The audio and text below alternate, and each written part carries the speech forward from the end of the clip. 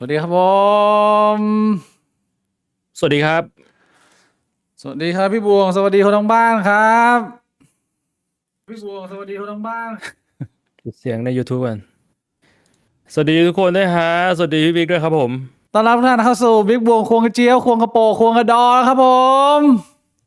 โหวันนี้คือไม่ให้เดากันเลยเหรอไม่ต้องเดานี่ควงมาทุกอย่างครับเรามาพร้อมกับสปอนเซอร์ใจดีเจ้าเก่าเจ้าเดิมของเราด้วยนะครับผมโปรโอ้ไข่กูมิ่งนะโอ้ my god bro วันที่6 เดือน 6นะครับก็คืออีก2 วันจะมีโปรโมชั่นนะใช่ไหมเออใครสนใจนะครับรอไปกดซื้อกันได้นะซึ่งเอาจริงๆเราคงไม่ต้องบอกสรรพคุณแล้วบางคนบอกว่าพูดสรรพคุณไปก็ไม่เชื่อหรอกเพราะว่าสุดท้ายเรารับเงินไงเอ้าทำไมมันก็พูดได้เชี่ยรับเงินพูดไม่ได้เลยใช้ดูเลยไหมใช้ดู ไอ้เชี่ยไม่มีดคมกริบ ไม่ติดนะไม่มีกินเนื้อไม่มีตัดหนังเลือดออกไม่มีนะใช่ก็คือถ้าใครคิดว่าแบบเอ้ยรับตังค์มาหรือเปล่าพูดอวยหรือเปล่าเนี่ยมันก็โกนให้ดูเลยมันก็คือแบตเตอรี่ยนโกนขนเฮ้ยโหพี่บวงไอ้เชี่ยโกนมั่วซั่วเลยเหรอเฮ้ยมันก็ออกเห็นปะใช่ไงแต่ว่าแล้วมึงก็ปล่อยไว้อย่างงี้แบบว่าเป็นทางเดียวเลยเหรอไม่ต้องอ่ะหรือว่าวางแผนนะมันก็ไม่ได้ขัดการพูดคุยนะไม่ได้ขาดการพูดคุยนะเออก็ใบมีดยังคมดีแล้วพี่บวงใช้มานานแล้วด้วยแบตเตอรี่ยนของขายโกมิ่งยังดีอยู่ใช่เป็นไงยังดีอยู่นะครับแต่ว่าเผื่อมันมีคนที่เพิ่งเข้ามาใหม่มันไม่เคยรู้จักอะไรเลยเงี้ยมันก็ต้องมีพูดนิดนึงพี่บวงแล้ว1 2 3 4เล็กน้อยนะก็คืออันนี้เขาใช้ใบมีดเซรามิกนะแล้วก็อย่างที่เห็นมันค่อนข้างคมนะครับคือผมพูดตามตรงว่าก่อนหน้านี้ผมก็เคยซื้อของแบรนด์อื่นมาใช้ แล้วบางทีพอมันไม่คมเวลาใช้โกนมันเจ็บอ้าวทำไมถ้าสมมติมันดึงขนเหรอมันติดไงมันกินขนมันดึงไงพอมันโกนแล้วมันเรียกว่าขนมันไม่ได้โดนตัดแบบขาดแบบว่าคลีนมันจะกินขนแล้วมันจะเจ็บคือถ้าสมมติโกนหนวดโกนเคราอะไรอย่างเงี้ยมันก็เจ็บนิดหน่อยแต่ว่าถ้าคุณเอาไปโกนขนกระโปงเงี้ยมันก็จะเป็นจุดบริเวณที่มันอ่อนแอกว่าปกติมันจะเจ็บหนักกว่าปกติแล้วเขาแบนไข่เอาไว้โกนหมอยเนี่ยมาโกนหนวดมันถูกจุดประสงค์อ่ะพี่วงผิดจุดประสงค์ปะเนี่ยมันก็ใช้ได้ก็คือมันเป็นการโกนขนบนร่างกายเหมือนกันใช้ได้เหมือนกัน แต่ว่าถ้าบริเวณนี้มันแบบว่าอาจจะอ่อนแอกว่าอยู่แล้วเนี่ยคุณก็อาจจะต้องระมัดระวังนิดนึงไงมันก็ต้องใช้ของดีหน่อยจริงๆแล้วมันไม่ต้องระมัดระวังมากเพราะว่าถ้าเกิดว่าเราซื้อแพ็กเกจเต็มของไข่กูมมิ่งมาเนี่ยนอกจากเขาจะให้ตัวแบตเตอรี่มานะฮะมันจะมีตัวสายชาร์จนี่ใช่ไหมเห็นไหมนี่สายชาร์จผมนะยังไม่ได้แกะเลยผมบอกแค่ว่าตั้งแต่ผมได้มาที่วงแบตผมยังเหลือครึ่งหนึ่งอยู่เลยแต่ว่าที่สำคัญคือเขาจะให้ตัวบล็อกแบตเตอรี่มาด้วย 1.5 ตัวรองหวีกับตัว3ผมเนี่ยใช้ตัว3จริงๆใช้ 1.5 แล้วแต่ถ้าเกิดว่าคุณเอาชัวร์ๆแบบกลัวหนังไข่โดนบาดอะไรอย่างนี้นะไม่ต้องบัดมั่งดึงหนังดึงแบบว่าปกติเวลาเราโกนเนี่ยพี่บวงจะทำเหมือนผมไหมก็คือเราจะบีบกระเจียวดึงกระเจียวยาวๆเราจะได้โกนกระเจียวได้รอบๆใช่ไหมทำอย่างนี้ไหมเหมือนกันไหมใช่บีบได้นะครับพี่บวงไม่สั้นไปนะบิดได้คือแบบดึงออกมาแล้วก็แบบบิดซ้ายบิดขวาแล้วเราก็โกนถ้าเกิดว่าเรามีบล็อกเนี่ยรับรองว่ามันไม่บาดแน่นอนผมว่าลองหลายทีแรกๆคือเพิ่งใช้เนี่ยมันก็มีความเสียวเล็กน้อยแต่ว่าพอใช้ไปตอนนี้ผมพูดเลยว่าผมก่อนมาไลฟ์เนี่ยผมเพิ่งโกนรักแร้ไปแล้วก็เพิ่งโกนหมอยไปตอนนี้คือแบบว่าน่ารักมากจูน่ารักแล้วก็มีสิวหัวดำเป็นหนึ่งผมก็บีบออกไปนะเพื่อเป็นการทำความสะอาดด้วยพี่บวงมันต้องอธิบายกันละเอียดขนาดนี้เลยเหรอเชื่อเผื่อบางคนเขาไม่เข้าใจนะว่าเฮ้ยพี่จะโกนไปทำไมวะอย่างพี่บวงเนี่ยตอนนี้แฟนก็ไม่มีแล้วบางทีก็ไม่ได้ไปใช้ของพี่บวงเนี่ยแต่ว่าเราใช้เพื่อเป็นการดูแลทำความสะอาดได้ไงอย่างเวลาเราโกนขนจักรแร้เนี่ยนะพี่บวงผมโกนปุ๊บนะไอ้เชื่อคือแบบว่าพอขนจักรแร้แม่งลวกมาเป็นก้อนเหมือนมันก็กลิ่นตัวแม่งแตกรังมันได้กลิ่นตัวปุ๊บออกมาเลยเว้ยแล้วมันก็รู้สึกคลีนขึ้นส่วนตรงหมอยเนี่ยบางทีมันฟูมากผมก็นานๆทีรอบ2 เดือน 3 เดือนคือขนผมไม่ได้ขึ้นแบบพี่บวงไงไม่ได้ขึ้นรวดเร็วขึ้นแบบเหมือนป่าดงดิบผมว่าโกนแล้วก็บีบสิวหัวดำมากนะทำความสะอาดเล็กน้อยต่อให้คุณไม่ได้ใช้กระเจียวคุณไปพรีเซนต์ให้ใครไปดูดเงี้ยแต่ว่าความสะอาดมันก็เป็นเรื่องที่มันดูแลได้ตลอดไงเรียกว่าเป็นเรื่องของสุขอนามัยนะอันนี้มันมาพร้อมกับนี่โอ้ยสบู่ไม่ใช่สบู่นะครับเรียกว่าเป็นที่ทำความสะอาดนะครีมทำความสะอาดบริเวณหำของท่านนะครับมี2 สูตรแล้วมีสูตรอุ่นกับสูตรเย็นมันพิเศษยังไงพิเศษยังไงมันพิเศษต่างกับสบู่ทั่วไปยังไงค่า pH เนี่ยมันจะเรียกว่าบอบบางกว่าสบู่นะสำหรับใครที่แบบใช้สบู่แล้วมันผิวแพ้ง่ายหรือเปล่า เนี่ยแบบพี่บิ๊กอะใช้แล้วแบบว่าใช้สบู่แล้วมันอุดตันมันทำให้มีสิวหัวดำตรงบริเวณกระโปรงกับตรงบริเวณจูอะอืมก็อาจจะใช้อันนี้นะมาช่วยนะครับอืม แบบนี้อาจจะไม่เกิดการอุดตันหรือเปล่า แต่ว่าที่สำคัญคือกลิ่นมันติดทนนานนะแต่เรื่องการพรีเซนต์อันนี้ผมต้องยืนยันที่ใช้คือคุณจะหาว่าผมรับสปอนเซอร์มาหรือเปล่าไม่รู้อะแต่ว่าเดี๋ยวคุณซื้อไปลองเองคุณก็จะรู้ว่ากลิ่นมันหอมจริงแล้วมันติดกระเจี๊ยวนานเลยก็คือแบบว่าพร้อมพรีเซนต์เอาไปให้เขาดมเนี่ยรับรองว่าเซลล์เลยนะคนที่เขาจะเข้ามาสเวิร์ฟเกิร์กไปซื้อวิกกี้มึงเนี่ยเขาจะได้แบบว่าได้ดูดของอร่อยนะไม่ใช่แบบดูดกลิ่นอับกลิ่นเน่าอะไรอย่างนี้โอเคครับก็อย่าลืมนะครับวันที่6 เดือน 6นะมีลดราคานะครับกดเข้าไปในลิงก์ในพินคอมเมนต์หรือว่าในรายละเอียดด้านล่างได้นะครับอย่าลืมกดลิงก์นะเพราะว่าบางทีมันอาจจะมีร้านที่เขาเป็นของก๊อปนะฮะก็ กดลิงก์โดยตรงไปร้านโดยตรงเลยต้องไม่พลาดเพราะว่างวดนี้นี่เขาให้มาวันเดียวบางทีเนี่ยก็การลดราคามันก็จะมาแบบ2 วัน 3 วันนะพี่บงแต่ว่ารอบเดือนมิถุนายนนี้นี่มา6 เดือน 6 วันเดียวนะถ้าเกิดว่ามึงผิดวันมึงก็รอรอบต่อไปมันก็แบบค่อนข้างนานนะพี่บวงใช่ป่ะกดลิงก์นะรอกดได้เลยครับขอบคุณไข่กุมมิ่งมากนะครับเจ้าเก่าเจ้าเดิมไม่ลืมนะฮะไปดูแลกระเจียวของคุณให้ดีนะฮะเป็นไงแต่ว่าช่วงนี้เนี่ยต้องบอกเลยว่าอากาศร้อนเนี่ยมันยิ่งมีความจำเป็นเข้าไปใหญ่ผมรู้พี่บวงปกติทุกวันนี้ยังใช้โกนหมออยู่ไหมหรือว่าพี่บวงก็ปล่อยลุงลังเพราะว่าไม่มีคนมาแบบมาดูดแล้วอะพี่บวงโสดก็โกนแบบว่าพยายามโกนให้มันทำความสะอาดแต่มันไม่ได้โกนตลอดแบบพี่บิ๊กแหละนานๆโกนทีอะไรเงี้ยแล้วให้มันไม่ได้รู้สึกว่ามันลุงลังแล้วมันแบบมาหมอมอะไรเงี้ยแล้ววันนี้พี่บวงกำลังวางแผนว่าจะโกนหนวดโกนเขาแล้วใช่ไหมพี่บวงถึงเอาออกไปครึ่งนึงนั่นแหละเดี๋ยวก็ต้องเอาไปเก็บงานมันต้องโกนให้เสร็จนะเพราะว่ามันยาวแล้วเหรอหรือปกติเวลาที่มึงจะตัดหนวดมึงเนี่ยอะไรเป็นใครทีเลียคือความรำคาญหรือว่าระยะเวลาอะไรมันแค่ความรำคาญเลยคือจริงๆหนวดมันไม่ค่อยมีปัญหาเท่าไหร่มันจะมีปัญหาเดี๋ยวตัวนี้เขาเรียกว่าหนวดใช่ไหมตัวนี้เรียกเขาเขามันไม่ค่อยมีปัญหาอะไรแต่หนวดเวลาแบบมันเริ่มยาวแล้วเวลาแบบกินน้ำซุปกินก๋วยเตี๋ยวอะไรแบบเนี้ยมันก็จะติดหนวดแล้วพี่บุ๋งไม่จะรำคาญแล้วเอากรรไกรมาทริมเหรอบางคนเขาก็จะทริมหนวดนะถ้าเกิดว่าต้องการจะให้หน้ามันยังคมเข้มใช่บางทีเขาก็แบบตัดให้มันสั้นแต่ว่าแบบเนี่ยถ้าสมมติแบบมึงโกนหนวดไปเลยมันก็ได้เหมือนกันไงเชี่ยเฮ้ยเดี๋ยวอย่าเพิ่งเอาโอ้โหน่าจะเหลือหางมังกรไว้นิดนึงไอ้เชี่ยนี่ยังเหลืออยู่นิดนึงเหลือนิดนึงเหลือนิดนึงมันเก็บไปให้หมดแล้วแล้วพอข้างบนมันหายมันก็ต้องโกนข้างล่างด้วยไม่งั้นมันดูไม่บาลานซ์ไงเฮ้ยแต่ว่าอันนี้มองคนละแบบนะเพราะว่าอย่างผมมองว่าเวลาพี่บวงเอาตรงนี้ออกแต่พี่บวงยังเก็บบูเวอรีนไว้มันก็เท่อีกแบบนึงนะเว้ยเชี่ยเหรอมึงไม่ได้รู้สึกเหรอหรือยังไงมึงคิดว่าถ้าเกิดว่ารู้สึกว่ามันดูแปลกๆมันดูเหมือนแบบว่าข้างหน้ามันดูโล่งๆแต่ว่ามันมีผมข้างล่างด้วยมันแปลกไงก็ไม่รู้สำหรับกูอ๋อแล้วเวลาปกติพี่บวงโกนแต่หมอยแต่ว่าขนตรงรูตูดพี่บวงยังไม่โกนเลยไม่เห็นรู้สึกแปลกเลยมันไม่ได้ไปพรีเซนต์ให้ใครดูนี่เอาละปกติช่วงนี้พี่บวงไข่เป็นไงเวลาอากาศร้อนๆเนี่ยมันยืดออกมาไหมไข่พี่บวงน่ารักไหมมันก็อยู่ของมันนะมันก็เมืองไทยมันไม่ได้แบบว่าเรียกว่ายังไงอากาศมันเปลี่ยนแปลงขนาดว่าไข่มันจะมี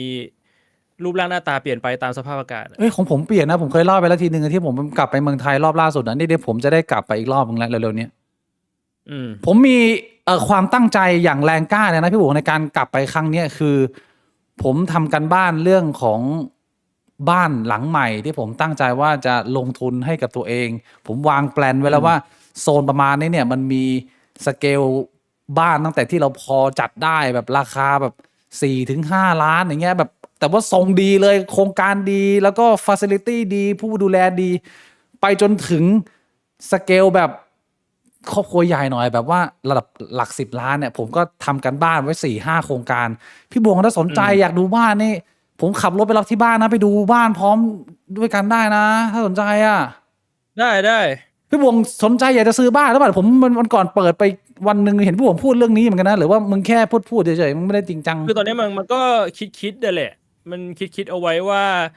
จะเป็นบ้านหรือเป็นคอนโดดีแล้วราคามันควรจะอยู่ที่เท่าไหร่อะไรเงี้ยแล้วไอ้ปู่มันก็ซื้อคอนโดไงก็มีไปคุยกับไอ้ปู่ด้วยอะไรเงี้ยคือกูดูไว้หลายอย่างดูในเรื่องของว่าอาจจะซื้อบ้านหรือซื้อคอนโดเลนราคาเป็นเท่าไหร่แล้วก็เช่าดีหรือว่าซื้อเลยอะไรแบบเนี้ยหรือว่าทำเลที่ไหนปล่อยเช่าได้ไหมทำยังไงถึงจะแบบ เรียกว่ามีโอกาสทำกำไรได้ด้วย อืมซึ่งปู่มันก็หาข้อมูลตรงนี้มานาน มันก็รู้จักหลายคนในวงการที่แบบเขาก็มีวิธีมีลู่ทางของเขาที่บางคนเนี่ยคือไม่ใช่แค่ว่าเออเสียเงินนิดหน่อย บางคนทำกำไรได้ แล้วระยะยาวพอผ่อนไปเรื่อยๆครบ30 ปีก็คือได้คอนโดหรือได้บ้านมาเลย มันก็มีวิธีอยู่ มันคือการลงทุนอย่างหนึ่งแหละ ถ้าศึกษานะ แล้วตอนนี้ best option ในหัวพี่บวงเนี่ยมันจะเป็นรูปแบบไหนล่ะ คือผมคิดว่า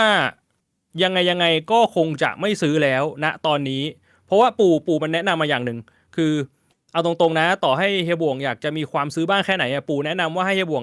ไปเช่าอยู่สักปีหนึ่งเพราะว่าสิ่งที่สำคัญที่สุดก็คือที่เขาบอกแบบซื้อบ้านผิดนี่คิดจนตัวตาย บางทีมึงคิดว่าตรงเนี้ยดีราคาถูกมึงไปซื้อปุ๊บแม่งเจอปัญหา108,900เพื่อนบ้านไม่ดีบ้าง นิติมีปัญหาบ้างอะไรแบบเนี้ยหรือว่าตัวบ้านแม่งมีปัญหา เดี๋ยวแบบผนังร้าวเดี๋ยวลาขึ้นนู่นนี่นั่นน่ะคือปู่มันเลยแนะนำว่าถ้าอย่างนั้นน่ะก็ไปเช่าดูก่อนสักปีหนึ่งบริเวณนั้นก็ไม่แย่ดูว่าเราโอเคหรือเปล่าแล้วก็ไม่จำเป็นต้องแบบจัดเต็มแบบเช่าแม่งเดือนละ30,000 50,000อะไรเงี้ยอาจจะไปอยู่แบบคอนโดถูกๆก่อนสัก15,000อะไรเงี้ยให้มันรู้ว่าแถวนั้นเนี่ยมันสภาพมันเป็นยังไงอะไรแบบเนี้ยบางทีเราไม่เคยไปอยู่เราไม่รู้หรอกอันนี้คือที่ปู่แนะนำนะซึ่งมันก็ make sense นะแต่ว่าถ้าเกิดว่าถามผมในฐานะคนที่เคยอยู่คอนโดมาเกือบ10 ปีเนี่ยผมว่ามันมีข้อจำกัดหลายอย่างโดยเฉพาะคนที่ทำงานเป็นสตรีมเมอร์ต้องใช้เสียงต้องเจอเพื่อนอะไรเงี้ยอันนี้เป็นสิ่งหนึ่งที่พี่กิฟก็บ่นพี่กิฟทาครูสว่ามันค่อนข้างลำบากที่อนาคตมึงจะสามารถเป็นตัวของตัวเองได้เต็มที่ในการที่มันอยู่ในคือคอนโดเนี่ยผมคิดว่าข้อดีของมันเลยคือเรื่องของโลเคชันความสะดวกในการใช้งานซึ่งถ้าเกิดว่ามึงเป็นคนหนึ่งที่มึงไม่มีความจำเป็นและต้องใช้เงื่อนไขนี้ในระยะยาวเนี่ยผมว่าออปชันในการมีพื้นที่ส่วนตัวมันน่าจะเหมาะสมกว่ากับงานประเภทของพี่บวงมากกว่าในตัวผมนะแล้วผมอยู่คอนโดมานานเนี่ยสิ่งหนึ่งที่เรารู้สึกไม่ค่อยแฮปปี้ก็คือว่าแม้มึงจะดูแลห้องของมึงได้ดีเนี่ยแต่ยังไงส่วนกลางมันก็จะเก่าไปเรื่อยๆถ้าเกิดส่วนกลางมันไม่ได้ทำหน้าที่ได้ดีนะราคามึงมันมีแต่จะเท่าเดิมหรือลดลงถ้าเกิดว่ามึงไม่ได้เป็นโลเคชั่นไพรม์ผมก็เลยมองว่าในส่วนตัวของผมเนี่ยการตัดสินใจของผมครั้งนี้เนี่ยผมไม่ได้มองเรื่องของการลงทุนเลยคือผมมองเรื่องของเป็นวิถีชีวิตเลยก็คือกูจะอยู่หลักปักฐานเนี่ยกูจะตายแม่งที่บ้านหลังนี้แหละไอ้เหี้ยแล้วก็เน้นการเดินทางสะดวกแล้วคนเจนเราจำนวนมากแบบนี้ก็ไม่มีลูกไม่มีเต้าให้บวงผมคิดว่าเราอาจจะต้องมองไปถึงอนาคตข้างหน้าที่เป็นของเพื่อนฝูงเนี่ยมันมีความสำคัญมากขึ้นเพราะว่าสมัยก่อนครอบครัวนิวเคลียร์ไงก็คือแบบโอ้โหเชี่ยญาติพี่ป้าน้าอามึงเจอกันทุกเดือนทุก3 เดือนแต่ว่ามึงก็เห็นแล้วว่าสิ่งเหล่านี้เนี่ยมันกำลังสูญพันธุ์ไปในยุคเราตอนที่เราแก่เนี่ยความจำเป็นของการมีเพื่อนอยู่ในหมู่บ้านเดียวกันเนี่ยเพื่อที่ได้เช็คว่าวันนี้กูตื่นมาหรือยังหรือพี่บวงตื่นหรือยังมันอาจจะมีความจำเป็นมากกว่าในมุมอื่นนะกูคิดว่าก็เลยคิดถ้ามันหาคนไว้ใจแล้วมันไปอยู่ในละแวกหมู่บ้านเดียวกันได้นะชิมันก็เป็นไอเดียที่ดีแล้วมันไม่แย่นะเว้ยก็เลยเดี๋ยวผมเดี๋ยวพาไปดูได้เพราะว่าคือกูไม่ติดว่าจะไปอยู่คอนโดหรือจะไปอยู่บ้านแต่หลักๆก็คือเช่าก่อนเพราะว่ามันมีอยู่วันหนึ่งที่เล่าให้ฟังว่าไปถ่ายคลิปกับบัฟทอล์กกับพี่เบียร์อันนั้นเขาก็อยู่โซนบางนาแล้วเขาเช่าอยู่สตูดิโอคืออันนั้นไม่ใช่ที่อยู่เป็นสตูดิโอนะเขาเช่าแล้วก็กูว่าเฮ้ยเวิร์กนั้นแม่งดูแบบเงียบสงบดีแล้วก็เป็นตึกแถวก็คล้ายๆกับที่กูอยู่เลยซึ่งกูคิดว่าพอเป็นตึกแถวมันก็จะเรื่องเสียงมันก็จะไม่ค่อยมีปัญหามันไม่เหมือนคอนโดแล้วราคาก็เรียกว่าจับต้องได้ก็เลยคิดว่าน่าสนใจเดี๋ยวอาจจะไปลองดูพี่บอกว่ามีความเคยชินกับตึกแถวอยู่แล้วนะก็อยู่ตึกแถวก็ค่อนข้างแฮปปี้ใช่ไหมแต่จริงๆกูว่ากูก็อยู่ได้ทุกที่นะเพราะว่าตอนที่ไปอยู่หอที่ A-BAC อย่างหอในกูก็แฮปปี้นะแต่คือที่ A-BAC facility มันดีใช่ไหมล่ะมันมีคนดูแลไงมันอาจจะไม่เหมือนกับคอนโดที่แบบระยะยาวไปส่วนกลางแม่งอาจจะไม่ดูแลแล้วอาจจะต้องไปหาคอนโดราคาแพงๆหรือเปล่าแต่กูก็ไม่รู้ว่าคอนโดราคาแพงแม่งจะมีปัญหาเรื่องระยะยาวส่วนกลางแย่ไหมอยู่ดีคือ พี่ชายกูเนี่ยเป็นคนที่อยู่ในวงการอสังหามานานอยู่พอสมควรเขาก็ทำงานอยู่ในแวดวงนี้แหละสิ่งหนึ่งที่มันพอจะไกด์กันได้ก็คือว่าชื่อแบรนด์เนี่ยบางทีมันไม่ได้สำคัญแค่ว่าความฮาลูฮาลาอย่างเดียวแต่มันเป็นความรับผิดชอบของแบรนด์ที่ทางบริษัทเนี่ยเขาจะการันตีการดูแลส่วนกลางให้ดีไปตลอดผมคิดว่าข้อเสียอย่างหนึ่งที่มันอาจจะไม่ถูกใจให้บวงในเรื่องของตึกแถวก็คือว่าพี่บวงไม่ได้ facility ส่วนกลางเหมือนที่คอนโดกับบ้านเดี่ยวในหมู่บ้านจัดสรรได้ถ้าเกิดว่า ใช่ พี่บวงไปลงทุนอืมบ้านเดี่ยวในหมู่บ้านจัดสรรไกลๆหน่อยไม่แพงเอาแบบหลังเล็กๆแบบว่าไอ้เชี่ยมึงอยู่คนเดียวก็แบบใหญ่เกินมึงไปเยอะแล้วอะถ้าเกิดว่ามึงมีน้องมาอยู่อีกคนนึงหรืออีกห้องนึงเนี่ยแม่งรับได้เต็มที่แบบสบายๆอะแต่ว่ามันมีส่วนกลางในส่วนของยิมฟรีสระว่ายน้ำที่มันอินคลูดไปในเอ่อค่าหมู่บ้านอะที่มึงต้องจ่ายตามพื้นที่ตารางเมตรมึงอะอยู่แล้วทุกปีแต่มึงได้ยิมไปด้วยแล้วก็มีคนดูแลให้ตลอดไม่ต้องไปแบบไปสมัครเมมอีกเลยมันก็อาจจะเหมาะกับคนมีอายุในอนาคตที่มึงยังคงต้องออกกำลังกายเล็กๆน้อยๆแต่มึงไม่อยากเดินทางไกลๆอะไรประมาณเนี้ยผมก็เลย ใช่ คือผมอะอยู่3แบบชีวิต ผมอยู่4แบบผมเคยอยู่โรงงานที่เป็นพื้นที่ส่วนรวมกับคนอื่น ผมเคยอยู่บ้านเดี่ยวพี่บวกก็เคยไปบ้านเดี่ยวผมของคุณพ่อคุณแม่คอนโดผมก็เคยอยู่ แล้ว5 ปีมาเนี้ยที่ไต้หวันผมอยู่ตึกแถว คือผมอะเซนส์มาหมดแล้วแต่ในมุมของผมรู้สึกว่าบ้านเดี่ยวเนี่ยแม่งตอบโจทย์รูปแบบการทำงานของเรามาก เพราะว่าพี่บุ๋งคิดว่าตึกแถวอาจจะไม่มีปัญหาเรื่องเพื่อนบ้าน มันก็อาจจะเป็นเรื่องของเพื่อนบ้านด้วยนะ เพราะว่าคนแถวบ้านพี่บุ๋งมันอาจจะแบบตายหายไปแล้วแก่อะไรเงี้ยแต่ว่าเพื่อนบ้านกูอะมีปัญหาในเฮียเวลากูร้องเวลากูกรี๊ดอย่างเงี้ยไอ้เฮียแม่งก็มายืนมองตอนเช้าแม่งก็มาทักอะไรเงี้ยก็ยังมีอยู่ตึกแถวอะเออครับก็คือผมไม่ได้บังคับแหละแต่ว่าผมวางแปลนไว้ว่าวันหนึ่งเนี่ยกลับไปเนี่ยผมจะตะเวนทีเดียวเลยแล้วก็ไล่ตั้งแต่บ้านสเกลเล็กที่ผมรู้สึกว่าดีไซน์มันไม่ได้ทำมาเพื่อแค่เป็นบ้านเดียวแต่เขามีการคิดวิเคราะห์แล้วว่าเฮ้ยห้องครัวมันควรจะอยู่ตรงนี้นะเวลามึงเอาของมาวางมันสะดวกอะไรอย่างเงี้ยคือทุกอย่างมันดูมีการเชื่อมต่อแล้วผมดูตั้งแต่สเกลเล็กไปจนสเกลใหญ่ถ้าพี่บวงสนใจเนี่ยเราก็นั่งไปด้วยกันได้สบายๆนี่โปรเจกต์ห ก็ นึ่ง คิดว่าเดี๋ยวน่าจะไปด้วย ลองไปคุยกับดรโสพลก่อนไหมล่ะสักวันหนึ่งพอกลับมา ได้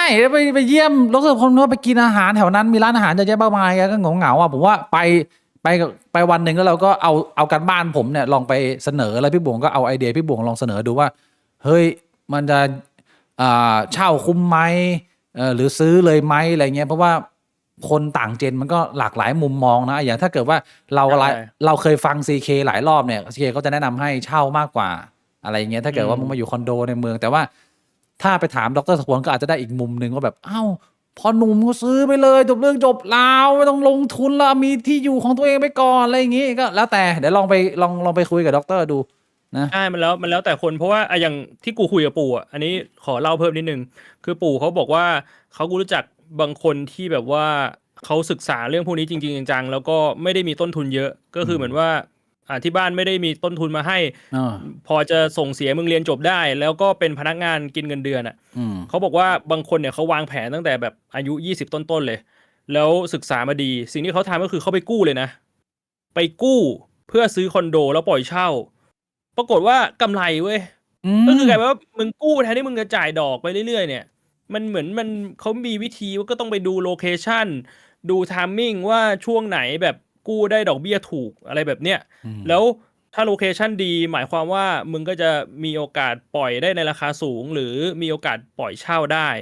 รวมถึงถ้ามึงกู้มาไทมิ่งดีเนี่ยช่วงที่ดอกเบี้ยมันต่ำก็คือมึงก็แทบไม่ต้องเสียดอกเบี้ยแล้วทำแบบนี้30 ปีกลายเป็นว่ามึงได้คอนโดมาฟรีอะไรแบบเนี้ยมันก็มีวิธีแล้วในระหว่างนั้นมึงทำงานไปด้วยมึงก็อาจจะแบบว่าประหยัดตังค์แล้วมึงก็เอาตังค์ของตัวเองอีกก้อนหนึ่งอะไปผ่อนเท่ากับมึงได้คอนโด2 ที่หนึ่งคือที่มึงประหยัดแล้วมึงผ่อนอีกที่คือมึงกู้มาแล้วถ้าสมมติมึงได้โบนัสหรือช่วงหนึ่งชีวิตมึงไทมิ่งดีมากๆมึงได้เงินเดือนเยอะๆมึงรีบโปะกลายเป็นว่าแทนที่จะผ่อน30 ปีอาจจะเหลือ20 ปี15 ปีแล้วพอมึงได้คอนโดมาเป็นของมึง2 ที่แรกมันจะสโนว์บอลแล้วมันจะเริ่มแบบมึงเอาไปจำนองมึงเอาไปผ่อนต่ออีกที่อีก2 ที่อะไรแบบเนี้ยแล้วมันเหมือนว่า จากตอนแรกมึงต้องใช้เวลาแบบ20-30 ปีกว่ามึงจะได้คอนโดที่หนึ่งหรือบ้านที่หนึ่งแต่ว่าพอผ่านไปสัก4-50 ปีซึ่งแน่นอนมันเป็นการวางแผนระยะยาวแหละอะไรเงี้ยคนที่มีอายุแล้วเขามาเล่าให้ฟังมันกลายเป็นว่ามึงรู้ตัวอีกทีมึงมีคอนโดเป็น10ที่มึงมีที่มึงมีนู่นนี่ให้เขาเช่าอะไรเงี้ยมันก็สบายใช่ก็แต่อันนั้นมันเป็นระยะยาวนะแต่ว่ามันก็ต้องมองแยกกันหนึ่งในมุมผมก็คือว่าแล้วแต่ว่าการเลือกซื้อเพื่อลงทุนหรือเพื่ออยู่อาศัยผมว่ามันมองคนละเลนเลยซึ่งถ้ามึงไปคุยกับดร.โสพลเนี่ยก็คือตรงสายก็คือการซื้อเพื่อการลงทุนเพื่องอกเงยพี่ชายผมก็มีทำอยู่แล้วสิ่งหนึ่งที่เขาแชร์มาก็คือว่าเรื่องพวกนี้เนี่ยความรู้ก็ส่วนหนึ่งแต่อีกส่วนหนึ่งก็มีเรื่องของโชคพี่บุ๋มเพราะว่ามันก็ขึ้นอยู่กับว่าผู้เช่ามึงเป็นใครถ้ามึงได้ผู้เช่าน่ารักอยู่กับมึงยาวๆนะไม่มีปัญหานะโอ้โหเชื่อมึงเหมือนมึงซื้อหวยอ่ะก็คือไอ้เชี่ยจริงๆเขาอะสามารถจะแบบว่ากู้ผ่อนเองได้อะแต่เขาก็ไม่ทำเนี่ยเขามาเช่ากับมึงแล้วเขาก็เอาเงินเนี่ยมาโปะให้มึงเรื่อยๆแล้วก็น่ารักดูแลห้องมึงดีไอ้อย่างนั้นมึงดีไปแต่ถ้าเกิดว่ามึงเจอเชี่ยตัวมีปัญหาค่าเช่าไม่จ่ายทำผิดกฎห้องมึงเละมึงโทรมมึงก็ต้องไปทะเลาะไปตีกับแม่นี่ก็ปวดกระบาลอยู่ซึ่งอันนี้เนี่ยเป็นปัจจัยที่มึงคุมไม่ได้แล้วคนที่เคยทำถึงจะทราบว่าแม่งปวดหัวขนาดไหนสุดท้ายมันก็คือการลงทุนนะแล้วการลงทุนมันก็มีความเสี่ยง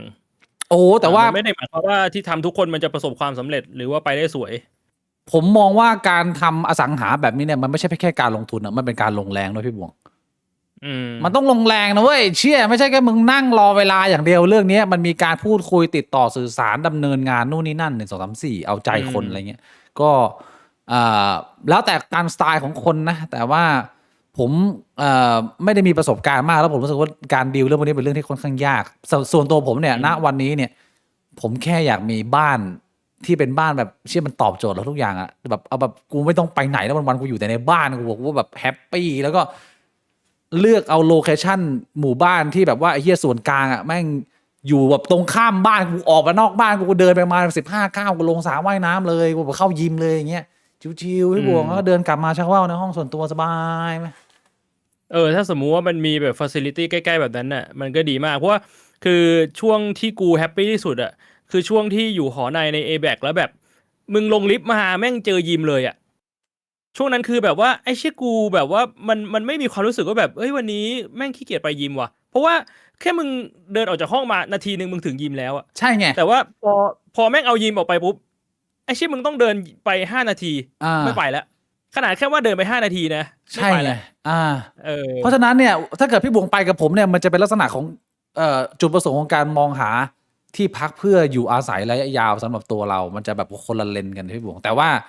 ผมว่าถ้าพี่บวงไปเห็นน่ะออปชันที่ผมเลือกไว้อะรับรองว่าพี่บวงกระดอตั้งแน่นอนนี่เชื่อคุณเลือกมาดีมากทำกันบ้านหนักสัตว์เชื่อได้น่าสนใจก็อันนี้1 โปรเจกต์นะแล้วเป็นไงที่นี้ทำอะไรอ่ะแชร์เลยก็เรียกว่าพ่ายแพ้ต่อ POE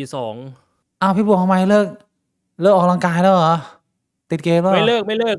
เรียกว่า High Touch พี่วิวรู้จัก High Touch ป่ะ High Touch คืออะไรวะถ้าสมมุติว่าชอบอ่านการ์ตูนญี่ปุ่นน่าจะรู้จักคำนี้นะ High Touch ใช่ป่ะวะมันอ่านว่า High Touch ป่ะ ไม่รู้ HAITUS เลยHAITUS แปลว่าแบบพักแป๊บนึงจริงเหรอมันแปลว่าสมมติแบบว่าไม่เคยได้ยินอย่างวันพีซเนี่ยวันพีซมันจะออกทุกอาทิตย์ใช่ป่ะแต่ว่าถ้าอาทิตย์ไหนมันหยุดเดี๋ยวมันจะใช้คำว่า High Touch ชิไม่เคยเห็นว่ะมันอ่านว่าอะไร High Touch ประมาณนั้นแหละ HAI หรือ HIA TUS เฮียตุสกูอาจจะออกเสียงผิดแล้วทำไมก็คือช่วงนี้เป็นช่วงเสพติด POE หนักแล้วก็ไม่ไปยิมเลยเหรอทิ้งแบบไม่มีสลับวันที่อะไรอย่างงี้ไม่มีนะใช่พักอาทิตย์หนึ่งกูก็โทรไปปรึกษาเทรนเนอร์โทรไปถามจันมิงว่าแบบ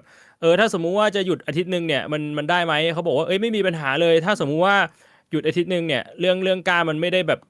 ร่างกายเรามันไม่ได้แค่ว่าแบบหายไปอาทิตย์นึงปุ๊บกูจะเอากล้ามออกเรียกว่ายังไม่มีปัญหาแต่ว่าขอแค่2 อย่าง1ก็คือกินแคลตามที่กำหนด2ก็คือกินโปรตีนให้ถึงตามที่กำหนดถ้า2อย่างนี้มันยังโอเค1 อาทิตย์ก็ไม่มีปัญหา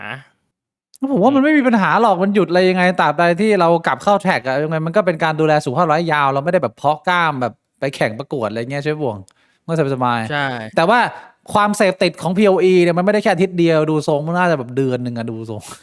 หรือว่า อา ไง ทิตย์นึงประมาณอาทิตย์นึงแหละ จริงเหรอ ปกติลีกใหม่ อ๋อ ใช่ เหรอ คืออาทิตย์นึงเนี่ยมันเป็นช่วงที่แบบติดมากๆ คือแม้แต่นอนมึงก็นอนไม่ได้อะ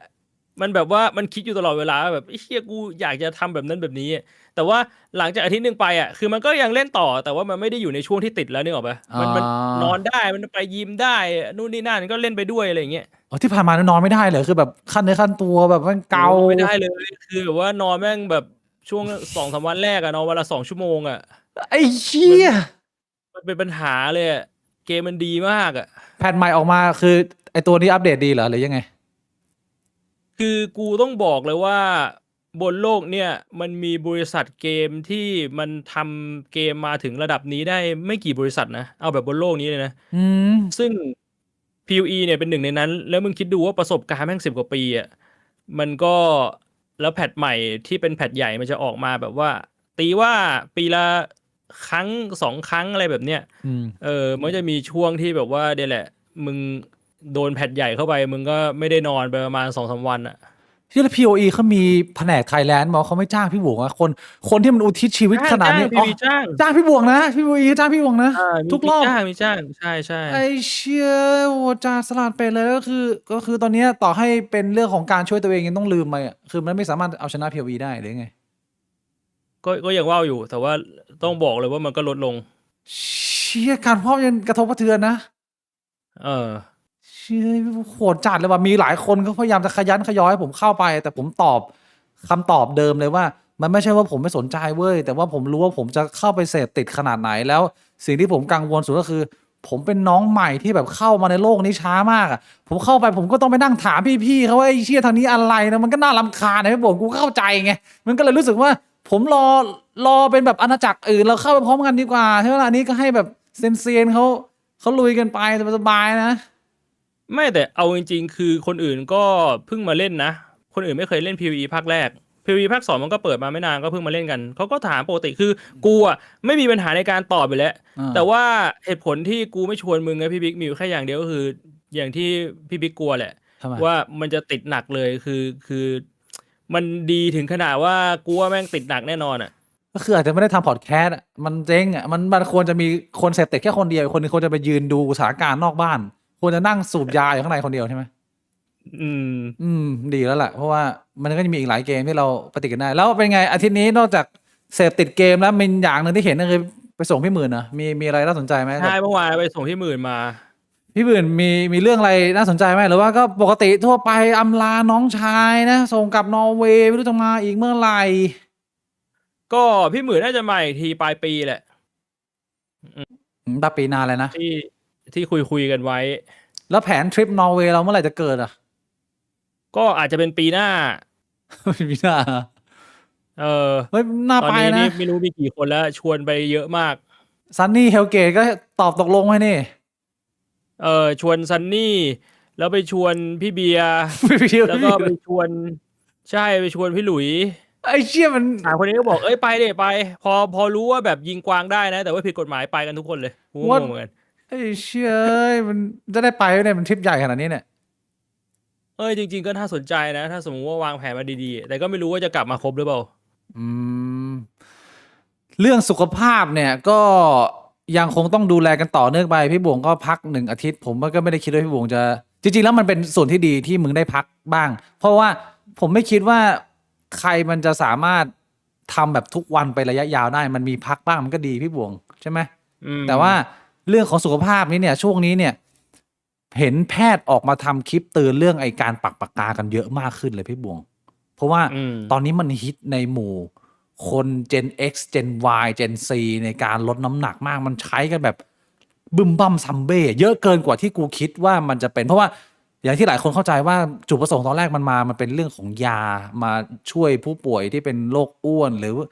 เบาหวานประเภทที่2เนี่ย เบาหวานใช่ แต่ตอนนี้ที่คือมันใช้กันแบบลืมล่ำมากเลย แล้วมันก็ดูเป็นความน่ากังวลมาก มันมีข้อมูลหนึ่งที่ผมอยากจะเอามาย้ำเตือนในเรื่องของปากกา หลังจากที่ผมเห็นแพทย์หลายคนออกมาเตือนนะ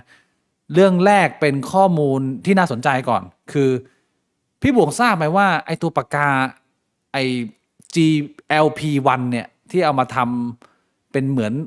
ฮอร์โมนลดความอ้วนอะไรมาเนี่ยที่มาจากไหนพี่บุ๋มเคยได้ยินไหมเอ่อผมที่มานี่หมายถึงว่ามันทำงานยังไงหรือว่าอะไรแบบนี้เหรอแบบว่าเขาค้นพบไอ้ตัวเนี้ยมาจากอะไรผมจำไม่ได้ว่าคนพบมาจากอะไรผมรู้แค่ว่ามันทำงานยังไงแล้วทำไมมันถึงลดความอ้วนได้อันนี้เราเคยคุยกันไปแล้วแต่ไอ้ข้อมูลที่น่าสนใจที่ผมไปเจอมาเนี่ยผมอยากเอามาแชร์เป็นความรู้ให้กับหลายๆท่านคืออันนี้พี่บวงอืมที่มาของการเจอไอ้ยาลดความอยากอาหารให้มึงไม่หิวเนี่ยมันมาจากสิ่งมีชีวิตตัวนี้ที่ชื่อว่ากีล่ามอนสเตอร์เป็นแนวแบบตะกรวดแบบนี้จริงๆผมไม่เรียกว่ามันเป็นตะกรวดเพราะว่าภาพมันดูแบบเนี้ยมันดูเหมือนไซส์ใหญ่แต่จริงๆแล้วมันตัวเล็กมากมันเป็นกลุ่มเดียวกับกิ้งก่าพี่บวงแต่มันเป็นกิ้งก่าพิษแห่งทะเลทรายแล้วน้ำลายมันเนี่ยมีสารที่ชื่อว่าเอ็กซิดินน้ำลายมันเนี่ยมีทั้งพิษและมีทั้งไอตัวเอ็กซิดินเนี่ยซึ่งเป็นสิ่งที่หายากบนโลกใบนี้มากเพราะว่าไอ้กิ้งก่าพิษทะเลทรายตัวนี้เนี่ยมันหากินได้น้อยมากชีวิตส่วนใหญ่มันเป็นชีวิตจำศีลพี่บวงแล้วเขาก็เลยอยากเอาน้ำลายมาทดสอบแล้วก็พบว่ามันมีไอสารตัวนี้เนี่ยที่ระงับการขยับของลำไส้การย่อยอาหารแล้วก็ทำให้มึงเนี่ยไม่โดนเอฟเฟกต์ของความหิวตามธรรมชาติมากนักแล้วก็เลยกลายมาเป็นเขาก็สังเคราะห์ออกมากลายเป็นตัว GLP-1 ซึ่งเป็นเรื่องที่น่าสนใจเรื่องแรกแต่เรื่องที่น่าสนใจไม่แพ้กันเรื่องที่สองคือพอมันเอามาใช้ในพฤติกรรมมนุษย์แม้มันจะมีแพทย์เนี่ยออกมาเตือนเนี่ยแต่มันดูเหมือนว่ามนุษย์มันไม่สามารถควบคุมความอยากสวยอยากงามอยากผอมได้พี่บวงคือตอนนี้เนี่ยอย่างที่เราเคยอัปเดตกันไปล่าสุดมันเริ่มมาเป็นรูปแบบปากกาปักก่อนซึ่งปากกาปักเนี่ยมันอาจจะดูน่ากลัวสำหรับหลายๆคนแต่ไอตัวเม็ดกินเนี่ยมันเข้าสหรัฐกับยุโรปเนี่ยสักพักแล้วก็กำลังจะเข้ามาในเอเชียไม่ช้ากว่านี้สิ่งหนึ่งที่อเมริกาออกมาเขียนบทความและเริ่มกังวลแล้วก็คือว่าพบพฤติกรรมผู้หญิงหลากหลายวัยจำนวนมากใช้ยา GLP-1 หรืออะไรที่มันใกล้เคียงเนี่ยทั้งประเภทปักและประเภทกินเนี่ยแบบไม่สนคำแนะนำของแพทย์แล้วคือใช้ทุกวันใช้แบบว่าชาตินี้กูจะผอมอยู่อย่างเงี้ยกูไม่สน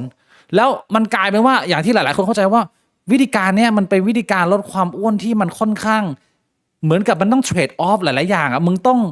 เอาความเสียหลายอย่างไปมึงต้องเอาความเปราะบางของตัวเองทำลายตรงเนี้ยเพื่อที่จะแลกมากับความที่มึงจะมีความหิวน้อยลงนิดนึงแล้วสิ่งที่มันเกิดขึ้นในความเป็นจริงคือว่าแม้แพทย์หลายคนจะบอกแล้วว่าโอเคไอปากกาเนี่ยหรือยาประเภทกินเนี่ยจุดประสงค์หลักของมันคือเพื่อใช้ในการรักษาโรคอ้วนหรือคนที่เป็นเบาหวานประเภทที่2ถ้าเกิดว่ามึงจะเอามาใช้ในการลดความอ้วนอย่างเดียวเนี่ย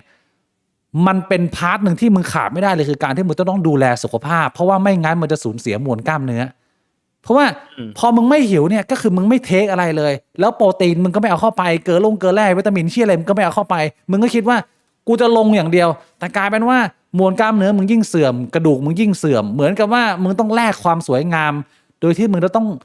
ร่างกายมึงต้องโทรมต้องแก่ขึ้นเพิ่มอีก10-20 ปีอ่ะแล้วแม้มันจะมีแฟกต์ตรงเนี้ยที่แพทย์ออกมาพูดพร้อมกันนะแต่สิ่งที่เกิดขึ้นกับมนุษยชาติคือแม่งก็ไม่สนไอ้สัตว์ก็กูจะแดกแล้วแม่งก็แดกกันเป็นล่ำเป็นสันกราฟของคนที่เสพติดหรือว่าใช้แบบทุกวันโดยที่ไม่มีลิมิตให้ตัวเองว่าจะหยุดเมื่อไหร่เนี่ยที่อเมริกามันขึ้นนี้เลยพี่โบเชียคืออีกหน่อยเนี่ยอีก10-20 ปีข้างหน้ามึงจะเริ่มเห็นสังคมผู้หญิงซอมบี้แล้วคือแบบว่าแม่งอีทโลยแม่งไม่มีแรงอ่ะเพราะว่ากูมานั่งคิดเหมือนที่พี่บัวเคยพูดไปโอเคมันเป็นตัวจุดประกายจุดเริ่มให้มึงเริ่มลดความอ้วนได้อย่างแบบมีประสิทธิภาพแต่ท้ายที่สุดแล้วถ้ามึงไม่มาคุมเรื่องอาหารมึงว่ามึงจะต้องยังกินโปรตีนเท่านั้นเท่านี้นะมึงยังคงต้องแบบว่ามาเวทเทรนนิ่งสักเล็กน้อยนะสุดท้ายแล้วมันจะเกิดผลเสียกับตัวมึงมากขึ้นเพราะว่าถ้ามึงไม่ต้องพึ่งยานี้ไปตลอดแล้วแลกกับอายุขัยชีวิตมึงสุดท้ายแล้วมึงก็ต้องกลับมาเวทเทรนนิ่งเล็กๆน้อยๆและต้องคุมอาหารอยู่ดีซึ่งถ้ามึงมีตรงนั้นได้มึงก็ไม่ต้องใช้ปากกาก็ได้ไงเชี่ยมันก็แบบมันวนมาเป็นงูกินหางพี่บงความรู้สึกกลัวมันเป็นเรื่องน่ากังวลอย่างหนึ่งเพราะว่า คนมันอยากผอมความอยากผอมอะความอยากสวยอะแม่งเป็นสิ่งหนึ่งที่มันรุนแรงมากพี่วงมีความเห็นยังไงกับประเด็นตรงนี้บ้าง คือไอ้ตะกี้ที่พี่บิ๊กบอกอะน่าสนใจที่แบบว่าใช้ทุกวัน เพราะว่าถ้าผมจำไม่ผิด ตอนที่ผมไปหาข้อมูลมาคือผมไม่ได้คิดจะใช้อยู่แล้วนะ แต่ที่ไปหาข้อมูลเพราะว่าอยากรู้ว่ามันทำงานยังไง อืม เหมือนว่าเขาบอกว่าจริง ๆ แล้วเนี่ย แม่งใช้อาทิตย์ละครั้ง แล้วแต่ประเภท เพราะว่าไอ้ GLP-1 เนี่ยมันเป็นจริง ๆอะมันไม่ใช่สิ่งที่ร่างกายเราผลิตได้ อืม แต่ว่าในร่างกายเราอ่ะมันจะผลิตฮอร์โมนอีกตัวหนึ่งคล้ายๆกับ GLP-1 อ่า แล้วมันจะอยู่ในร่างกายแค่แป๊บเดียว มันจะอยู่แค่ประมาณสัก5 นาที10 นาทีแล้วมันจะเอฟเฟกต์มันจะค่อยๆหายไป อ่า ซึ่งมันจะผลิตตอนที่เราอิ่ม อ่า ก็คือพอเราอิ่มปุ๊บร่างกายผลิตฮอร์โมนเพื่อส่งไปที่สมองว่าเฮ้ยอิ่มแล้วนะไม่ต้องกินเพิ่มอ่ะผมจำชื่อฮอร์โมนไม่ได้แล้วไอ้ GLP-1 เนี่ยทำหน้าที่แบบเดียวกัน แต่มันจะอยู่ในร่างกายเราเป็นอาทิตย์ ร่างกายเราไม่มีวิธีขับออก อืม ที่อันนี้ผมย้ำว่าที่ไปหาข้อมูลมาจากในเน็ตนะผมก็ไม่รู้ว่าแม่งเท็จจริงแค่ไหน แต่คือหมอหลายๆคนเขาออกมาพูดว่าโอเคการทำงานมันประมาณนี้ มันเลยเป็นที่มาว่าทำไมเขาให้ใช้อาทิตย์ละครั้ง ปัญหาคือพอมึงถ้าสมมุติว่ามึงไม่ได้ปรึกษาแพทย์ แล้วมึงก็ปักแม่งทุกวันอ่ะ มึงก็อัดเข้าไปทุกวันอ่ะ คือผมว่านะ อันเนี้ยมันอาจจะเป็นปัญหาตรงที่ยาเนี้ยมันเพิ่งมาสู่ตลาด มันยังไม่ได้มีการใช้กันอย่างระยะยาว มันยังไม่ได้มีการศึกษา มีการทำรีเสิร์ช มีการทำ R&D กันอย่างระยะยาว มันเลยอาจจะยังไม่รู้ว่าผลข้างเคียงเป็นยังไง แต่ว่าสุดท้ายเนี่ย คือผมคิดว่าอะไรที่มันเป็นฮอร์โมนเนี่ย เราก็ไปดูอย่างอื่นที่มันเคยมีการใช้กันมาอย่างยาวนานแล้วได้อย่างในเพศชายในการแข่งขันแบบบอดี้บิลดอร์หรือว่าคนที่เขาเล่นกล้ามเพื่อไปประกวดเนี่ยก็คือผู้ที่ใช้ฮอร์โมนเพศชายพวกเทสโทสเตอโรนที่มันฉีดเยอะเกินไปเกินกว่าที่ร่างกายมันจะผลิตได้แบบเป็นปริมาณมากแบบ10 เท่า20 เท่าอะไรอย่างเงี้ยสุดท้ายเนี่ยพอใช้ไประยะยาวเนี่ยร่างกายมันพังมันไม่ใช่แค่ว่ามันพังแค่ระยะสั้นมันพังยาวไปเลยมันมีผลกับทุกอย่างในร่างกายผมคิดว่ามันเป็นอารมณ์เดียวกันคือในระยะยาวเนี่ยถ้าคุณใช้ฮอร์โมนโดยเฉพาะว่าผมย้ำว่าในปริมาณที่มันเกินโดสไปมากยังไงอ่ะมันไม่จำเป็นต้องรอด้วยซ้ำว่ามันจะมีผลข้างเคียงอะไรหรือเปล่าคือคุณต้องอนุมานไว้เลยว่ามันจะมีผลข้างเคียงแน่ๆเพราะมันไม่ใช่สิ่งที่มันเกิดขึ้นตามธรรมชาติร่างกายมันจะงงว่าสิ่งนี้มันมาจากไหนแล้วทำไมมันมาเยอะขนาดนี้แล้วพอมันปรับตัวไม่ได้มันก็อาจจะทำให้คุณแบบว่าไม่รู้ว่าผมก็ไม่รู้ว่า side effect มันจะเป็นอะไรอ่ะแต่มันคงจะเป็นพฤติกรรมอะไรสักอย่างที่มันเปลี่ยนไปแล้วคุณทำอะไรมันไม่ได้อีกแล้วผมว่าเรื่องนี้เนี่ยจะต้องระมัดระวังนิดนึงโดยเฉพาะเรียกว่าเตือนกับคนที่เป็นคอนเทนต์ครีเอเตอร์เป็นอินฟลูหรือว่าดาราอะไรพวกเนี้ยคือดาราหลายคนก็หุ่นมันก็ไม่ได้แย่อยู่แล้วอะแต่ว่ามันก็ยังใช้ตรงนี้ซึ่งมันไม่ได้ผิดอะไรหรอกเพียงแต่ว่าผมอยากจะให้ระมัดระวังการนำเสนอเรื่องของการใช้สิ่งพวกนี้เพราะว่าไอ้เชี่ยสังคมส่วนใหญ่อะมันก็ไม่มีวิจารณญาณไงคือยังไงต่อให้คุณจะพูดหรือไม่พูดอะเรื่องนี้มันก็จะเข้ามาอยู่แล้วแหละแล้วมันก็จะเป็นสิ่งหนึ่งที่มนุษย์ไม่ต้องเรียนรู้ผ่านการเห็นการทดลองเป็นเหมือน human trial error กันไปว่าไอสัตว์เดี๋ยวมันพอมันเข้ามานะเป็นแบบยาเม็ดกินแบบทุกวันแล้วนะทีนี้พอมันคุมกันไม่ได้แล้วเนี่ยมันก็จะเกิดเป็นเหมือนค่านิยมใหม่ๆที่คนมันเหมือนเสพติดยาแล้วมันก็จะกลายเป็นแบบผู้หญิงซอมบี้อะไรอย่างเงี้ยล่าสุดนี่มันมีดราม่าเล็กๆน้อยๆก็คือมันมีอินฟลู TikTok ใช่ไหมน้องอะไรอะเพลงพินมั้งไม่บ่งเห็นชื่อแบบมันคุ้นๆอ่ะเขาเป็นไม่รู้ฮะเขาเป็นนักศึกษาแพทย์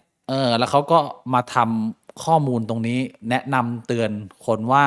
เฮ้ยเรื่องนี้นี่ต้องอยู่ในการดูแลของแพทย์นะไปทำลดความอ้วนใช้ระยะยาวไม่ได้นะ1 2 3 4อะไรก็ว่าไปซึ่งมันก็ดูเหมือนจะเป็นในทางที่ดีแหละช่วงแรกก็เป็นคำชมเป็นกระแสที่ดีแต่พอสุดท้ายแล้วมันไปโดนเหมือนกับว่ามันมีกลุ่มคนหนึ่งที่มันใช้หรือว่าขายสินค้านี้อยู่แบบใต้ดินไม่ผ่านแพทย์สักก็เริ่มเข้ามาถล่มเข้ามาด่าอะไรเงี้ยก็เลยกลายเป็นเรื่องเป็นปัญหาอะไรอย่างนี้ซึ่งผมไม่ใช่แพทย์แล้วผมก็ไม่ใช่คนมีอินฟลูเป็นอะไรขนาดนี้ไม่ใช่ดาราแต่ว่าเรียกว่าเตือนคนพอรู้จักกันหรือว่าคนที่มันคุ้นหน้าคุ้นตากันแล้วว่าถ้าอยากจะใช้เนี่ยคุณไม่ได้ป่วยอะไรยังไงผมก็ไม่อยากจะแนะนำแต่ถ้าเกิดจะใช้จริงๆเนี่ยมันควรจะให้โอกาสตัวเองรอบเดียวคือเหมือนกับว่ามีเวลาจำกัดว่าโอเค 3 เดือนเนี้ยกูจะลดนะถ้า3 เดือนนี้ใช้ไปแล้วมันต้องหยุดแล้วนะมันต้องมีแบบเดดไลน์ให้ตัวเองนิดนึงไม่งั้นชีวิตคุณพังมันก็มีใครไปซ่อมได้อะผมว่าคือผมว่าสิ่งที่เราพยายามต้องการจะสื่อเนี่ย ผมไม่ได้จะบอกว่ามันเป็นพิษ ผมไม่ได้จะบอกว่ามันเป็นสิ่งที่อันตรายนะ แต่ผมจะบอกว่าถ้าคุณอยากจะใช้เนี่ย ควรจะใช้ในภายใต้การดูแลของแพทย์ ในมุมผมนะ คือถ้าสมมุติแพทย์เขาบอกว่าเฮ้ยนี่คุณต้องใช้ ก็คือคุณใช้ตามคำสั่งแพทย์ แต่ว่าถ้าแพทย์เขาบอกว่าคุณไม่จำเป็นต้องใช้อ่ะ ก็อย่าไปใช้ คือสำหรับผมเนี่ยผมมองในมุมที่ว่า ถ้าคุณคิดว่าคุณอยากจะลดความอ้วนจริงๆอ่ะคุณก็ไปทำวิธีธรรมชาติสิ ก็คือแคลอรี่เดฟิซิตและออกกำลังกายมันก็ไม่ต่างกัน แต่ผมเข้าใจว่ามันจะเป็นเรื่องของพลังใจแล้วทีนี้คุณบอกว่าพลังใจคุณไม่ไหว มันก็คือคุณต้องใช้สิ่งนี้ เพราะว่าสิ่งนี้มันเรียกว่ามันไม่สนเรื่องพลังใจเลยมันทำให้คุณหยุดหิวเลย แต่สุดท้ายเนี่ยมันก็เพราะว่าย้อนกลับไปตะกี้ที่ผมยกตัวอย่างเรื่องไอฮอร์โมนเทสโทสเตอโรนสุดท้ายเนี่ยฮอร์โมนเทสโทสเตอโรนมันก็ไม่ใช่สิ่งที่เป็นอันตรายต่อร่างกายถ้าสมมุติว่ามันใช้ในโดสที่จำเป็นหรือในคนที่โอเคร่างกายมันผลิตไม่ได้แล้วแต่มันยังจำเป็นต้องมีในทางการแพทย์เขาก็ยังมีเลยการบำบัดโดยการแบบฉีดฮอร์โมนเพศชายเข้าไปเพราะว่าผู้ชายบางคนไม่สามารถสร้างได้แล้วอาจจะเป็นปัญหาจากอะไรก็ตามจากพันธุกรรมจากโรคอย่างเงี้ยแต่ว่าสุดท้ายเนี่ยเงื่อนไขมันคืออยู่ภายใต้การดูแลของแพทย์ผู้เชี่ยวชาญไม่ใช่ว่าคุณฟังจากเพื่อนมาแล้วคุณแบบเฮ้ยโอ้โหเพื่อนเล่าให้ฟังแบบนู้นแบบนี้ซื้อมาลองทำตามโดยที่คุณก็ไม่มีความรู้ความเข้าใจอีกอย่างนึงเนี่ยมันไม่ได้มีแค่สารตัวเดียวเดี๋ยวนี้มันมีเยอะแยะมากมายมันมีหลายรูปแบบคุณก็ไม่รู้อีกว่าไอ้ตัวไหนมันทำงานยังไงใช้โดสประมาณไหนมันก็ต้องอะไรครับความเศร้าคือมันมีความจำเป็นมึงไม่เชื่อแพทย์แล้วมึงไปเชื่อไอ้เหี้ยคนใน TikTok ที่มันทำคลิปขายคือแบบไอ้ชี้นี่ยิ่งเศร้าใหญ่ไอ้สัตว์มันคือสุดท้ายมันกลายเป็นเหมือนแบบเรื่องของความเชื่อไปแล้วอ่ะมันไม่ใช่วิทยาศาสตร์อ่ะมันเป็นเหมือนแบบว่าเขาเรียกว่าอะไรวะมันจะมีคำนึงอ่ะอุปทานหมู่อะไรอย่างเงี้ยมันกลายเป็นว่าแบบคนที่มาพูดตรงกับที่มึงคิดไว้อะว่ามันน่าจะเป็นอย่างเงี้ยมึงก็เชื่อเขาไปเลยเพราะว่ามันมาสนับสนุนความคิดมึงแต่คนที่เขาอาจจะยกแฟกต์มาเลยเขาอาจจะบอกว่าเนี่ยมันมีงานวิจัยนู่นนี่นั่น1 2 3 4แม่งเป็นอย่างนี้แต่ว่ามันไม่ตรงกับความคิดมึงอ่ะกลายเป็นว่ามึงไม่ฟังเขาอ่ะแบบเนี้ยแม่งเหมือนแบบคนที่แบบว่าปฏิเสธเรื่องของวัคซีนอะไรแบบเนี้ยคือก็เรื่องเนี้ยมันเป็นเรื่องที่มันยังไม่ได้เข้ามานะแต่ว่าถ้าเกิดว่ามึงอยู่กับโลกนี้มาสักพักหนึ่งมึงก็จะเห็นว่าไอ้เชี่ยยังไงมันก็จะเป็นปัญหามึงเห็นแน่ๆว่าเดี๋ยวไอ้เรื่องนี้แม่งจะมีปัญหาแน่นอนการที่คนมันจะใช้เมื่อยาตัวนี้เนี่ยมันถูกทำให้มันใช้ได้ง่ายขึ้นราคามันถูกลงนะว่ามันจะเกิดอะไรที่แล้วมันต้องมานั่งห้ามกันมานั่งเตือนกันต้องมานั่งออกกฎหมายกันอีกผมคิดว่าไอ้เรื่องส่วนรวมก็ส่วนหนึ่งแต่ว่าถ้าเราเตือนคนที่เราเป็นห่วงเป็นใยได้ไอ้เชี่ยห่างๆไว้ก็ดีเรื่องแบบเนี้ยคือพี่บวกเคยเห็นคนที่แบบว่าเป็นคนคลั่งผอมไหมคือมันแวลูความอยากผอมความผอมมีความสำคัญมากมันไม่สนหีสนแตดเชี่ยเลยชีวิตเนี่ยกูจะสวยหรือเปล่าไม่รู้กูจะฉลาดป่ะไม่รู้กูจะนิสัยดีป่ะไม่รู้แต่กูขอผอมไว้ก่อนอ่ะมันเป็นเหมือนความเป็นไม่รู้ว่ามันเรียกว่าอะไรเป็นค่านิยมหรือว่าอะไรไงพี่ผมเข้าใจความรู้สึกนี้ไหมมันเป็นถ้าสมมุติว่าในขั้นเอ็กซ์ตรีมมันก็ถือว่าเป็นความผิดปกติทางสมองนะมันมีคำศัพท์อยู่อ่ะจริงเหรอเป็นจิตเภทประเภทหนึ่งอ่ะไอ้เชี่ยเนี่ยอนาร็อกเซียอะไรสักอย่างอนาเล็กเซียอ๋อมันเป็นศัพท์ของคนที่แบบว่าแบบอดอาหารจนแบบว่าแม่งผอมติดกระดูกอ่ะไอ้เชี่ยอันนี้คือเป็นส่วนของเป็นโรคอาการทางจิตสำหรับบางคนแต่ว่าในถ้ามันเป็นเอ็กซ์ตรีมอ่ะอีกกลุ่มหนึ่งก็จะเป็นกลุ่มที่โดนกดดันจากทางสังคมอ่ะพี่บวงเคยเห็นเพื่อนบางคนที่อาจจะไม่ได้ถึงขั้นป่วยไหมแต่ว่าไอ้เชี่ยมึงก็ไม่ได้ดูแย่จริงๆอ่ะคือในมุมของผู้ชายมันก็ดูดีแล้วแต่ว่าพอเขาโดนค่านิยมผู้หญิงหรือนางงามกดไว้มากๆเนี่ยมันก็เลยกลายเป็นว่าแม่งก็ยังพยายามฝืนตัวเองแบบว่าโอเคถ้าคุณเป็นคนทั่วไปนะผมก็ไม่ได้มีสิทธิ์ไปห้ามไปตักเตือนคนหรอกแต่ถ้ามันเป็นคนใกล้ตัวมึงหรือว่าเป็นน้องสาวมึงหรือเป็นลูกสาวมึงอะไรเงี้ยมันเป็นสเกลที่แบบว่าไอ้เชี่ยเราก็ไม่อยากให้เขามี mindset ที่ต้องเครียดหรือทำลายตัวเองแบบนั้นพี่บวง ผู้หญิงหลายคนเขาชอบแบบนี้นะมันพี่บุ๋งเข้าใจไหมว่ามันทำไมมันต้องผอมขนาดนั้นทั้งที่จริงๆแล้วส่วนใหญ่ผู้ชายมันก็ไม่ได้ชอบผู้หญิงผอมขนาดนั้นไอ้เหี้ยมันงงอืมผมว่าบางครั้งเนี่ยมันเป็นเรื่องของความสบายใจส่วนตัวของเขาอะในหัวเขาคิดไปว่าถ้าเป็นแบบนี้แล้วทุกอย่างมันจะดี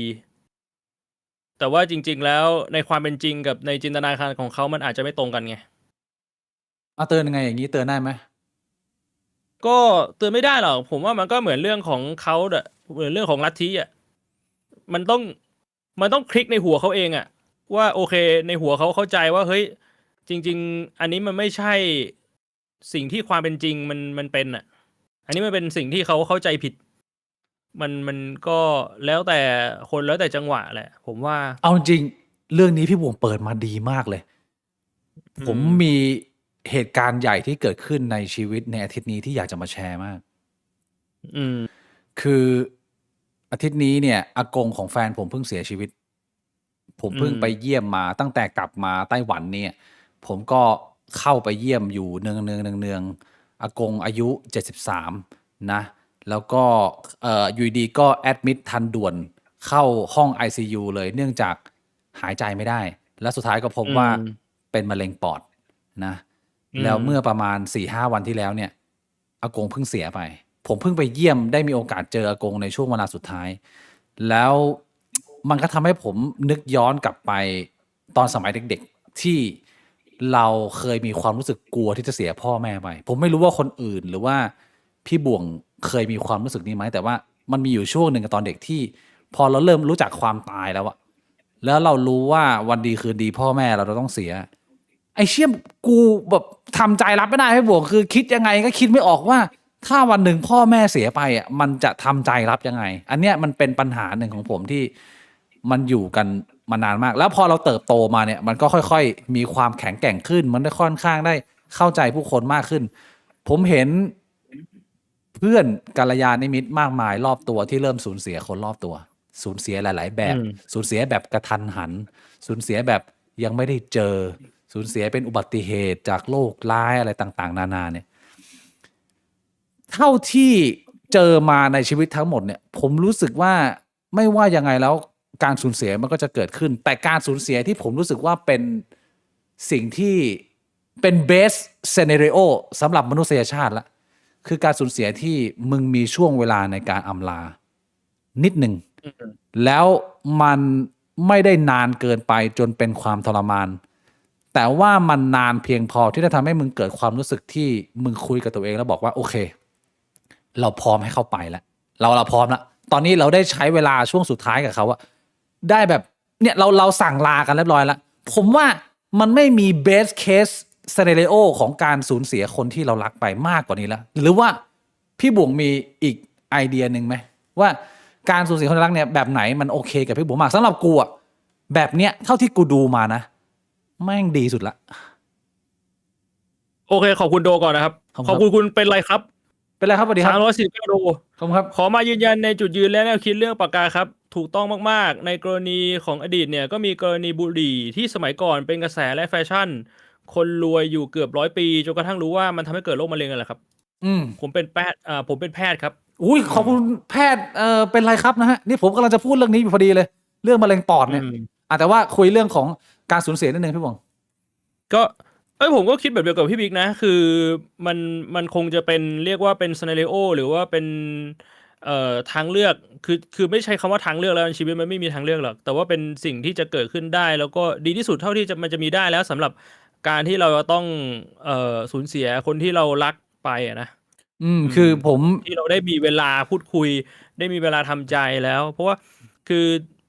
สุดท้ายแล้วสมองมันก็มีทั้งเรื่องของความรู้สึกและมีทั้งเรื่องของตรรกะแหละถึงแม้ว่าในเชิงของตรรกะเราจะเข้าใจเราจะรู้กันมาแต่ตั้งแต่เด็กๆแล้วว่าทุกคนมันก็ต้องตายไปในวันหนึ่งอ่ะแต่ว่าทางด้านจิตใจหรือว่าทางด้านอารมณ์อ่ะบางทีมันก็ไม่สามารถปล่อยวางได้ในระยะเวลาอันสั้นหรอกผมได้มีโอกาสไปนั่งเป็นเพื่อนแม่ยายดูอากงตั้งแต่วันแรกที่แอดมิดเข้าไปแบบว่ายังแข็งแรงเลยพี่บุ๋งเคยแบบยังฟิตปังเพราะเขาเป็นชาวนามาก่อนเขาเป็นแบบว่าอยู่สายประมงเลี้ยงปลาปลูกพืชปลูกสัตว์อะไรเงี้ยเข้าไปแอดมิดวันแรกเนี่ยไปพร้อมบุหรี่แล้วแข็งแรงมากแต่ว่าภายในเวลา 2-3 อาทิตย์ไอ้เชี่ยคือ สุดเร็วมาก คืออาม่ากูอ่ะเป็นสโตรกอัมพาตครึ่งตัว ตอนนี้เข้าปีที่ 6 แล้วไอ้เชี่ยก็ยังนอนอยู่ที่บ้านที่เมืองไทยอ่ะก็ยังสภาพเหมือนเดิมเลย แต่ว่าอากงเนี่ยเข้ามาแอดมิดภายในช่วงเวลาไม่ถึง1 เดือนพี่บวงจากแข็งแรงจนไปเป็นสภาพสุดท้ายก็คือ ไม่สามารถหายใจไม่สามารถดื่มน้ำทานอาหารได้แล้วทุกอย่างเราต้องผ่านท่อหมด แต่ว่าแม่ยายกูในฐานะของพี่สาวคนโตเนี่ยเขาก็อยู่ดูแลตลอดช่วงเวลาแรกๆก็คือทำใจไม่ได้แต่สุดท้ายพอนั่งไปเรื่อยๆอ่ะมันก็มานั่งถึงจุดที่ว่าเขาพร้อมที่จะอากงไปได้ไปแล้วเพราะว่ามันมีแต่สุดลงกว่านี้มันไม่มีทางที่มึงจะกลับมาหายดีแล้วมาเดินได้แล้วเขาก็พูดประโยคนี้ออกมาแล้วกูก็เลยเดินไปอยู่ข้างๆอากงแล้วก็ถ่ายรูปแล้วตอนที่กูถ่ายรูปเนี่ยอากงก็ยังรวบรวมพลังทั้งหมดที่มีแบบว่าพยายามแบบชู2 นิ้วแบบโยแบบว่าโยซับโบร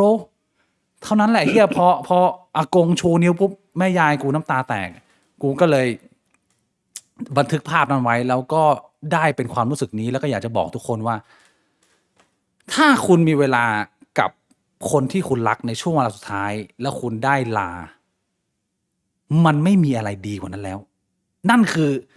สิ่งที่ดีที่สุดแล้วที่คุณได้ไม่ต้องเสียใจแล้วมันก็ดีกว่าหลายๆเคสหลายๆกรณีมากมายอันนี้คือเรื่องแรกที่ผมอยากจะแชร์ทีนี้เรื่องต่อไปก็คือเรื่องของการสูบบุหรี่พี่วงผมเนี่ยก็เห็นมาหลากหลายเคสจนมีกระทั่งเนี่ยอากงของแฟนเนี่ยก็เป็นเคสที่เรียกว่าใกล้ตัวเฮี้ยๆพี่วงมันก็เกือบใกล้สุดๆแล้วแต่ก็เคยเห็นพ่อแม่พี่น้องญาติของเพื่อนๆหลายคนที่เสียชีวิตไปจากโรคมะเร็งปอดจากการสูบบุหรี่แล้วกูอันนี้กูพูดตรงๆเลยพี่บุ๋มก็รู้กูเป็นคนหนึ่งที่ชอบการสูบบุหรี่มากมันเป็นอะไรมันเป็นเหมือนจิตวิญญาณของพี่บุ๋มมันเข้าไปอยู่ในกระดูกเม็ดเลือดขาวกูอะแล้วกูไม่เคยปฏิญาณตนหรือไม่เคยมีความรู้สึกอยากจะเลิกบุหรี่มาก่อนเลยไม่ว่ากูจะเห็นกรณีของการเสียชีวิตของคนจำนวนมากมันไม่เคยเป็นเหตุผลให้กูอยากจะเลิกบุหรี่เลยสักครั้งเดียวกูจะแบบว่าเหมือนมีข้ออ้างเหมือนหลายๆคนอะบอกกับตัวเองตลอดว่าเดี๋ยวเอาวันที่กูเริ่มหนักๆแล้วเดี๋ยวกูค่อยมาเริ่ม consider ค่อยเริ่มคิดเรื่องนี้นึกภาพออกไหมมันจะคล้ายๆกับไอ้ที่ไม่ทันแล้วมันจะเหมือนกับกรณีของคนที่อาจจะเสพติดการอยากผอมหรืออะไรเงี้ยคือมันก็เป็นสิ่งหนึ่งที่มึงติดไปแล้วอะแต่ว่าตอนเนี้ยพี่บวงความรู้สึกเนี้ยมันเข้ามาครั้งแรกแล้วเนี่ยเป็นครั้งแรกในชีวิตของกูที่กูตั้งใจที่จะเลิกบุหรี่แล้วกูเริ่มมันแล้วนะกูเริ่ม process เนี้ยมา3 วันแล้วแต่ไม่ใช่เพราะว่าการสูญเสียของอากงนอกจากเรื่องของอากงแล้วเนี่ยเมื่อ3 วันที่แล้วกูได้รับโทรศัพท์จากแม่กูแหละแม่กูโทรมาบอกว่าไปตรวจสุขภาพประจำปีแล้วปกติแม่กูแข็งแรงดีแต่นี่ก็เข้าวัย62-63แล้วแม่กูบอกว่าแพทย์บอกว่าคลื่นหัวใจไม่ดีเลยอาจจะมีเส้นเลือดเลี้ยงหัวใจ2 เส้นตีบอาจจะต้องทำการผ่าตัดทำบอลลูนพี่รู้จักการทำบอลลูนไหมบายพาสใช่ไหมที่เขาเรียกกันใช่คือมันสัญญาณมันไม่ดีมากแล้วพอกูได้ยินข่าวนี้กูว่าตกใจแล้วก็มีความเป็นกังวลมากแต่ว่าสิ่งที่กูได้รับจากแม่เนี่ยไม่ใช่ความเศร้ากับสุขภาพเว้ยแต่กูไม่เคยเห็นแม่กูล่าเริงอย่างนี้มาก่อนเลยพี่วงเพราะแม่กูบอกว่าทันทีที่หมอบอกว่า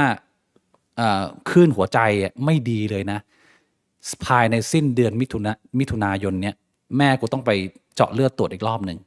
ถ้ามันยังไม่ดีขึ้นเนี่ยจะต้องมีการผ่าตัดแล้วก็ทำบายพาส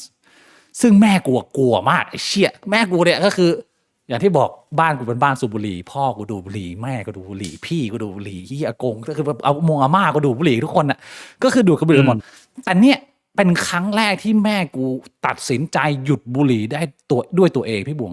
คือแม่กูหยุดตั้งแต่หมอบอกพอหมอบอกว่าคลื่นหัวใจไม่ดีถ้าไม่หยุดบุหรี่เนี่ยต้องผ่าตัดแม่กูหยุดเลยแล้วแม่กูหยุดด้วยความเบิกบานมากคือแกเล่าว่าแบบโหมันมากเลยนะวันแรกจากที่แบบกลับไปแล้วก็โยนบุหรี่ทิ้งในบ้านไม่มีบุหรี่แล้วตอนนี้รู้สึกหายใจได้เต็มปอดมากแล้ว แม่กูก็เล่าว่าเขาแฮปปี้มากที่จะได้เริ่มต้นกลับมาดูแลตัวเองอีกครั้งหนึ่งด้วยความเบิกบานด้วยความแบบสนุกสนานจนแม่กูพูดมาประโยคนึงแม่กูบอกว่าขอโทษที่แบบเป็นตัวอย่างที่ไม่ดีที่สูบบุหรี่แล้วทำให้ลูกอะสูบบุหรี่มาจนถึงทุกวันนี้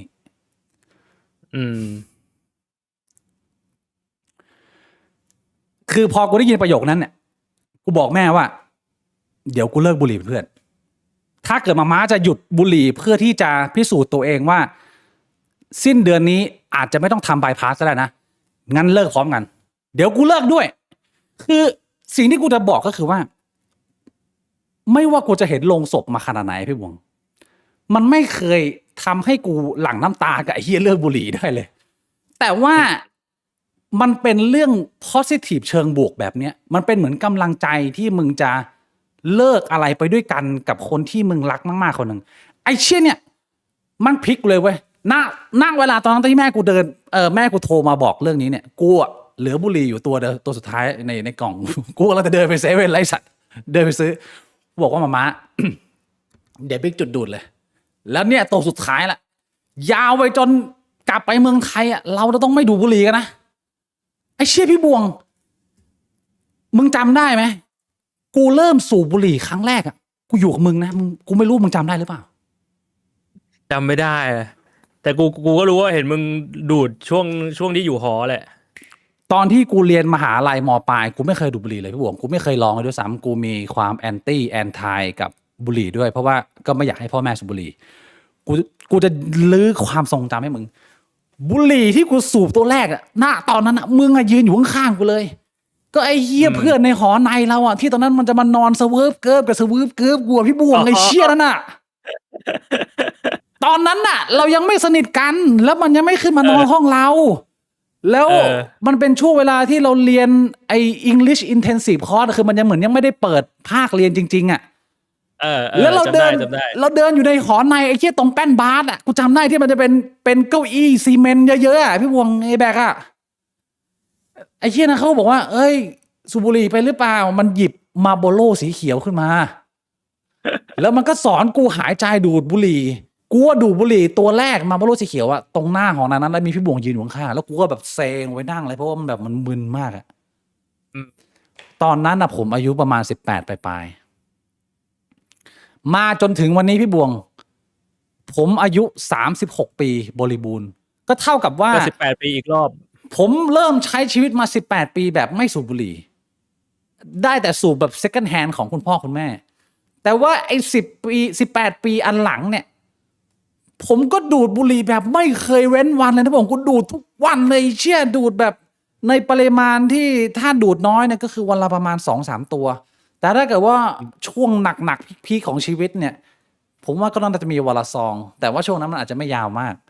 ผมไม่เคยมีความรู้สึกว่ามันจะต้องจำเป็นที่จะต้องหยุดเลยแม้แต่วันเดียวแล้วมันไม่มีความรู้สึกนั้นเข้ามาเลยแต่ว่าตอนเนี้ยผมหยุดบุหรี่มา3 วันแล้วพี่บวงเป็นครั้งแรกในชีวิตแล้วสิ่งที่เราพอจะรีวิวได้เลยก็คือว่าอย่างแรกผมบอกไปแล้วสำหรับบางคนมันอาจจะไม่ใช่โลงศพที่มันจะเป็นตัว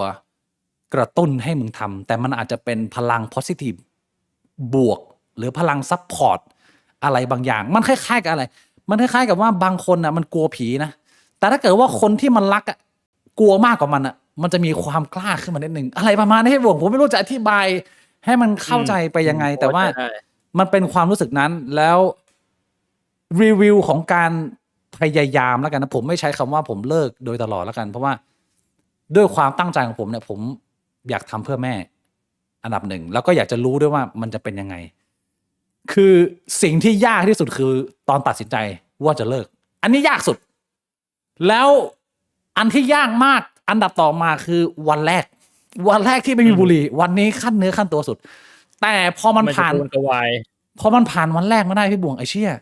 มันไม่ได้ยากขนาดนั้นเนี่ยไอ้สิ่งที่กูกังวลมาตลอดอะแล้ว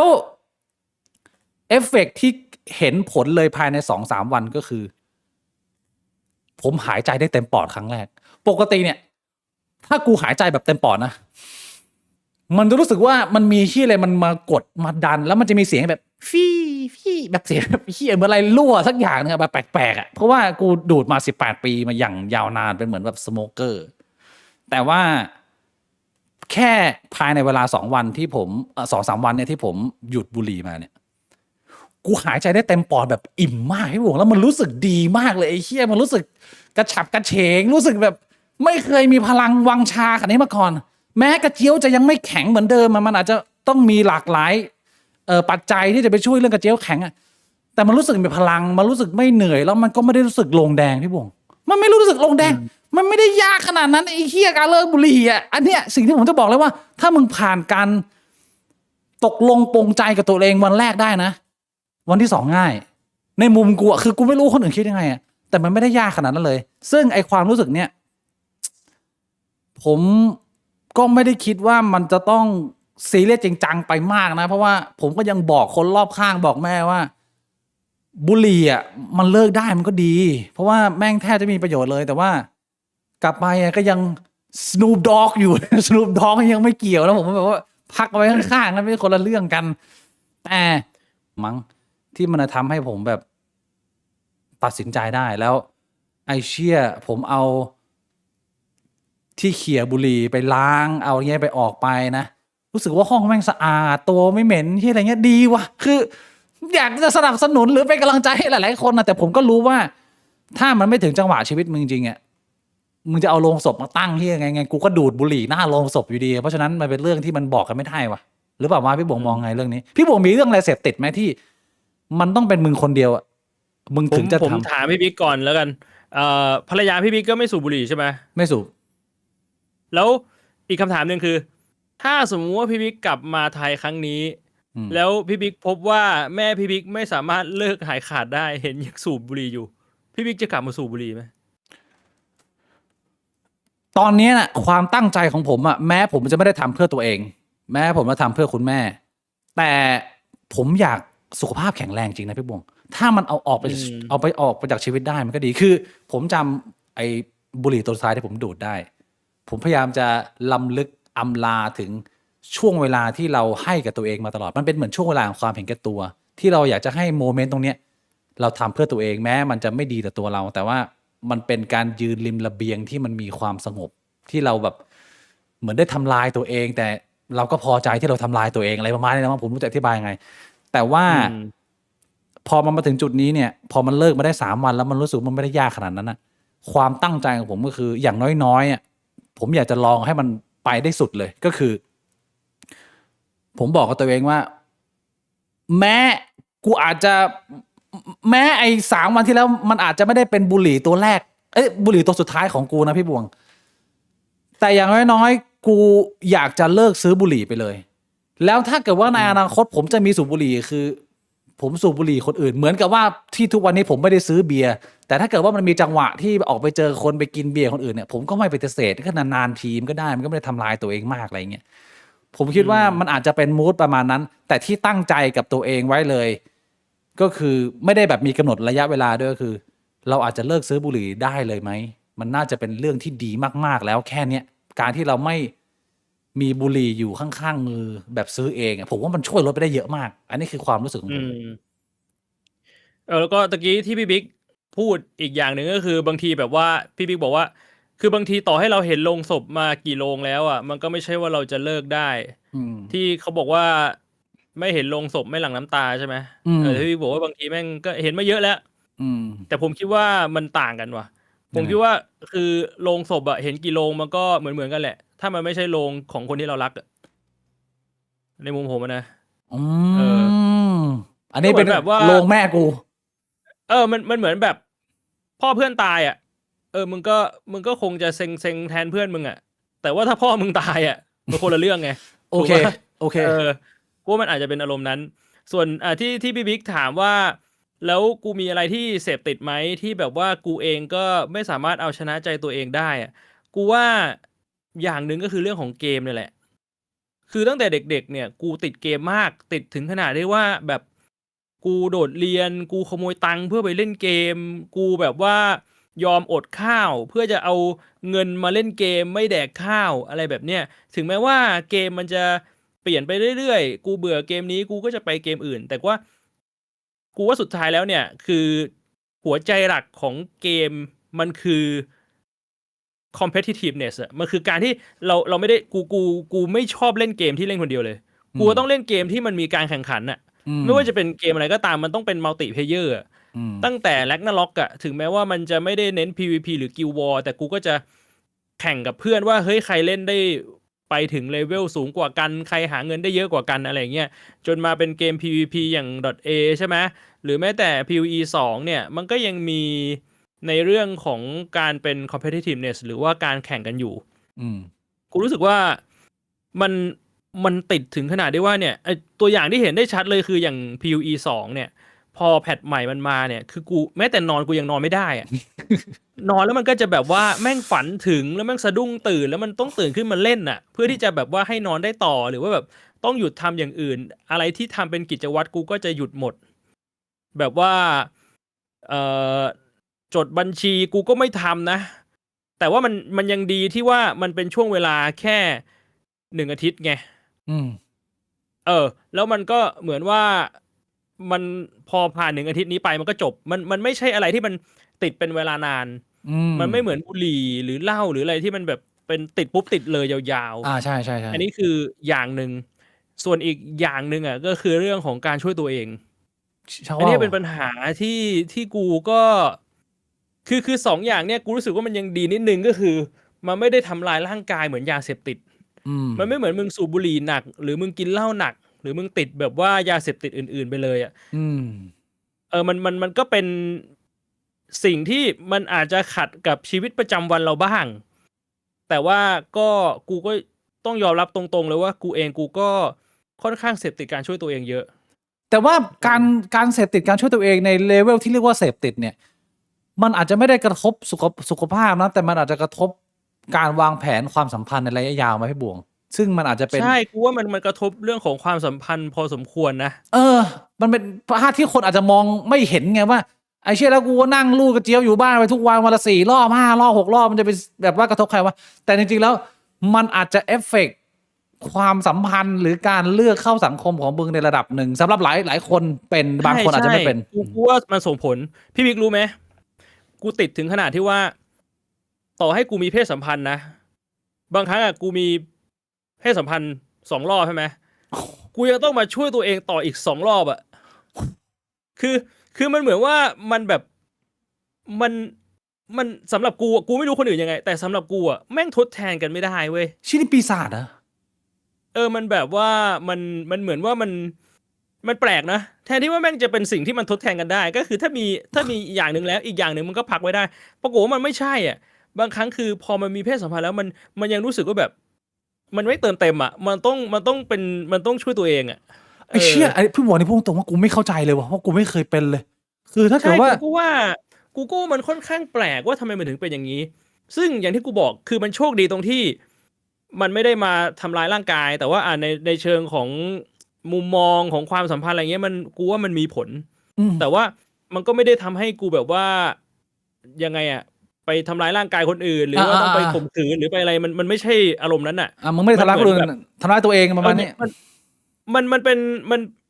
บางคนฟังแล้วอาจจะคิดว่าแบบเฮ้ยเชี่ยกูจะเป็นภัยสังคมแบบว่ากูต้องไปไล่ปี้คนอื่นไปไม่ใช่อะไรอย่างงี้ไหมไม่ใช่ขนาดนั้นสำหรับกูแม่งคนละเรื่องเลยมันไม่ใช่เรื่องของเพศด้วยซ้ำอ่ะกูก็ไม่รู้ว่ามันคือเรื่องอะไร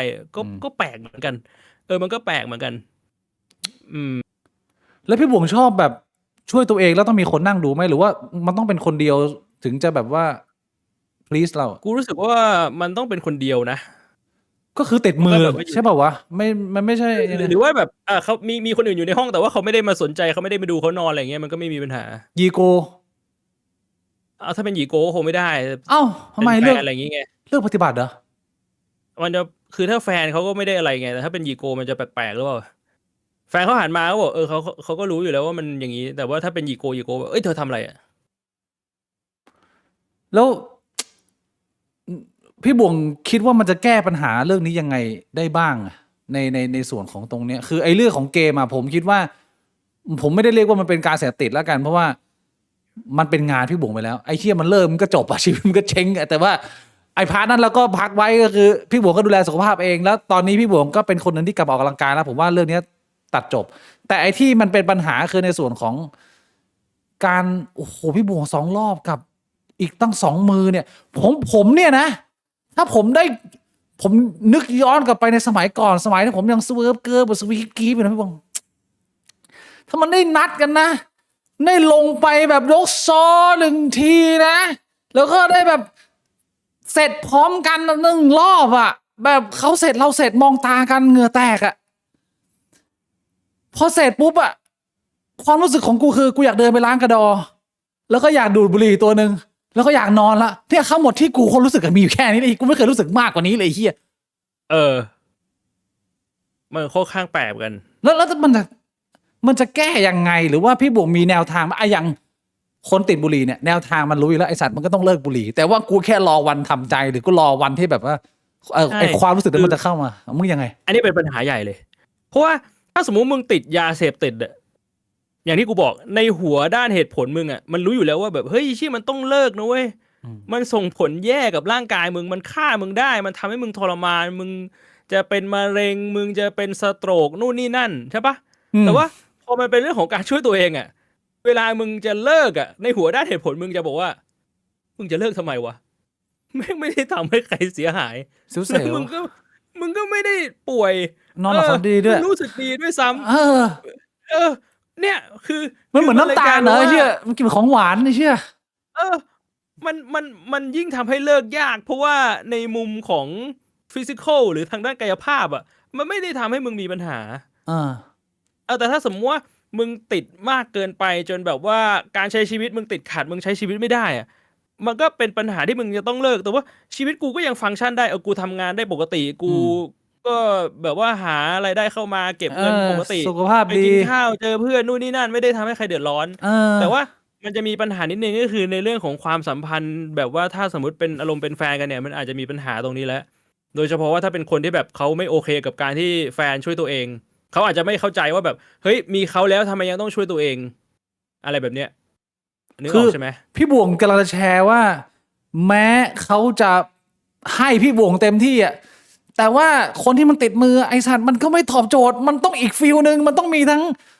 สมสู่ด้วยแล้วมันก็ต้องมีสาวหนอนด้วยคือมันคนละฟีลลิ่งกันไอ้เหี้ยมันแบบใช่บางทีมันแปลกมากเชี่ยแล้วนี่มันเป็นสิ่งหนึ่งที่ผมไม่รู้ผมเคยพูดหรือเปล่าพี่บิ๊ก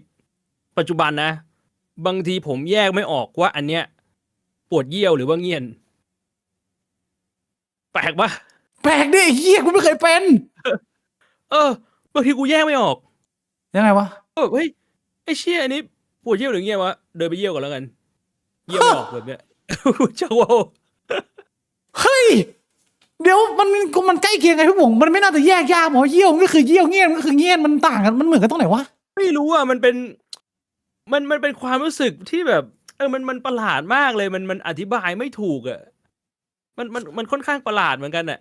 คุณหมอมีคุณหมอคนไหนดูไหมเนี่ยช่วยตรวจเช็คอาการปีศาจผมหน่อยที่มันแปลกมากเลยกูไม่เคยได้ยินเคสของมึงเลยอะแต่ว่าผมรู้ว่าพี่บวงไม่ได้โกหกหรอกพี่บวงก็แชร์ความเป็นจริงนะแต่ว่ามันน่าสนใจตรงที่ไอ้เชี่ยมันน่าดูเหมือนกันนะว่ามันมีความผิดปกติไหมหรือว่ามันยังไงวะพี่บวงก็ไม่รู้เหมือนกันนะค่อนข้างแปลกเหมือนกันดูว่าพี่บวงต้องไปบวชสามเณรใจเพชรอ่ะแต่ว่าพี่บิ๊กรู้ว่าตอนที่ผมไปบวชอ่ะไม่ได้ยุ่งเรื่องนี้เลยนะไม่คิดเลยนะกูเชี่ยตอนนั้นมันยังเด็กมากแบบม.1ไอ้เชี่ยเล็กกระเจียวมือตอนบวชหมอยมากูก็ว้าวรัวๆทุกวันแล้วกูติดว้าวแล้วตอนนั้นอ่ะเอาวัดไปวัดในกุฏิเหรอกูไปบวชตอนปลายม.2ในกุฏิเหรอก็ติดตั้งแต่ก่อนหน้านั้นแล้วตอนที่ไปบวชว่าวปะไม่ว้าวไม่คิดเรื่องเพศเลยเฮ้ยคือกูอ่ะเป็นประเภทอะไรรู้ปะยังไงกูเป็นประเภทแบบว่าเวลากูชอบอะไรอ่ะต้องอย่าให้มีอยู่ในบริเวณที่กูเอื้อมถึงอ่ะอย่างเช่นถ้าสมมุติว่ากูติดเกมมากๆอ่ะถ้าสมมุติว่ากูไปอยู่ในที่ที่ไม่มีเน็ตไม่มีคอมก็ชิวๆก็จะไม่ได้รู้สึกลงแดงกูอยู่ได้นะเว้ยแต่ถ้ามึงบอกว่ามึงล็อกกูอยู่ในห้องนึงแล้วมีคอมแรงๆมีเน็ตแรงๆแต่มึงห้ามเล่นเกมทรมานตายเลยทรมานเลยแต่ว่ากระเจียวมันอยู่ระยะมือพี่บวงเขาทำไงอ่ะไม่แต่ว่า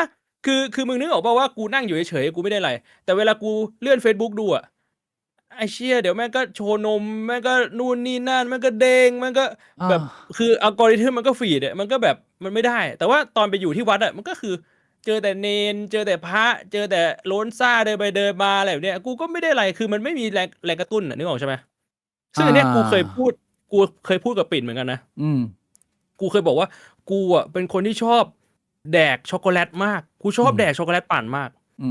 แต่ว่าถ้าสมมุติมันไม่มีช็อกโกแลตปั่นอยู่ในใกล้ๆกูก็เฉยๆแต่ถ้ากูไปห้างแล้วกูรู้ว่าแม่งมี after you อยู่ในห้างยังไงกูก็ต้องแวะแล้วกูก็บอกว่าเนี่ยแหละก็คือปิ่นนอนอยู่บนเตียงมันก็เหมือนช็อกโกแลตปั่นที่มันอยู่ตรงเนี้ย ถ้าสมมติว่ามึงจะไม่ให้กูแดกช็อกโกแลตปั่นมึงต้องเอาช็อกโกแลตปั่นออกไปไอ้เชี่ยมันก็มึงมาเอาช็อกโกแลตปั่นมาวางไว้ข้างหน้ากูแล้วมึงไม่ให้กูแดกช็อกโกแลตปั่นกูทำไม่ได้นึกออกใช่ไหมพี่บิ๊กเข้าใจไงมันก็เป็นฟีลเดียวกับที่ผมเสพติดการสูบบุหรี่การสูบกัญชามาตลอดมันก็จะฟีลประมาณนี้แหละแต่ว่าผมก็ยังมาถึงวันนี้ได้ผมก็เลยจะมาถามว่าไอ้เชี่ยเราก็36แล้วมันก็ช้าเลยมันก็ต้องถึงวันที่เราต้องแบบมัน challenge ตัวเองอะไรเงี้ยแบบว่ามึงก็ต้องตั้งช็อกโกแลตปั่นไว้มึงก็ปล่อยให้แม่งละลายเน่าไว้อะไรเงี้ยมันก็ต้องมีการเตรียมใจวันนี้ผมมันมาถึงแล้วมันมารวดเร็วเกินเพราะว่าถ้าพี่บ่วงถามผมแบบ2 วีคที่แล้วเงี้ยถามว่าพี่บิ๊กมึงเคยคิดอยากจะเลิกบุหรี่หรือไปแพนไหมกูก็ตอบว่าเฮียแพนมันยังไม่มาเลยว่ะแบบว่าถ้าให้กูแบบว่าลองจินตนาการนะกูคิดว่าต้องแบบ60-70มั้งก็คงต้องคิดเรื่องเนี้ยแต่ว่าพอมันเกิดจังหวะอะไรเงี้ยมันปึ๊กเดียวไอ้เชี่ยเลิกมา3 วันหายใจเต็มปอดเดินสบายตอนนี้ตัวไม่เหม็นนะมันก็รู้สึกดีนะเว้ยเฮียมันทำได้ยังไงเรื่องนี้ก็หรือว่ามันต้องไปแก้ที่ความสัมพันธ์อันต่อไปหรือมันอาจจะเป็นแบบนี้ก็ได้พี่บวงมันอาจจะเป็นตัวตนของมึงอยู่แล้วมันไม่ได้เป็นเรื่องผิดปกติอะไรแล้ววันก่อนผมไปกดดู YouTube แล้วผมไปเจอคลิปหนึ่งผมไม่รู้พี่บวงเคยเห็นหรือเปล่าคือหลายคนอาจจะเคยทราบอยู่แล้วถ้าเกิดติดตามเรามาตั้งแต่ EP แรกๆเนี่ยโรโมเดลอันนึงที่ผมเอามาทำพอดแคสต์บิ๊กบวงเนี่ยผมได้มาระหว่างการทำพอดแคสต์แบบโจโรแกนกับการทำพอดแคสต์แบบ Bad Friends นี่เป็นพอดแคสต์ที่เน้นโปกฮาอย่างเดียวของเพื่อนสนิท2 คนแล้วมันมีความใกล้เคียงกันมากพี่บวงเพราะว่ามันมีผู้ชายคนหนึ่งคือบ๊อบบี้ลีซึ่งบ๊อบบี้ลีเนี่ยมันจะมีความคล้ายพี่บวงส่วนผมเนี่ยจะมีความคล้ายแอนดรูซึ่งเป็นคนผมส้มใช่ไหมแล้วพี่บวงทราบใช่ไหมว่าบ๊อบบี้ลีมีอีกพอดแคสต์หนึ่งที่เขาทำกับแฟนเก่าเขาที่ชื่อคาไลล่าแล้วคู่นี้เป็นคู่ที่มันดีมากมันเข้ากันมากเลยพี่บวงมันรู้จักกันตั้งแต่ก่อนที่จะดังก่อนที่บ๊อบบี้ลีจะรวยก่อนที่บ๊อบบี้ลีจะประสบความสำเร็จเขาทำพอดแคสต์ของเขาชื่อ Tiger Belly แล้วมันก็ติดตลาดแล้วก็แบบประสบความสำเร็จสร้างเงินให้ได้ทั้งคู่มหาศาลแต่สุดท้าย2 คนนี้มาเลิกกันพี่บุ๋เคยฟังตอนสัมภาษณ์เขาเลิกไหมว่าเหตุผลที่บ๊อบบี้ลีกับคาไลล่าเลิกกันเพราะอะไรไม่เคยฮะผมไปฟังมาแล้วพอผมได้ยินคำตอบของบ๊อบบี้ลีความรู้สึกของผมคือไอ้ชี้นี่เป็นพี่บวงว่าไอ้สัตว์คือมันมีช่องหนึ่งที่มันเล่น Truth or Dare แล้วมันเชิญคาไลล่ากับบ๊อบบี้ลีไปหลังจากที่เลิกกันไปประมาณแบบครึ่งปีแล้วคำถามแรกที่มันถามเลยก็คือว่าเลิกกันทำไมไอ้เชี่ยแล้วคาไลล่ากับบ๊อบบี้ลีก็ตอบคล้ายๆกันประมาณว่าเราแบบว่า nail it ทางด้าน friendship คือเราพัฒนาความสัมพันธ์ในเรื่องของเพื่อนการพูดคุยมันดีมากเลยนะแต่ว่าเรื่องเซ็กส์มันไม่เข้ากันแล้วบ๊อบบี้ลีบอกว่าผมพูดอย่างนี้ดีกว่าคือผมชอบกินเพราะเปรียบเทียบนะผมชอบกินไก่ย่างมากแล้วผมมากินไก่ย่างมา10 ปีแล้วแต่วันดีคืนดีผมก็อยากกินอย่างอื่นบ้างคือผมกับคาไลล่าไม่ได้มีปัญหาเรื่องของการพูดคุยหรือการใช้ชีวิตร่วมกันเลยนะเรารับกันได้ก็มันก็ไม่ได้เข้าทุกเรื่องหรอกแต่มันก็แบ่งรับแบ่งสู้ต่างคนต่างยังถอยให้กันละกันว่าโอเคเธอเป็นตัวแบบนี้แต่เหตุผลเดียวก็คือกูก็อยากไปกินอย่างอื่นบ้างนอกจากไก่ย่างแล้วมันรุนแรงกับบ๊อบบี้ลีมากถึงขนาดที่ว่าแม้มันจะทำงานอยู่ด้วยกันแต่มันจะต้องเอาเรื่องนี้ขึ้นมาคุยเลยว่าเฮ้ยพอดแคสต์ของเรามันจะไปได้หรือไม่ได้กูไม่สนนะแต่วันนี้กูต้องไปปี้คนอื่นละเพราะว่ากูกินกับมึงจนอิ่มแล้วคือไคล่าเป็นผู้หญิงที่สวยหุ่นดีมากถ้าเทียบกับบ๊อบบี้ลีมึงนึกข้างนะบ๊อบบี้ลีมันเป็นอาเจกอาแปะแก่ๆคนนึงแต่แบบความสัมพันธ์มันเลิก แต่ว่ามันก็ยังทำพอดแคสต์ด้วยกันเว้ยมันก็ยังเป็นเพื่อนกันได้เฮียอะไรประมาณเนี้ย อืม มันมีความเหมือนกันไหมว่าสุดท้ายแล้วบ๊อบบี้ลีก็คือเขายอมรับว่ามันไม่รู้ว่ามันเป็นเรื่องอะไรในอดีตของเขาในครอบครัวของเขาอะมันทำให้วันนี้มาเนี่ยเขาเป็นผู้ชายในวัย50กลางๆที่ยังชอบเล่นเกมมาก แล้ววิถีชีวิตผมมันก็เป็นแบบนี้ ไม่มีลูกก็ช่างแม่ง ไม่มีครอบครัวก็ช่างแม่ง แต่ว่าแรงผลักดันแพชชั่นข้างในมันบอกให้เราใช้ชีวิตแบบนี้ไอ้ชีวิตมันเหมือนมากเลยพี่บอกเลยว่ามันเหมือนไหมหรือพี่บอกมองไง โอ้มันเรียกได้ว่าแบบเดียวกันเลย ใช่ไหม คือ เฮีย บางครั้งอ่ะมันเป็นแบบว่า ผมก็ไม่รู้จะพูดยังไงเลยว่ะมันแบบ เอาจริงๆนะ ผมพูดตรงๆเลยว่าเรื่องเนี้ย ผมสงสารปิ่น มันไม่ใช่ความผิดปิ่นแม้แต่นิดเดียวเลย มันคือตัวผมที่มีปัญหา แล้วที่ผมตัดสินใจเลิกกับเขาเนี่ยเพราะผมรู้สึกว่า มันเป็นทางเลือกที่มันทำให้เขาเจ็บน้อยที่สุดแล้ว ผมคิดว่ายังไงผมก็คงจะต้องทำให้เขาเจ็บสักทางใดไม่ก็ทางหนึ่ง ผมก็เลยเลือกทางที่มันน้อยที่สุด ซึ่งผมเข้าใจนะว่ามันเป็นตัวเลือกที่เห็นแก่ตัว ในมุมของเขาอ่ะ ผมเห็นแก่ตัว แล้วผมไม่เถียงเลยว่ามันเป็นแบบนั้น เพราะว่าผมหักห้ามใจตัวเอง มันก็ควรจะทำได้อะซึ่งผมพยายามต่อสู้กับมันอยู่นานอยู่พอสมควรนะ คือสำหรับผมอ่ะ ใช้คำว่ายังไงดีวะ มันเหมือนปิ่นเขาพยายามปรับตัวเข้าหาผมเขาพยายามถามว่าเขาต้องเปลี่ยนอะไรเขาต้องปรับอะไรเพื่อให้ผมพอใจ แต่ว่าสำหรับผมเนี่ย ผมมองว่าสิ่งที่ผมต้องการอ่ะ มันไม่สามารถบอกเป็นคำพูดได้อะสิ่งที่ผมต้องการคือมันต้องเป็นตัวตนของเขาที่เขาเป็นอย่างนั้นอยู่แล้วอะแล้วมาเจอกับผมอะ มาปรับกันไม่ได้ ในมุมผมผมคิดแบบนั้น คือผมอาจจะคิดผิดนะ ผมไม่ได้จะบอกว่าผมคิดถูก มันอาจจะพูดคุยกันได้เขาอาจจะปรับได้ แต่ว่าในหัวผมผมก็ไม่รู้ว่าทำไมผมถึงมีความคิดแบบนี้ แล้วมันก็เลยเป็นสิ่งที่สุดท้ายแล้วมันไม่ได้หลังจากที่เลิกกันไป มันก็ไม่ได้หมายความว่าชีวิตผมมันจะฟูลฟิลมันจะแฮปปี้นะ ใช่ มันก็ยังเป็นสิ่งที่ผมตามหา คื ต่อให้ไม่เจอในตัวเขาแต่มันก็ไม่ได้หมายความว่าผมจะไปเจอที่อื่นผมก็ยังไม่เจอในตัวคนอื่นเหมือนกัน มันก็เหมือนว่าเพียงแต่ ผมก็ไม่รู้เหมือนกันว่า ผมคิดถูกหรือเปล่า แต่ผมคิดแค่ว่า ผมไม่อยากจะอยู่ด้วยกันไปจนถึงจุดหนึ่งที่ว่าผมทำร้ายเขาให้เขาเสียใจมันมองในมุมนั้นมากกว่า ที่ผมตัดสินใจที่ว่ามันต้องเลิกกันเชื่อคือพี่เขาเสียสละให้ผมเยอะมากกับการที่ผมพูดตามตรงคือมันมองกันแบบง่ายๆเลยว่าเขายอมรับเงื่อนไขที่ว่าถ้าคบกันต้องมาอยู่ด้วยกัน แล้วเขาก็เรียนจบแบบเขาเรียนจบ2 สาขาจบนิติกับการบัญชีคือเขาเป็นคนที่ถ้าเขาไปทำงานคือผมว่ามันก็มีรู้ทางที่จะเติบโตในสายงานได้ แต่ว่าเขายอมมาอยู่กับผม แล้วเขาก็อยู่กับผมนานมาก เป็นช็อกโกแลตปั่น ใช่แล้วโอ้โหเขายอมผมทุกอย่างเลย คือถึงยอมผมทุกอย่างจริงๆผมพูดอะไรเขาก็ยอมผมทุกอย่าง เชี่ยต้องบอกว่าในมุมหนึ่งผมก็รู้สึกว่ามันเป็นความผิดของผมนี่แหละคือมันมีประโยคนึงที่พิธีกรเขาถามบ๊อบบี้ลีว่าคุณไม่เสียดายคาไลล่าเหรอตอนนี้คาไลล่าก็ไปเดทใหม่แล้วนะบ๊อบบี้ลีบอกว่าทุกวันนี้ผมยังเสียดายแต่ว่าผมพูดเหมือนพี่บวงผมรู้สึกว่าตัวเองยังหาคำตอบอะไรสักอย่างหนึ่งไม่เจอแล้วผมไม่อยากทำลายคนที่ผมรักมากที่สุดผมมาถึงวันนี้มันก็มีหลายมุมนะที่เขามองว่าตัวเองจริงๆแล้วควรจะมีครอบครัวได้แล้วควรจะแบบว่าเป็นฝั่งเป็นฝาได้แล้ว แต่ว่ามันก็ทำใจไม่ได้ที่มันจะไปทำตรงนี้ซึ่งมันก็ตอบไม่ได้ว่าเป็นเพราะอะไรแต่บ๊อบบี้ลีบอกว่าแต่ถ้าผมต้องแต่งงานกับใครสักคนหนึ่งมันก็ไม่มีใครดีกว่าคาไลล่าแล้วอะไรประมาณนี้ไอ้เชี่ยแล้วคือพูด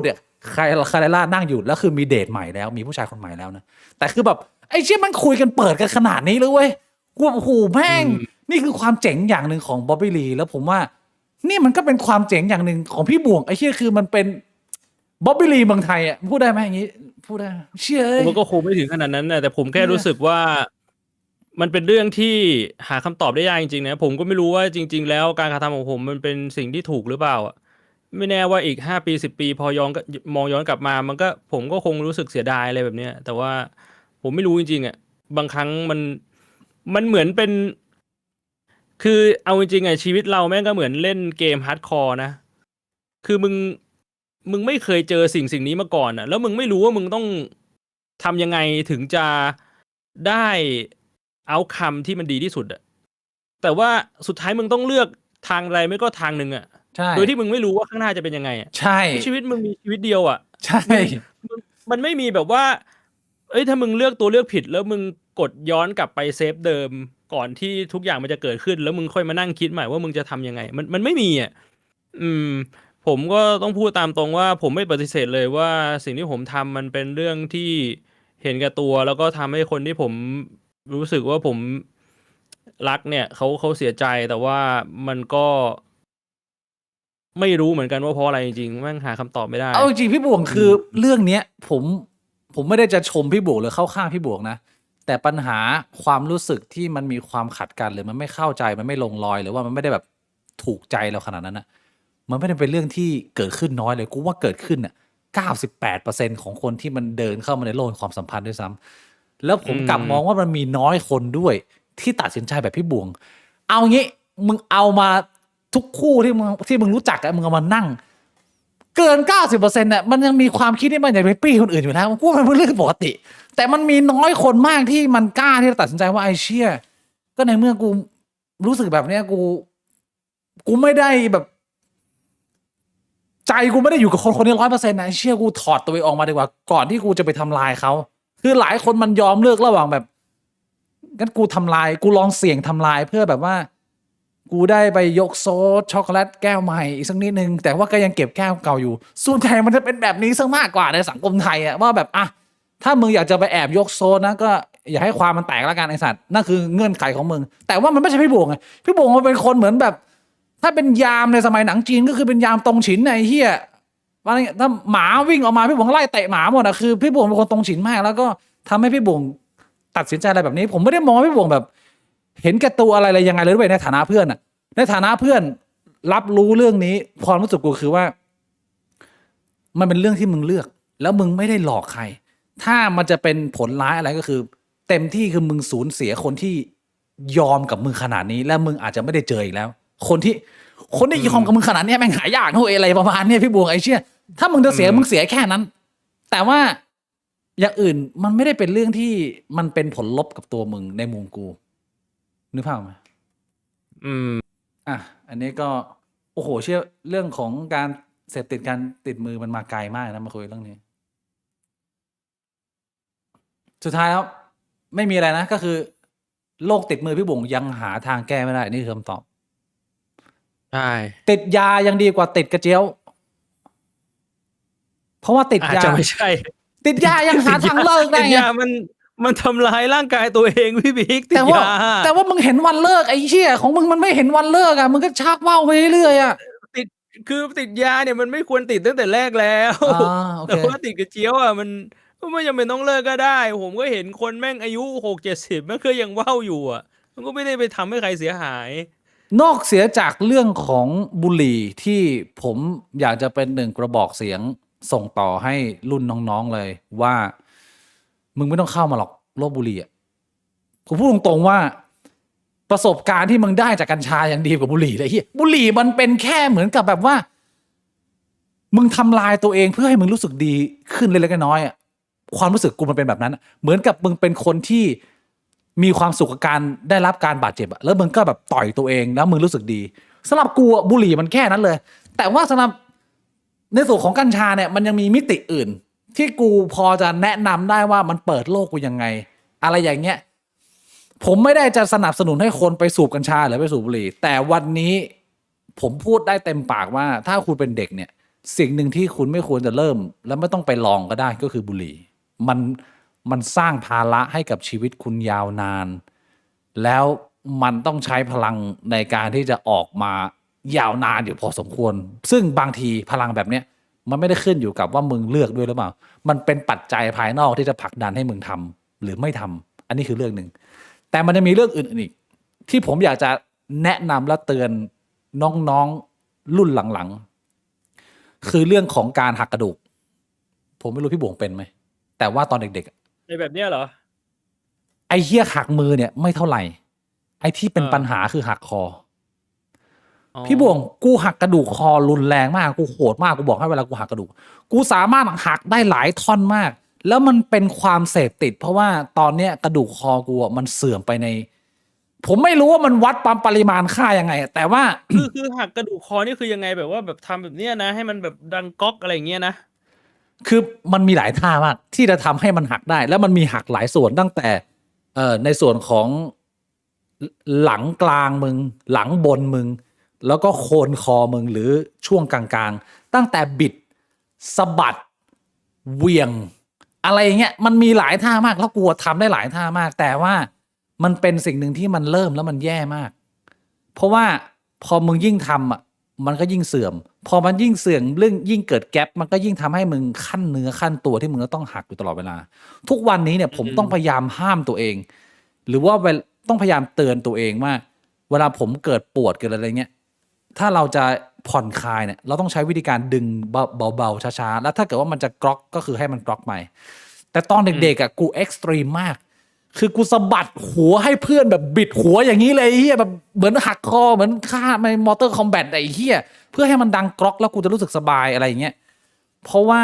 จุดเริ่มต้นมาจากไอ้เชี่ยดูหนังเฉินหลงนี่แหละแล้วสมัยก่อนเวลามันจะเข้าฉากแอคชั่นอะเฉินหลงก็จะแบบว่าหักมือใช่ไหมแต่ว่าตัวร้ายมันจะหักคอให้ผมมันจะหักคอกดไอ้เฮียว่านั่งหักอยู่บ้านนะงั้นรู้สึกว่าแม่งเท่ไอ้เฮียเป็นสิ่งหนึ่งที่ตัดสินใจผิดแล้วมันติดตัวมา20 ปีแล้วมันก็มีแต่จะเสื่อมมากขึ้นก็เลยอยากจะเตือนน้องๆว่าในช่วงเวลาที่กระดูกน้องมันยังไม่เสื่อมเนี่ยอย่าเข้ามาในโลกไอ้โลกของการหักกระดูกเนี่ยมันมีแต่แย่ลงกับแย่ลงอันนี้ผมเป็นอันนึงที่เตือนพี่บวงมีไหมอะไรที่เป็นพฤติกรรมไม่ดีตอนเด็กทำมาแล้วมันไอ้เฮี้ยไม่เริ่มเลยมันดีกว่าไม่มีนะมีแต่ชักว่าวเลยพี่บวงไม่มีเรื่องเดิมมาเล่นเกมชักว่าวเล่นเกมชักว่าว2 อย่างไอ้เหี้ยมันก็นั่งเล่นเกมอ่ะเกมชักว่าวเฮ้ยแต่ตะกี้มีคนถามน่าสนใจคือมีคนถามว่าแล้วพี่บวงไม่เคยลองสูบบุหรี่เหรอทำไมสูบแล้วไม่ติดผมก็ต้องบอกว่าผมเคยลองนะแต่ว่าผมไม่ติดไม่รู้เหมือนกันเนี่ยมันแค่ดูดแบบมวน2 มวนแล้วมันก็รู้สึกว่าแบบดูดทำไมวะมันสำหรับผมมันไม่ได้มีความแตกต่างอะไรเหมือนกินเหล้ามันเป็นอะไรที่เสียเวลามันไม่เหมือนกินเหล้าเท่าไหร่กินเหล้ามันรับรู้ถึงเอฟเฟกต์ได้เลยแต่ว่าสูบบุหรี่ผมสูบบุหรี่แล้วผมไม่รู้สึกว่าบุหรี่มันมาส่งผลอะไรกับร่างกายผมไม่เห็นข้อดีใช่ส่วนตัวผมนะมันก็เลยไม่ได้รู้สึกว่ามันต้องสูบไงแต่บางคนมันสูบแล้วมันผ่อนคลายมันรู้สึกมันส่งผลอะไรสักอย่างกับร่างกายเขามันก็เลยรู้สึกแบบอยากสูบต่อผมพูดได้เลยพี่บอกว่าความรู้สึกที่ดีของบุหรี่คือ ถ้ามัน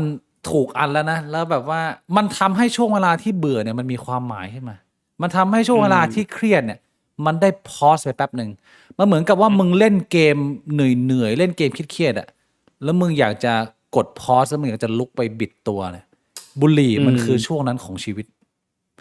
เวลาที่มึงได้ฮิตฮาร์ดแล้วมันถึงปอดมึงแล้วมันถึงปอดแล้วมึงได้พ่นออกมาเนี่ยไอ้เชี่ยคือยืนอยู่ตรงไหนยืนรอรถเนี่ยทุกอย่างมันสบายขึ้นไปเยอะมากกว่าแค่มึงยืนอยู่เฉยๆอันเนี้ยเป็นสิ่งหนึ่งที่ผมไม่ได้อยากจะมาขายข้อดีหรอกแต่ว่าในฐานะของคนที่สูบมา18 ปีต้องพูดอย่างนี้ว่านี่คือรสชาติของมันซึ่งมันแตกต่างกับสิ่งที่มึงได้จากแอลกอฮอล์สิ่งที่มึงได้จากกัญชามันคนละเรื่องกันเลยนะอีกอันนึงที่ซึ่งนั่นแหละผมไม่ได้มีความรู้สึกแบบนั้นไงตอนที่สูบนะมันก็เลยไม่ได้ทำให้ผมรู้สึกว่าผมต้องสูบมันไม่ได้ทำให้ผมติดพี่บวงไม่ติดอะไรเลยพี่บวงลองบุหรี่แล้วพี่บวงก็ไม่ติดพี่บวงลองกัญชาพี่บวงก็ไม่ติดพี่บวงลองเหล้าพี่บวงก็ไม่ติดพี่บวงไม่ติดเหี้ยเลยติดแต่ชักว่าวอย่างเดียวติดเกมชักว่าวแล้วก็ช็อกโกแลตมีคนโดเนทเข้ามาขอบคุณคุณ Daddy VIP 999ด้วยครับ Thank you ถามว่า Does e-cig more harmful than cig What's your POV ระหว่างบุหรี่ธรรมดากับบุหรี่แบบอะไร e-cigarette เขาเรียกว่าอะไรนะบุหรี่ไฟฟ้าพี่บิ๊กคิดว่าไงส่วนตัวเพราะผมไม่ใช้ทั้ง2 อย่างอยู่แล้วไงคือผมเป็นคนสูบบุหรี่คลาสสิกมากผม ในช่วงเวลา18 ปีที่ผ่านมาผมเอนจอยการสูบควันมากนะพี่บวงผมเดินทางไปลองบุหรี่บุหรี่จากทางอินเดียบุหรี่จีนบุหรี่ยุโรปยาสูบพื้นบ้านเชี่ยอะไรแปลกๆผมก็ดูดไปหมดอะบุหรี่พันมืออะไรอย่างเงี้ยแต่ว่าสิ่งหนึ่งที่ผมไม่ชอบคือไอเชี่ยอีซิกาเรตผมเคยลองของรุ่นน้องคำเดียวปุ๊บแล้วผมบอกเลยว่าชีวิตนี้กูอยู่กับโอ d สกูลอย่างเดียวเพราะว่าอีซิกาเรตอะมันไม่ตอบโจทย์ผมมันไม่ฮิต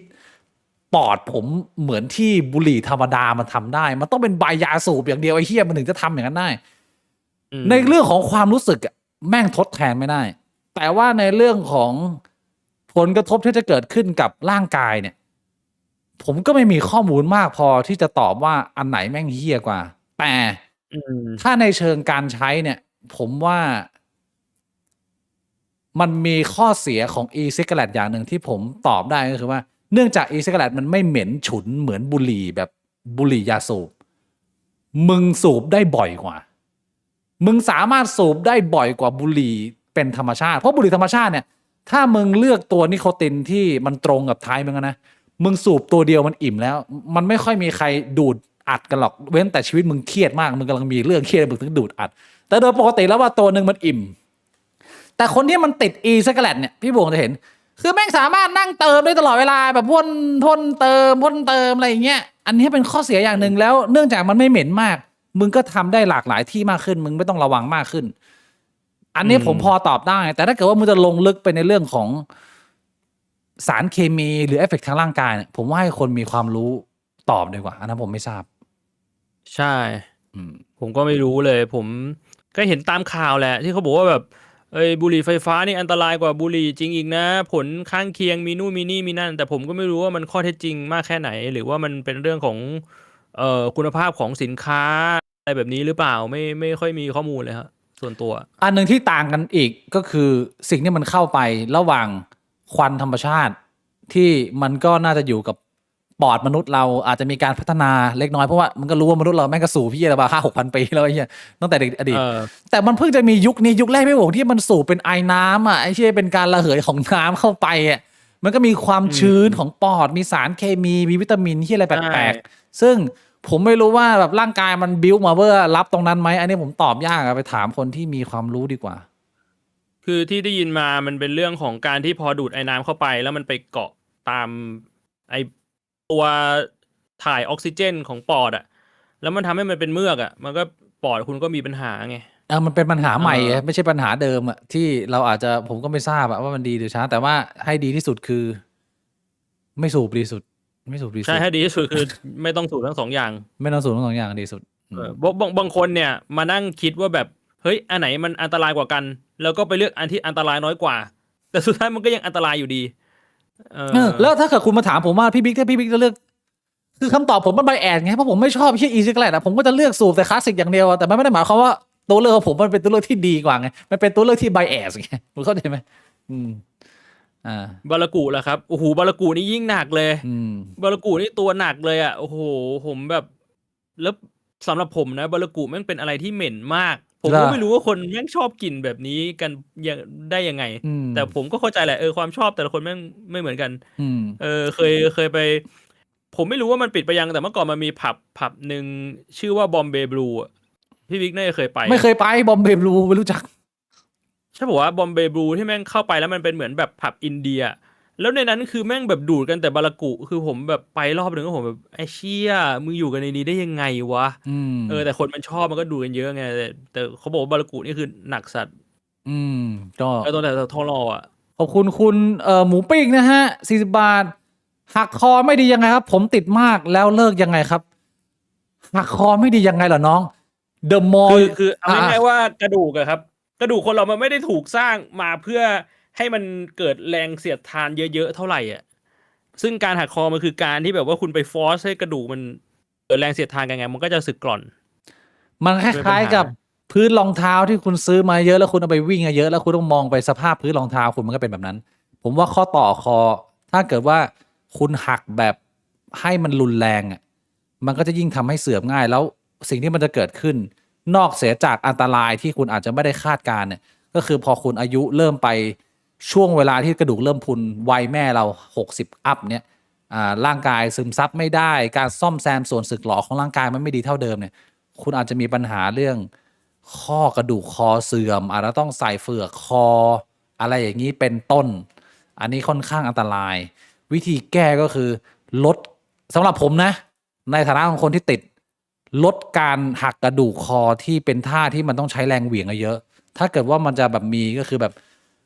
คุณเอ็กซ์ไซส์คุณแบบโยคะคุณบิดตัวแล้วมันดังอย่างนี้โอเคแต่อย่าไปฟอร์สหนักๆหรือไปเหวี่ยงหนัก ใช่ ๆพยายามระวัง อย่าใช้ เรื่องตรง ท่า นี้ ที่มันรุนแรง มันทำได้เท่านี้ อืม แล้วมันไม่ได้แค่เป็นเรื่องคอนะมันมีเรื่องของเส้นประสาทเรื่องของหลังเรื่องของสะบักเชี่ยอะไรเงี้ยเดี๋ยวอีกหน่อยนะมันจะปวดร้าวไปหมดเลย คอหลังบ่า คือบางทีถ้าไปทำผิดท่าเงี้ยแล้วมันไปกระทบกับเส้นประสาทแล้วเส้นประสาทอักเสบทีนี้แม่งเจ็บยาวเลย เนี่ยอันนี้ก็เป็นอีกเรื่องหนึ่งที่ผมอยากจะเตือน แล้วก็จริงๆอันนี้ไม่ใช่เรื่องต้องเตือนหรอก แต่ว่ามันก็เป็นเรื่องที่แปลกเวลาผมมาไต้หวันเนี่ยสิ่งหนึ่งที่ผมสังเกตเห็นก็คือคนรุ่นเราเนี่ยไอ้เชี่ยคือแบบต้องใช้คำว่า Gen F Gen Y นะ 80% แม่งใส่แว่นกันหมดกูไม่เข้าใจว่าทำไมมันเป็นค่านิยมหรือมันเป็นเฮียอะไรแต่พอกูแทร็กย้อนกลับไปจริงๆกูเป็นคนสายตาดีมากนะพี่บวงกูไม่จำเป็นต้องใช้แว่นเฮียอะไรเลยด้วยซ้ำแต่มันมีช่วงเวลาของกู1 ปีตอนประมาณประถมต้นตอนนั้นเนี่ยซูเปอร์แมนเพิ่งมาพี่บวงแล้วมันจะมีฉากซูเปอร์แมนแบบว่ายืนอยู่ข้างๆไอ้เหี้ยตู้โทรศัพท์อะแล้วแบบว่าเห็นเหล่าวานร้ายแล้วก็ถอดแว่นแล้วก็เข้าไปแปลงร่างเป็นซูเปอร์แมนอะแล้วคือพี่ชายกูเป็นคนสายตาสั้นเพราะว่าเขาชอบอ่านมังงะกูไม่มีโต๊ะเป็นของตัวเองกูไปวิ่งแทะหนูเหี้ยแดกไส้เดือนอยู่ตามดินตากูดีไงแล้วพี่กูชอบมาโชว์เป็นซูเปอร์แมนที่ว่าบอกว่าเนี่ยเขามีแว่นเขาสามารถถอดแว่นแล้วกลายเป็นซูเปอร์แมนมีปีกมาได้ไอ้สัตว์สิ่งที่กูทำคืออะไรรู้ไหมกูตื่นมาทุกเช้าอ่ะกูเปิดทีวีแล้วกูเอาหน้าไปติดทีวีเงี้ยเพราะกูหวังว่าสักวันหนึ่งอ่ะตากูมันจะเสียแล้วแม่กูจะพากูไปตัดแว่นกูทำอยู่อย่างเงี้ยปีหนึ่งไอ้เหี้ยคล้ายๆกระแดกนมข้นหวานอ่ะจนตามันเริ่มสั้นแล้วมันก็เริ่มเอียงเล็กน้อยกูก็เลยมีแว่นเป็นของตัวเองแต่จริงๆกูไม่ต้องทำก็ได้เฮ้ยเอ้ยไม่น่าโง่เลยไม่มีใครเตือนกูเตือนนะน้องๆเด็กๆนะอย่าไปทำลายตาตัวเองนะไอ้เหี้ยไอ้ค่านิยมของคนเจนวายที่ต้องมีแว่นใส่แล้วดูฉลาดอ่ะเป็นเรื่องที่โง่มากไอ้สาตามึงดีๆดีอยู่แล้วไอ้เหี้ย ไม่บางคนเขาอาจจะแบบว่าเป็นเทรนด์เขาใส่แว่นแบบไม่มีเลนส์หรือเปล่าแค่ใส่ให้ดูเหมือนใส่แว่นแต่ก็สายตาปกติก็มีอันนั้นนะแต่ว่าอันนี้ผมพูดถึงไอ้คนที่มันทำให้ตาเสียแฟนกูบ้านแฟนกูเพื่อนแฟนกูนะไอ้เชี่ยมานั่งถ่ายรูปกันนะแม่งสายแว่นทุกคนไอ้สัตว์กูถามมึงคือยังไงมึงไม่สามารถมีความรู้เรื่องของการวางไลติ้งในห้องได้เลยเหรอบ้านมึงจะต้องนอนอ่านหนังสือกันบนพื้นแล้วแสงไม่พอแล้วตาเสียกันหมดตาแม่ง400-500กันทุกคนไอ้เชี่ยเป็นเหมือนแฟชั่นอะแต่ว่าไม่ใช่คือตามันเสียกันจริงๆเป็นเจเนอเรชันหนึ่งไปเลยที่ไต้หวันอะ คือบางทีอาจจะเพราะว่าเขาอ่านหนังสือแล้วเขาแบบว่าสมาธิจดจ่อเปล่าแบบอ่านหนังสือนานๆบางทีแบบตอนแรกๆแม่งอ่านอยู่ไกลๆแล้วแม่งก็ค่อยๆเข้าไปใกล้ๆเรื่อยๆโดยที่แบบเราไม่รู้ตัวว่าเรากำลังจดจ่ออยู่กับการอ่านหนังสืออ่ะก็คือถ้าเกิดว่าไฟมันสว่าง แบบแข่งขันเรียนอ่ะถ้าไฟมันสว่างพอมันก็โอเคพี่บวงแต่ว่าสมัยก่อนมันจะมีไฟกลางห้องแค่ดวงเดียวไอ้เชี่ยแล้วมึงอยู่กันแบบเป็นครอบครัวใหญ่ในตึกแถวอะก็คือแบบมุมใครมุมมันนะตัวมึงก็บังหนังสือด้วยแม่งก็ยิ่งเพ่งเข้าไปใหญ่คล้ายตาระเบิดไอ้เชี่ยแต่ว่าแม้ผมจะพยายามทำลายตาตัวเองมาปีนึงแต่ทุกวันนี้ก็ผมก็ไม่ใส่แว่นนะผมเป็นคนไม่ชอบใส่แว่นไง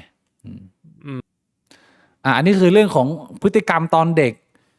เรื่องที่ผมอยากจะมาให้กำลังใจทุกคนสิ่งที่มันเกิดขึ้นในอาทิตย์นี้นะเดี๋ยวเราไปคุยเรื่องข่าวเล็กน้อยแต่ว่าพักเยี่ยวนิดนึงพี่บงจะไปฉี่ไปแล้วพี่บงจะนั่งคุยกับทั้งบ้านไปฉี่ก่อนก็ได้พักฉี่แป๊บนึงนะเดี๋ยวมีข่าวไม่เยอะมากหรอกแต่ก็เป็นเรื่องที่ผู้คนพบเห็นกันนะพักแป๊บนึง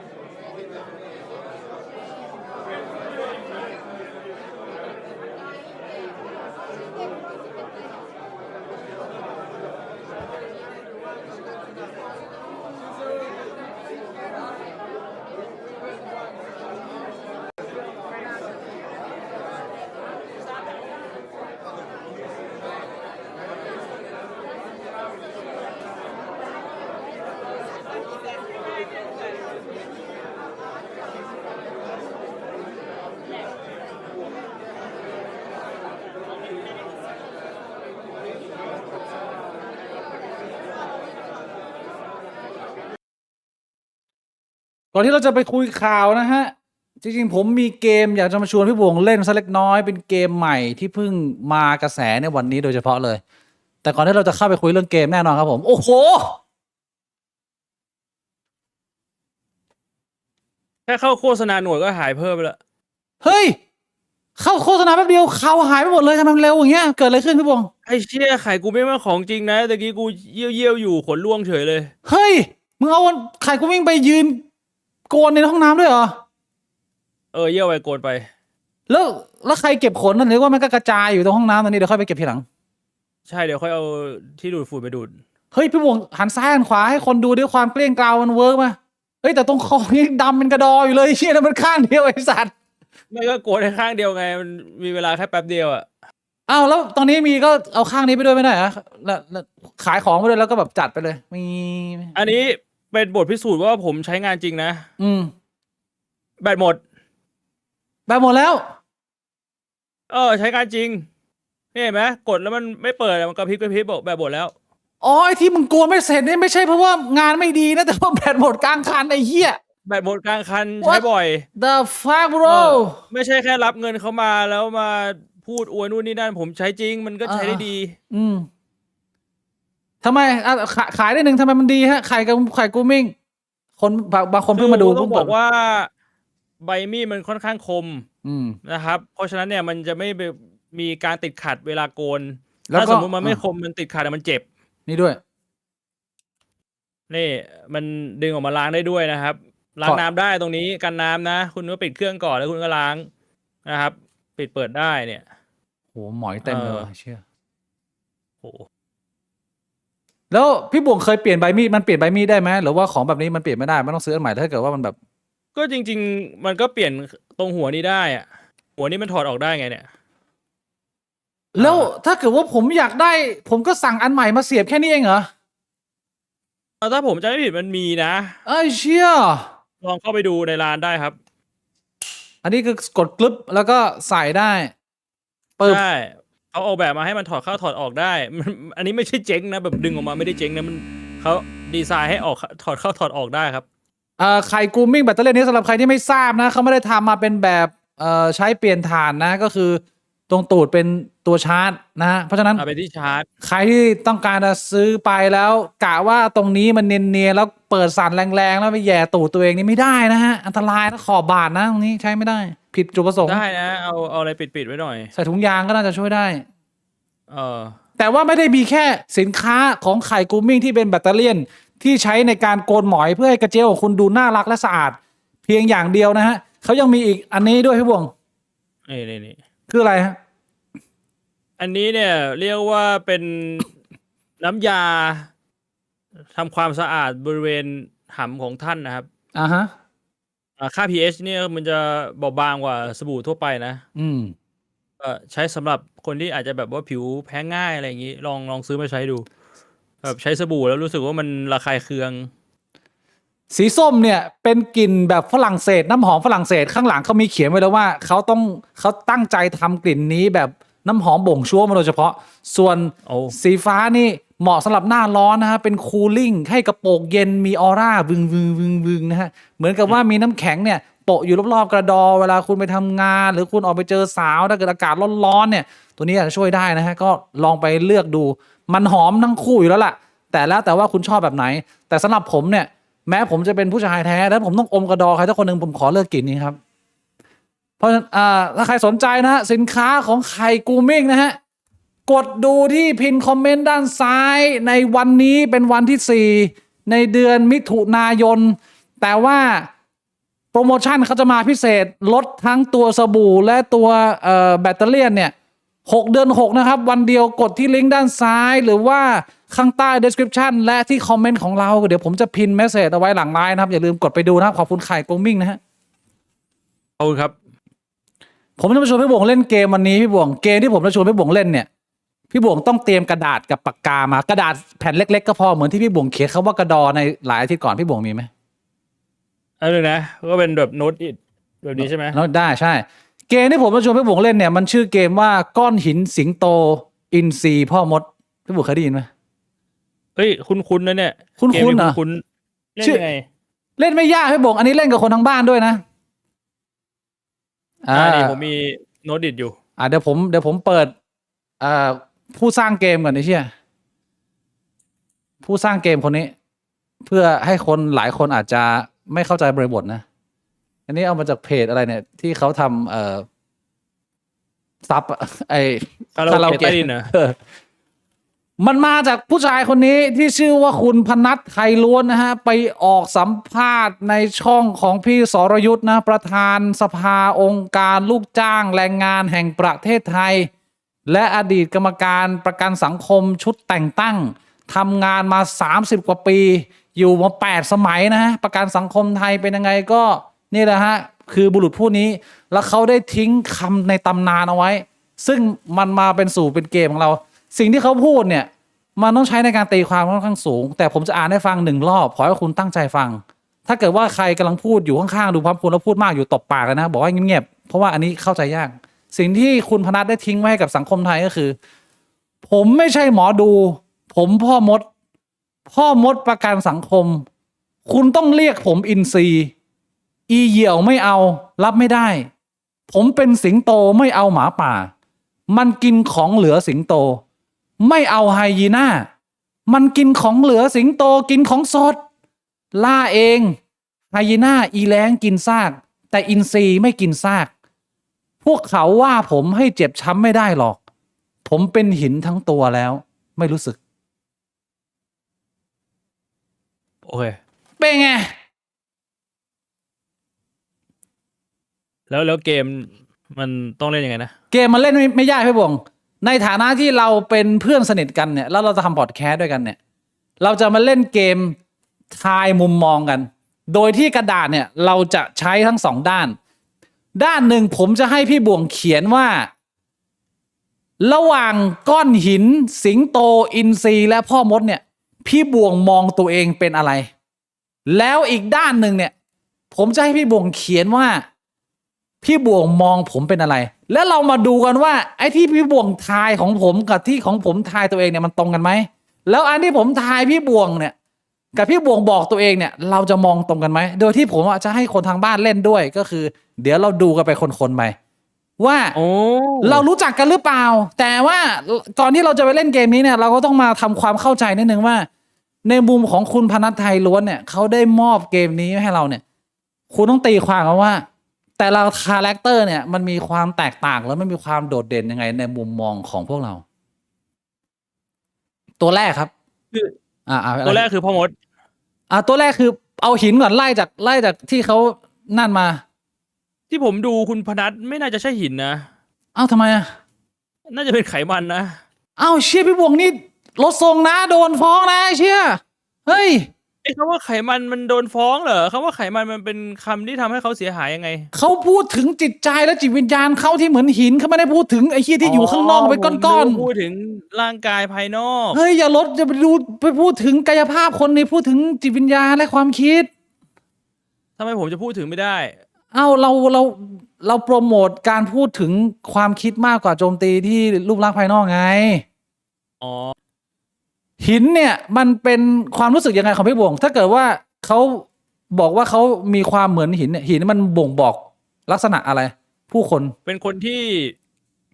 นิ่งเป็นคนที่ไม่มีใครมาทำอะไรเขาได้ด้วยคำพูดเพราะฉะนั้นถ้าผมบอกว่าเฮ้ยคุณอาจจะไม่ใช่หินแต่เป็นไขมันถ้าเขาเป็นหินจริงเขาก็ต้องไม่รู้สึกอะไรใช่ถูกต้องได้ผมมองความหมายของหินผมมองเหมือนกันหินนี่เป็นตัวแทนของความนิ่งความอดทนแล้วก็การอยู่รอดนะฮะต่อไปตัวที่2ฮะสิงโตนี่แทนอะไรสำหรับพี่บ่วงมันภาพมันคืออะไรสิงโตมันแทนความเป็นคนที่เป็นผู้นำเป็นคนที่ปกครองเป็นคนที่มีความน่าเกรงขามไหมได้อันนี้มองเหมือนกันความกล้าหาญความแข็งแกร่งหรือสัญลักษณ์แห่งอำนาจหลายราชวงศ์ในอดีตหลากหลายประเทศเนี่ยก็จะมีสัญลักษณ์ของสิงโตหรือราชวงศ์อังกฤษอะไรเงี้ยนะหรือฟุตบอลอะไรเงี้ยตัวที่3อินซีฮะพูดถึงอินซีนี่อะไรคือสัญลักษณ์หรือความรู้สึกของอินซีพี่บองสำหรับผมอินซีมันเป็นเหมือนความภูมิใจ เขาภูมิ อินทรีย์มัน ใจ เป็นสัญลักษณ์ของความภูมิใจความสง่างามอะไรแบบเนี้ย ก็ได้นะ แต่ว่า เออ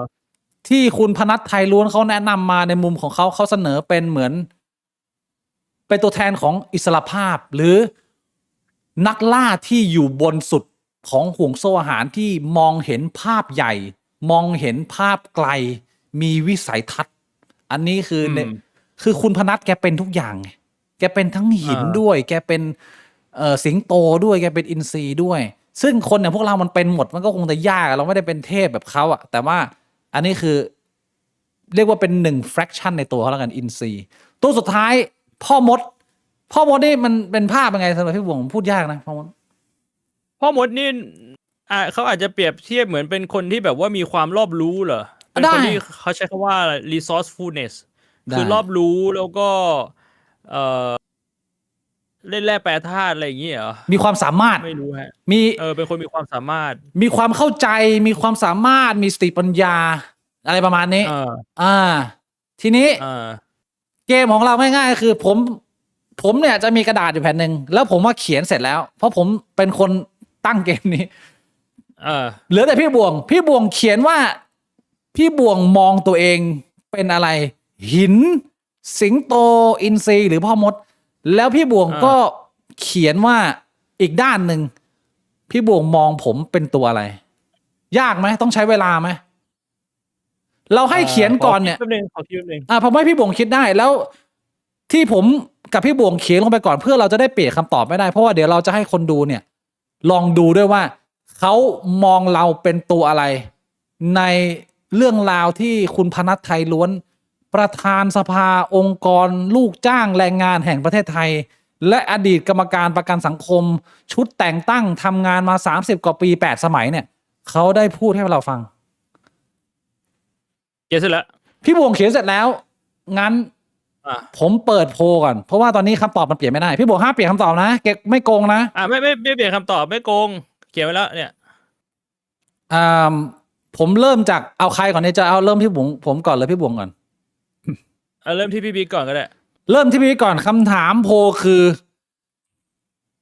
พี่บิ๊กเหมาะกับตัวละครไหน1ก้อนหิน2สิงโต3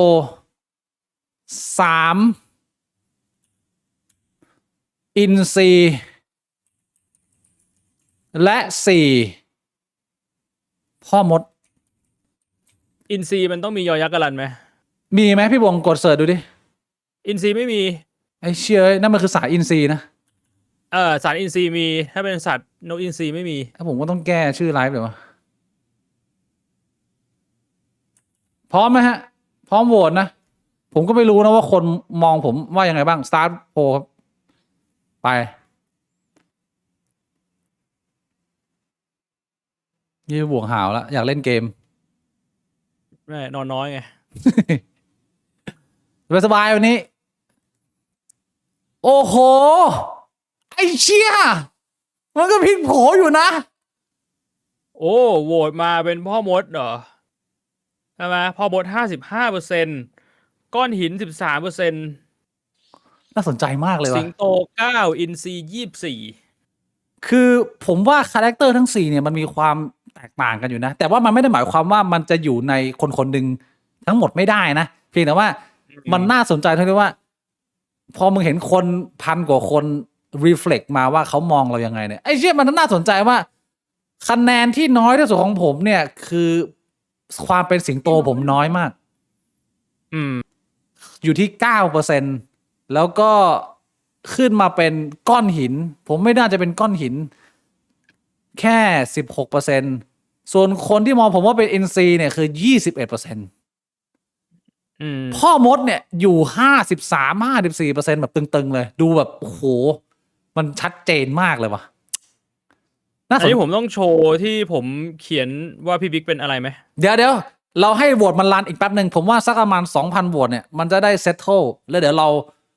มาคุยเรื่องของผมก่อนแล้วเดี๋ยวค่อยไปพี่บวงค่อยๆไปแล้วดูว่า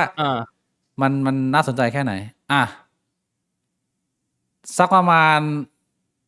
อันนี้ผมถามพี่บวงก่อน พี่บวงมองต่างกับทางบ้านไหม ไม่ต่าง เล นี่ ย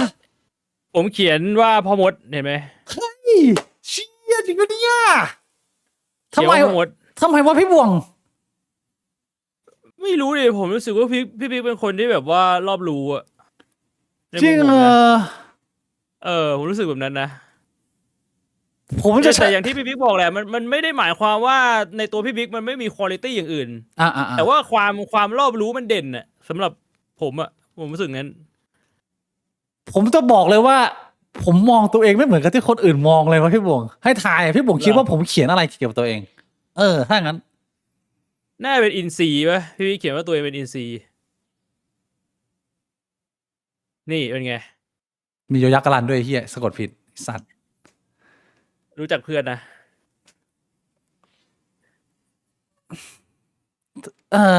สาเหตุที่ผมเลือกบอกว่าตัวเองเป็นอินซีย์ก็พอผมนึกถึงพ่อมดอะผมรู้สึกว่า ผมไม่เหมาะกับการเป็นคนที่เรียกว่าเป็นคนมีสติปัญญาแล้วรู้ ผมรู้สึกว่าผมเป็นคน observer ตลอด ผมมีคนที่เป็นคนแถวหน้าที่ผมให้การยอมรับว่าเขาเป็นคนมีความรู้ความสามารถ แล้วผมก็รับฟังความคิดเห็นหรือคำแนะนำเขาตลอด แต่ผมจะเป็นคนหนึ่งที่ตั้งแต่เด็กๆมาจนถึงตอนนี้เนี่ยสิ่งที่ผมแวลูมากคืออิสรภาพ การที่เราได้เห็นทุกๆอย่าง อันเนี้ยเป็นสิ่งหนึ่งที่ผมรู้สึกว่ามันเป็นตัวแทนผมมาก ซึ่งมันต่างและมันน่าสนใจกับที่หลายๆคนมา แต่ก็ยังดีอย่างน้อยที่อินซีมันบวกเป็นเบอร์ 2 พี่วง22 คะแนน 22%คือสำหรับผมเนี่ยผมไม่ได้มองว่ามันเป็นเรื่องของแบบว่าในคำว่ารอบรู้เนี่ยมันไม่ได้หมายถึงแบบฉลาดหรือว่ารู้เรื่องทุกอย่างไปหมด แต่ว่ามันมีคุณภาพอย่างหนึ่งของพี่บิ๊กที่ผมมองว่ามันคล้ายๆกับพ่อมดก็คือไอ้แล้วผมก็เพิ่งมาเข้าใจว่าทำไมพี่บิ๊กถึงเป็นคนแบบนี้ ก็ตอนที่พี่บิ๊กเล่าถึงเรื่องของแปะกีให้ฟัง คือผมมาอยู่กับพี่บิ๊กมาตั้งแต่ตอนเป็นวัยรุ่นใช่ไหมผมรู้สึกว่าพี่บิ๊กมันมีความเป็น perfectionist มาก เวลาผมทำงานกลุ่มหรือผมต้องทำงานอะไรร่วมกับพี่บิ๊กผมจะเป็นคนที่แบบโอเคผมทำแล้วผมรู้สึกว่าแบบอันเนี้ยโอเคแล้วแต่พี่บิ๊กมันจะมีอารมณ์แบบว่าไม่ได้มันสุดได้กว่านี้ แล้วเขาก็จะไปหาวิธีเข้ามาว่าแบบมันต้องทำอย่างนั้นทำอย่างนี้มันถึงจะแบบไปได้ดีกว่านี้อันนี้มันเป็นสิ่งที่ทำให้ผมรู้สึกว่ามันมี quality ของแบบ resourcefulness คำเนี้ยมันไม่เชิงเป็นคำว่ารอบรู้หรือแบบฉลาดทุกเรื่องแต่มันคือความพยายามที่เราจะหาข้อมูลต่างๆมาเพื่อพัฒนาอะไรสิ่งต่างๆแบบเนี้ยไอเชี่ยมัน เป็นสิ่งที่ผมรู้สึก ผมชอบตรงที่ว่าบางทีเรื่องแบบเนี้ยเราไม่ได้มานั่งคุยกัน แล้วเราไม่รู้ว่าคนอื่นมันคิดอะไรกันยังไง แล้วเราก็คิดว่าเรามองตัวเองแบบนี้มันจะเหมือนกับที่คนอื่นเขามองเรา แล้วผมว่ามันน่าสนใจที่พี่บุ๋งอธิบาย ผมไม่เคยมองตัวเองในมุมนั้นเลย เพราะว่าไอสิ่งที่ผมทำไปมันเป็นเหมือนทำไปด้วยสัญชาตญาณนะพี่บุ๋งแต่ว่ามันไม่ได้เป็นสิ่งที่เราโหยหา ซึ่งมันน่าสนใจพี่บุ๋งมองผมจากสิ่งที่ผมเป็น แต่ผมมองตัวเองจากสิ่งที่ผมอยากเป็น หรือสิ่งที่ผมให้แวลูมากกว่า อะไรประมาณเนี้ยอันนี้คือความต่างดีมากคะแนนไม่เปลี่ยนนะพ่อมดอันดับ 1พี่บวงตอบตรงคนอื่นเลยผมต้องตอบตรงเพราะว่าเฮียกลัวเพื่อเป็นการสรุปนะอินซีอันดับ 2 21%ก้อนหิน 17% แล้วก็สิงโต 10% ของผมเอ็นโพของผมละต่อไปเป็นพี่บวงเอ้ยทำโพใหม่ไม่ได้เหรอได้ดิทำอันนี้พี่บวงเหมาะกับตัวละครไหนข้อแรกก้อนกระเจียวข้อที่ 2สิงโตข้อที่ 3อินทรีแบบไม่มียักษ์กลันและข้อที่ 4พ่อมดสตาร์ทโพครับ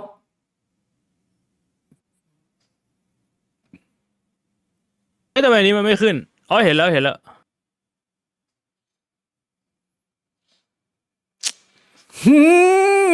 น่าสนใจ400 โหวต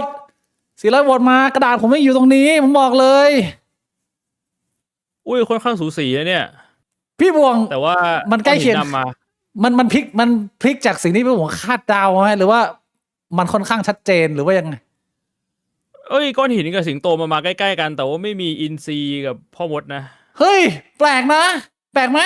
หรือไม่แปลกผมใจว่าไม่แปลกนะผจริงเหรอมว่าไม่แปลกเท่าไหร่ที่อินทรีมันจะน้อยส่วนพ่อมดมันก็เข้าใจได้แต่ว่าสิงโตกับก้อนหินเหรอใกล้ๆกัน 1,300โหวตใกล้ๆผมละสักประมาณ1,500เนี่ยเดี๋ยวผมจะเริ่มเปิดละอ้าวเฮียมันค้างละมันไม่คะแนนมันไม่เพิ่มแล้ว นี่ก็1,400แล้วนะ 1,400แล้วคะแนนไม่น่าจะพลิกแล้ว ผลโหวต โห ก้อน ถือว่าใกล้นะถือว่าใกล้ ก้อนหิน 48%สิงโต 37%อินทรีกับพ่อมดอยู่ที่ประมาณ 7-8% ซึ่งคำตอบของผมก็คือ เชี่ยตรงกันหมดเลยนะอันนี้ แสดงว่าผมเป็นคนแบบว่าง่ายๆ ดูง่าย ไอเชี่ยพี่บ่วงเป็นก้อนหินนะฮะทำไมพี่บ่วง ผมปิดโหวตเลยนะ เพราะว่าคะแนนมันไม่เปลี่ยนละมัน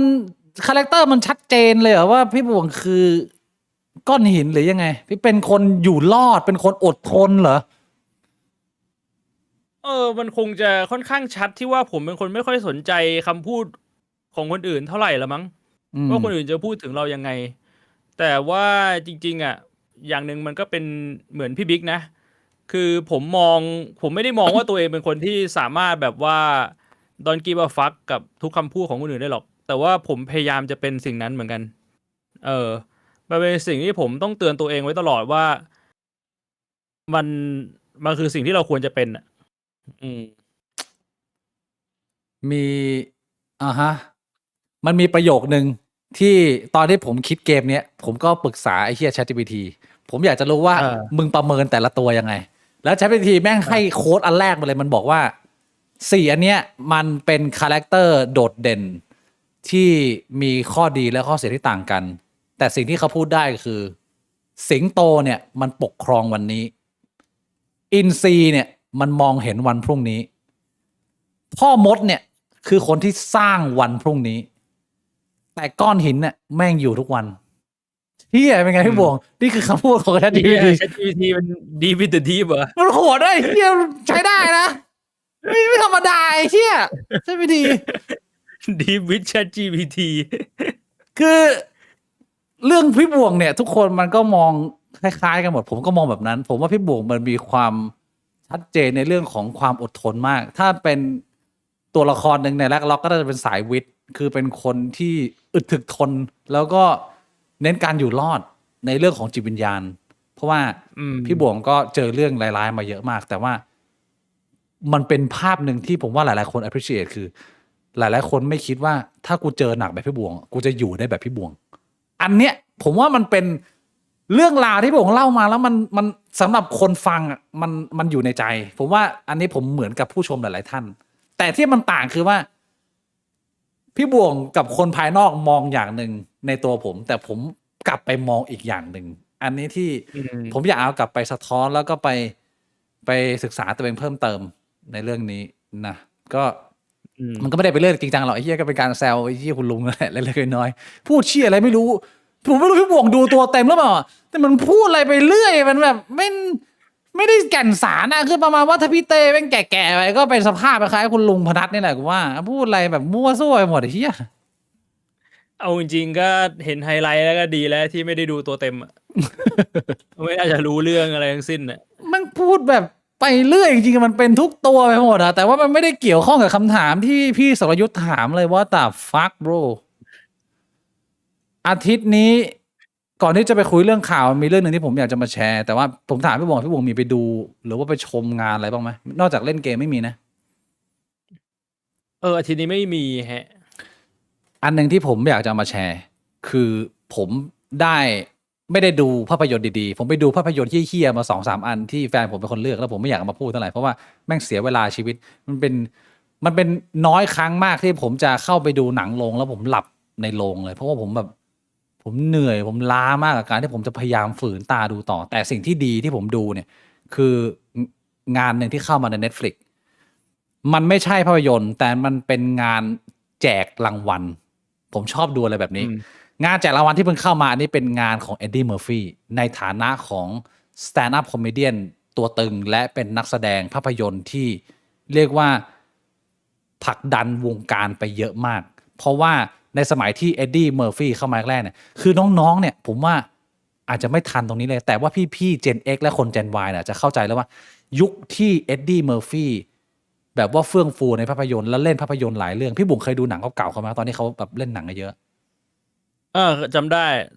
ช่วงนั้นแม่งออกมาแบบว่าปีนึงหลายเรื่องเอ็ดดี้เมอร์ฟี่เรื่องที่ตึงๆในสมองผมเลยนะคือNutty Professor เล่นเป็นศาสตราจารย์อ้วนๆแล้วกินยาให้ตัวเองผอมพี่บุ๋มเคยเห็นไหมไม่เคยเห็นนะ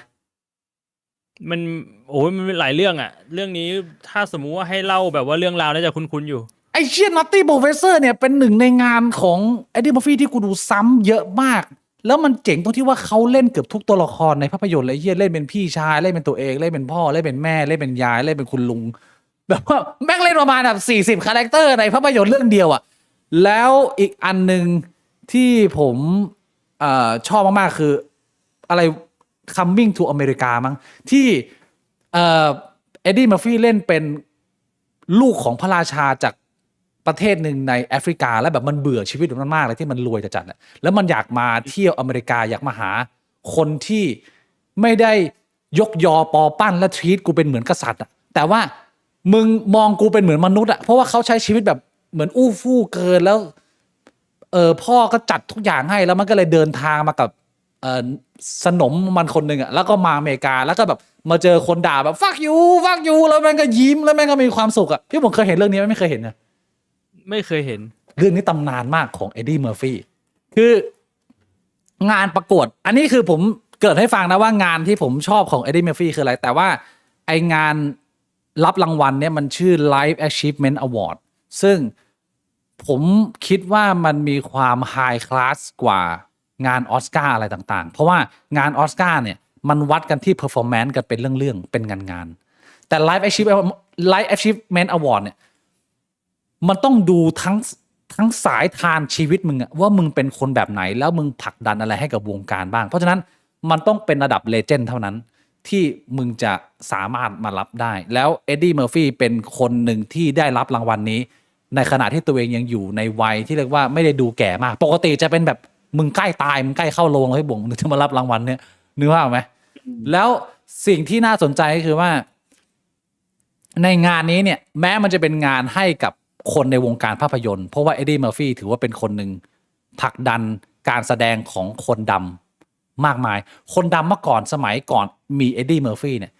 มาเล่นเนี่ยมึงยัง acting มึงยังมีความเป็นกล้ากลัวๆหรือมึงยังมองตัวเองเป็นเหมือนคนพลเมืองชั้น2มึงยังมองตัวเองเป็นเหมือนคนดำพูดง่ายๆเป็นทาสไอ้เชี่ยแต่ว่าเอ็ดดี้เมอร์ฟี่เป็นคนดำคนแรกที่เข้ามาในวงการภาพยนตร์แล้วเล่นตลกแล้วกล้าแซวคนอื่นกล้าเล่นแรง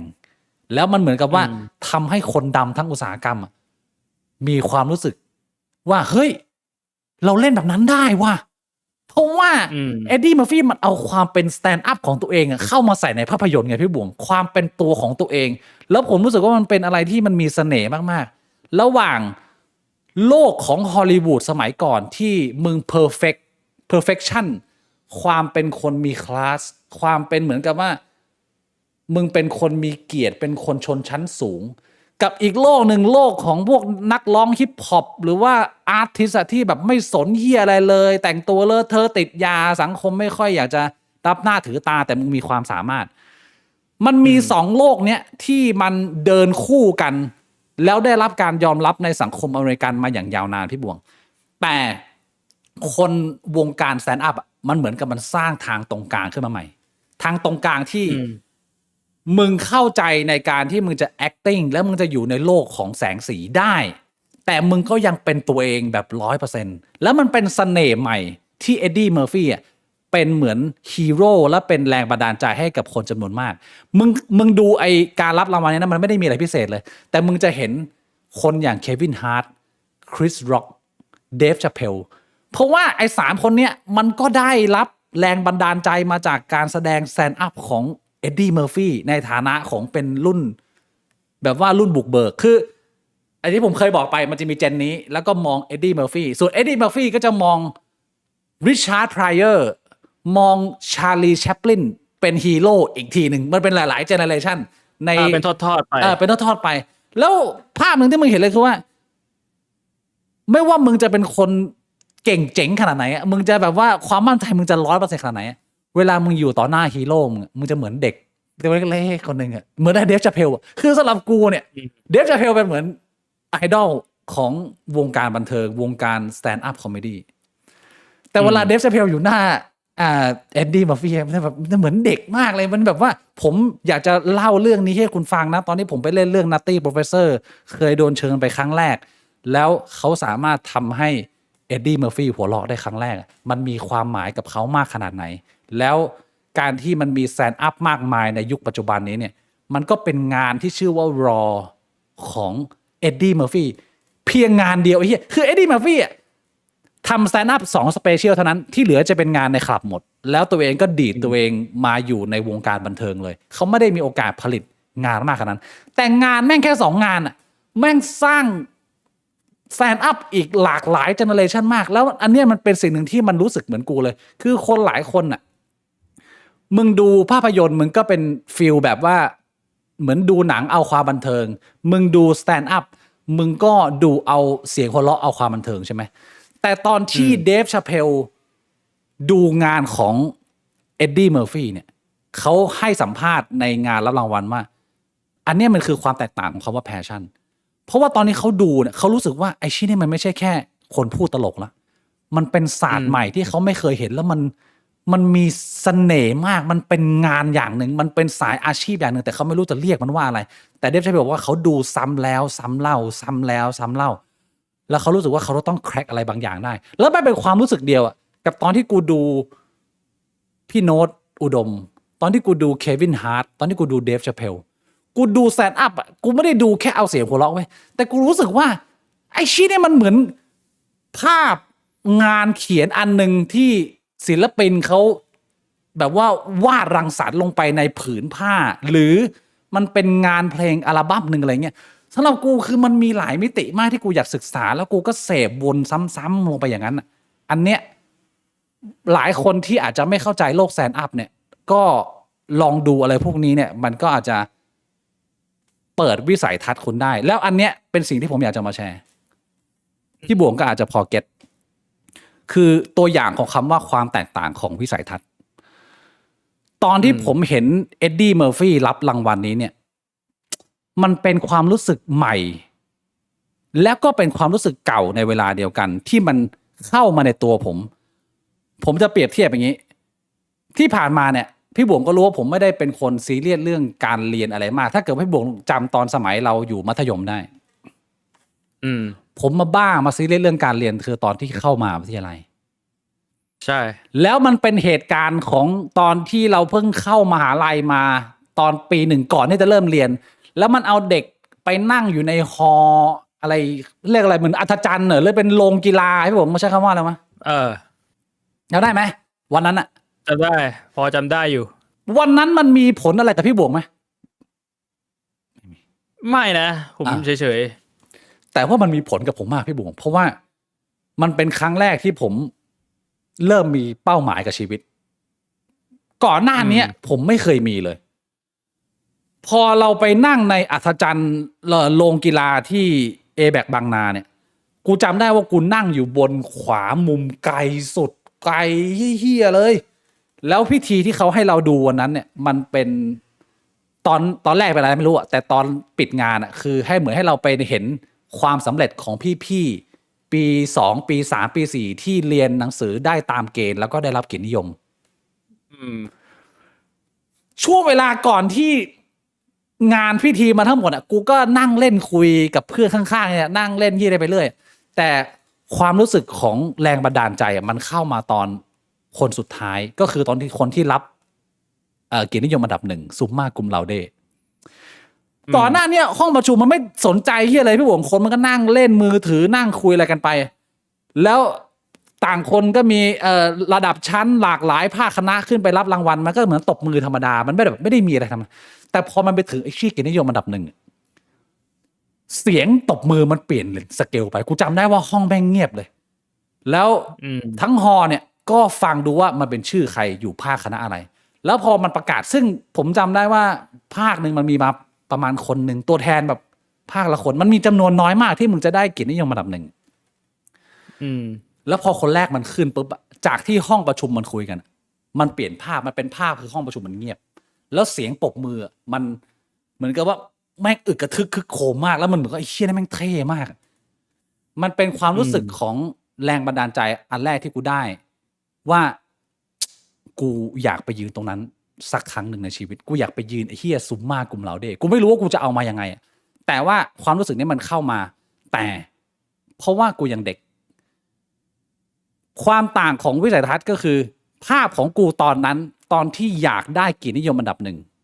กับตอนนี้กูในวัย36นั่งดู Netflix อยู่บ้านแล้วเห็นเอ็ดดี้เมอร์ฟี่รับรางวัล Life Achievement Award คือมันเป็นความรู้สึกว้าวเหมือนกันพี่บ่วงแต่ผมมานั่งถามตัวเองแล้วก็ตกผลึกได้ว่ามันมีความต่างอยู่ก็คือวิสัยทัศน์เรามันเปลี่ยนไปเยอะมากเราเติบโตเยอะมากแล้วความต่างก็คือตอนเด็กเนี่ยสิ่งที่ผมโฟกัสมันคือผลลัพธ์ผมอยากได้แค่ผลลัพธ์ผมอยากได้การชื่นชมผมอยากได้ถ้วยรางวัลของเกียรตินิยมแล้วผมไม่สนอย่างอื่นเลยว่าผมจะทำยังไงแต่ตอนโตเนี่ยพอผมเห็นเอ็ดดี้เมอร์ฟี่รับรางวัลแล้วความคิดมันเปลี่ยนไปเพราะว่ามันทำให้เราเกิดแพชชั่นนะพี่บวงมันทำให้ผมอยากกลับเข้าไปในโลกของการฝึกฝนหรือทำสแตนด์อัพหรือเป็นคนในวงการบันเทิงเนี่ยแต่ผมไม่ได้ต้องการไอ้เชี่ยถ้วยรางวัล Life Achievement Award เหมือนเอ็ดดี้เมอร์ฟี่ไงผมนั่งคิดอยู่ทั้งคืนว่าเขาทำยังไงเขาถึงได้อย่างนั้นสิ่งที่ผมสนใจแล้วมันเป็นเป้าหมายคือเขาต้องทำอะไรบ้างเขาต้องวางตัวยังไงบ้างหรือเขาต้องผ่านอะไรไปบ้างกว่าเขาจะได้จุดนั้นเนี่ย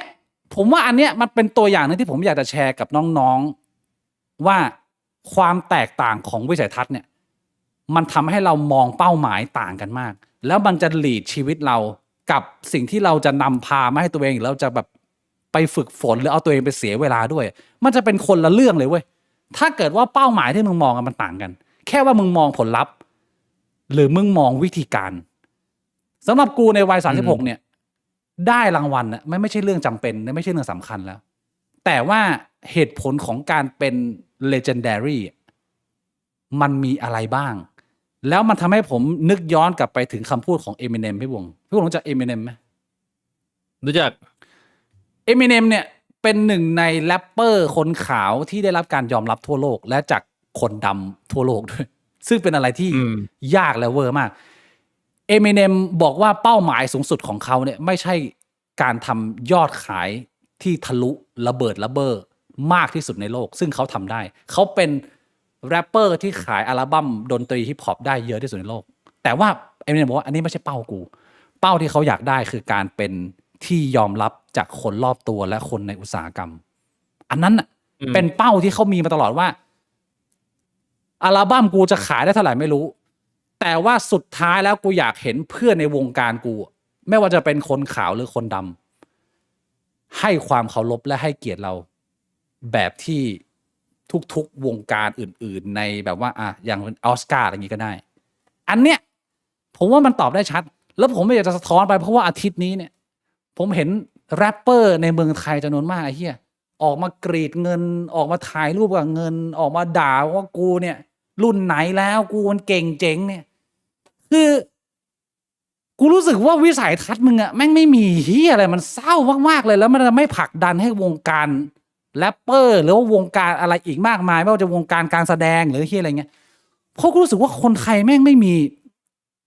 วิสัยทัศน์ที่ดีเลยแม่งมองที่อะไรสั้นๆกระจอกมากๆจะมีแต่แบบอวดเงินเพลงก็ไม่เพราะแล้วก็ด่าที่อะไรไปเรื่อยมันเศร้าพี่บ่วงไอ้เชี่ยกูเลยอยาก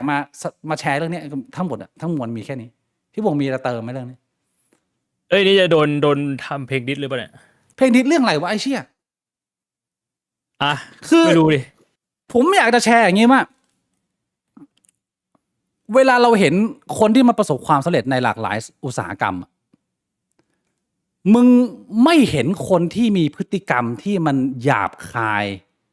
กับทุกๆคนไปเรื่อยมึงไม่มีทางขึ้นไปจุดสูงสุดได้ในชีวิตในมุมกูคิดแบบนั้นหรือพี่บ่งคิดต่าง มันก็คงจะขึ้นอยู่กับอุตสาหกรรมหรือว่า culture ของสิ่งนั้นละมั้งเพราะว่าการดิสกันหรือว่าการทำอะไรแบบนี้มันเป็นวัฒนธรรมของ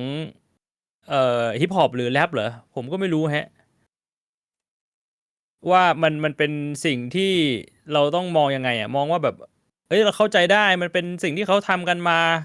เป็นวัฒนธรรมเป็นวัฒนธรรมเขาหรือเราจะมองอีกมุมว่าแบบเฮ้ยแล้วทำไมมึงถึงมีวัฒนธรรมในการแบบว่าต้องดิสกันต้องด่ากันต้องข่มต้องอวดต้องโชว์อะไรแบบนี้วะกูก็ไม่รู้เหมือนกันฮะว่ามันควรจะเป็นแบบไหนคือผมก็ไม่ได้เรียกว่าตัวเองเป็นคนไม่ฟังฮิปฮอปเลยนะแต่ว่าผมไม่ได้เป็นสายฮิปฮอปแน่นอนแต่เส้นทางของการเติบโตของคนฮิปฮอปเนี่ยแน่นอนว่ามันมีช่วงเวลาของการดิสอันเนี้ยมันก็เป็นสิ่งหนึ่งที่เราเห็นได้แต่ไปถึงจุดหนึ่งแล้วอะมันไม่มีใครมาดิสกันตอนแก่หรือถ้าเกิดว่ามึงจะดิสกันอะมันก็ดิสกันแบบมันต้องมีชั้นเชิงเยอะมากพี่บวงมันจะดิสกันแบบเอาที่ว่ามันเหมาะสมแล้วผมรู้สึกว่ามันเป็นเลเจนด์เลยนะคือKendrick Lamar ดิสกับDrake ล่าสุดที่เขาไปจัดที่ซูเปอร์โบว์มันจะมีเพลงหนึ่งที่เขาKendrick Lamar พูดถึง Drake ประมาณว่ามึงเป็นพีโดไฟล์อะไรประมาณนี้ใช่ไหมพี่บงอันนั้นใช่ไหมอันนั้นน่ะมันได้รับการยอมรับเยอะมากแล้วผมคิดว่าในฐานะของผู้ชมอ่ะมันก็ไม่ได้รู้สึกต่อต้านมันไม่ได้รู้สึกว่ามันเป็นความหยาบคายพี่บงผมว่ามันมีความต่างกันของการดิสกันในมุมของศิลปินกับความหยาบคายที่มึงดูถูกคนฟังอันนี้ต่างแล้วตัวเบอร์เต็งเบอร์ท็อปอ่ะผมว่าเขาไม่มีความหยาบคายมันเป็นเป้าหนึ่งที่คนที่ชอบฮิปฮอปหลายคนเข้าใจว่ามันคือความแบบเก่งเจ๋งอะมึงแบบเจ๋งเท่แต่กูอยากจะแบบเตือนในฐานะรุ่นพี่ว่ามันไม่ได้เจ๋งเท่ขนาดนั้นไอ้เชี่ยถ้าเกิดว่ามึงเล่นแบบเหมือนกับเล่นมุกแล้วแบ็คไฟเออร์เล่นแล้วไม่ดีเลยประมาณนี้พี่บงเข้าใจสิ่งที่ผมก็สื่อไหมพอจะเข้าใจนะผมว่าหลายๆวงการสุดท้ายแล้วมันก็คงจะมีหัวใจหลักใกล้ๆกันก็คือถ้าเป็นในวงการของ stand up comedy อ่ะมุกเดียวกันตลก2คนเล่นคนนึงอาจจะมองว่าเอ้ยเล่นแบบมีคลาสมีชั้นเชิงในขณะที่อีกคนนึงเล่นอาจจะเล่นได้ไม่มีชั้นเชิงคนก็อาจจะโห่บอกว่ามุกแบบนี้มึงเล่นได้ยังไงผมว่ามันก็คงคล้ายๆกันกับศิลปินฮิปฮอปหรือว่าแรปเปอร์ที่แบบว่าเป็นคนที่ไปปีนเกลียวคนอื่นด่าคนไปมั่วซั่วคนก็จะมองว่าแบบเอ้ยทำไมมึงทำตัวถอยจังวะมึงจะขี้อวดหรือมึงจะไปด่าคนอื่นทำไมกับคนที่แบบดิสคนอื่นหรือทำเพลงพูดถึงคนอื่นมาแบบมีชั้นเชิงคนมันก็จะฟังแล้วมันก็จะมีปฏิกิริยาอีกแบบอ่ะมันก็คงจะเป็นความคล้ายกันเป็นศิลปะของการพูดหรือการส่งสารให้กับผู้ฟังอ่ะอีกตัวอย่างใช่อีกตัวอย่างที่ผมจะบอกก็คือKanye West ในช่วงที่แม่งหลุดสติหนักแล้วแม่งด่าคนไปเรื่อยแม่งขึ้นไปแทรกงานประกวดรางวัลตอนที่ Taylor Swift ได้แล้วบอกว่าไอ้บียองเซ่มันต้องได้รางวัลเนี่ยว่าอะไรเงี้ยแล้วก็เริ่มอาการหนักขึ้นเรื่อยๆที่เขาเป็นไบโพล่าให้บอกเขาพูดเรื่อง White Life Matter ด่าคนยิวสนับสนุนฮิตเลอร์บอกฮิตเลอร์เป็นแบบว่าเป็นไอดอลกูบอกให้สภาพตอนนั้นน่ะเละเทะไอ้เหี้ยแล้วมันก็สูญเสียไปเยอะมากสิ่งที่ทำให้คานเยมันทำแบบนั้นได้มันคือความสามารถของเขาที่เขาสั่งสมมาเพราะว่าเขาเก่งจริงๆคือเพลงเขาดีจริงๆแต่ว่าไอ้ช่วงหยาบคายนั้นน่ะก็เป็นช่วงที่คานเยทำลายตัวเองแล้วสุดท้ายก็เสียไปทุกอย่างแล้วพอแม่งรักษาตัวเองได้ตอนนี้คานเยกลับมาผมในฐานะคนที่ตามคานเยมาตั้งแต่สมัยเขาทำเพลงแรกๆแล้วอะผมก็ให้อภัยแล้วผมก็เข้าใจว่าไอ้เชี่ยมึงอาจจะหลุดมึงอาจจะเสียสติมึงอาจจะป่วยทางจิตได้แต่พอคุณไม่ได้กลับมาหยาบคายแล้วอะผมก็กลับมาชื่นชมคุณด้วยผลงานเหมือนเดิมไอ้ช่วงของคุณที่มันแบบว่าเป็นคนแบบเลอะเทอะไปอะไม่ได้เป็นผลบวกเหี้ยอะไรกับคานเยเลยพี่บวงมีแต่จะเป็นแต้มลบดีที่ว่ามึงเก่งมากๆแล้วตอนนี้ผมไม่รู้พี่บวงเห็นหรือเปล่าเขาเดินสายทัวร์จัดคอนเสิร์ตไปหลากหลายทวีปตอนเนี้ยแล้วคอนเสิร์ตเขาคือเขาจะเป็นเหมือนลูกโลกครึ่งนึงแล้วก็จะหมุนไปเรื่อยๆแล้วเขาก็จะไลฟ์คนดูเป็นแสนเหี้ย คานเยมันก็กลับมาแล้วก็กลับมาด้วยความอ่อนน้อมถ่อมตนกลับมาด้วยความสามารถฝีมือในการทำเพลงไม่ใช่เพราะว่ามานั่งอวดไอ้ตอนที่อวดก็คือตอนเดียวกับตอนที่แม่งเป็นไบโพล่าแล้วแม่งออกมาขอโทษเขาอะว่าแบบทำไมอะไนกี้มึงไม่จ้างกูก็เป็นความโง่ของมึงเองเลยประมาณเนี้ยมึงก็แคนเซิลสัญญาไปดิไอ้เหี้ยมันก็มีแต่ดิ่งเหวลงแม้มันจะมีคนที่เป็นแฟนคานเยแล้วก็บอกว่าเฮ้ยพี่คานเยมันต้องอย่างนี้เดี๋ยวว่าเท่จัดเลยสุดท้ายมันก็ไปถึงจุดที่คานเยแม่งต้องมาเช่าหนังสือพิมพ์อะไรนิวยอร์กโพสต์วอชิงตันโพสต์แล้วก็แถลงขอโทษว่าผมเสียสติไปแล้วผมขอโทษด้วยตอนนี้ผมกำลังเทคยาและกำลังจะกลับมาเป็นคนเดิมผมคิดว่าเนี่ยเลเจนดารี่มันต้องแบบนี้ป่ะวะหรือไม่รู้ว่ามันก็หรือผมมองผิดอันนี้ผมก็แล้วแต่คนมองมันก็คงเป็นปัจจัยหลายๆปัจจัยส่วนหนึ่งก็อาจจะเป็นช่วงวัยด้วยยังเป็นเด็กยังเป็นวัยรุ่นยังมีความแบบว่าฮอร์โมนพุ่งพ่านอยากจะพิสูจน์ตัวเองอยากจะให้สังคมยอมรับแต่ว่าวิธีการมันอาจจะเป็นวิธีการที่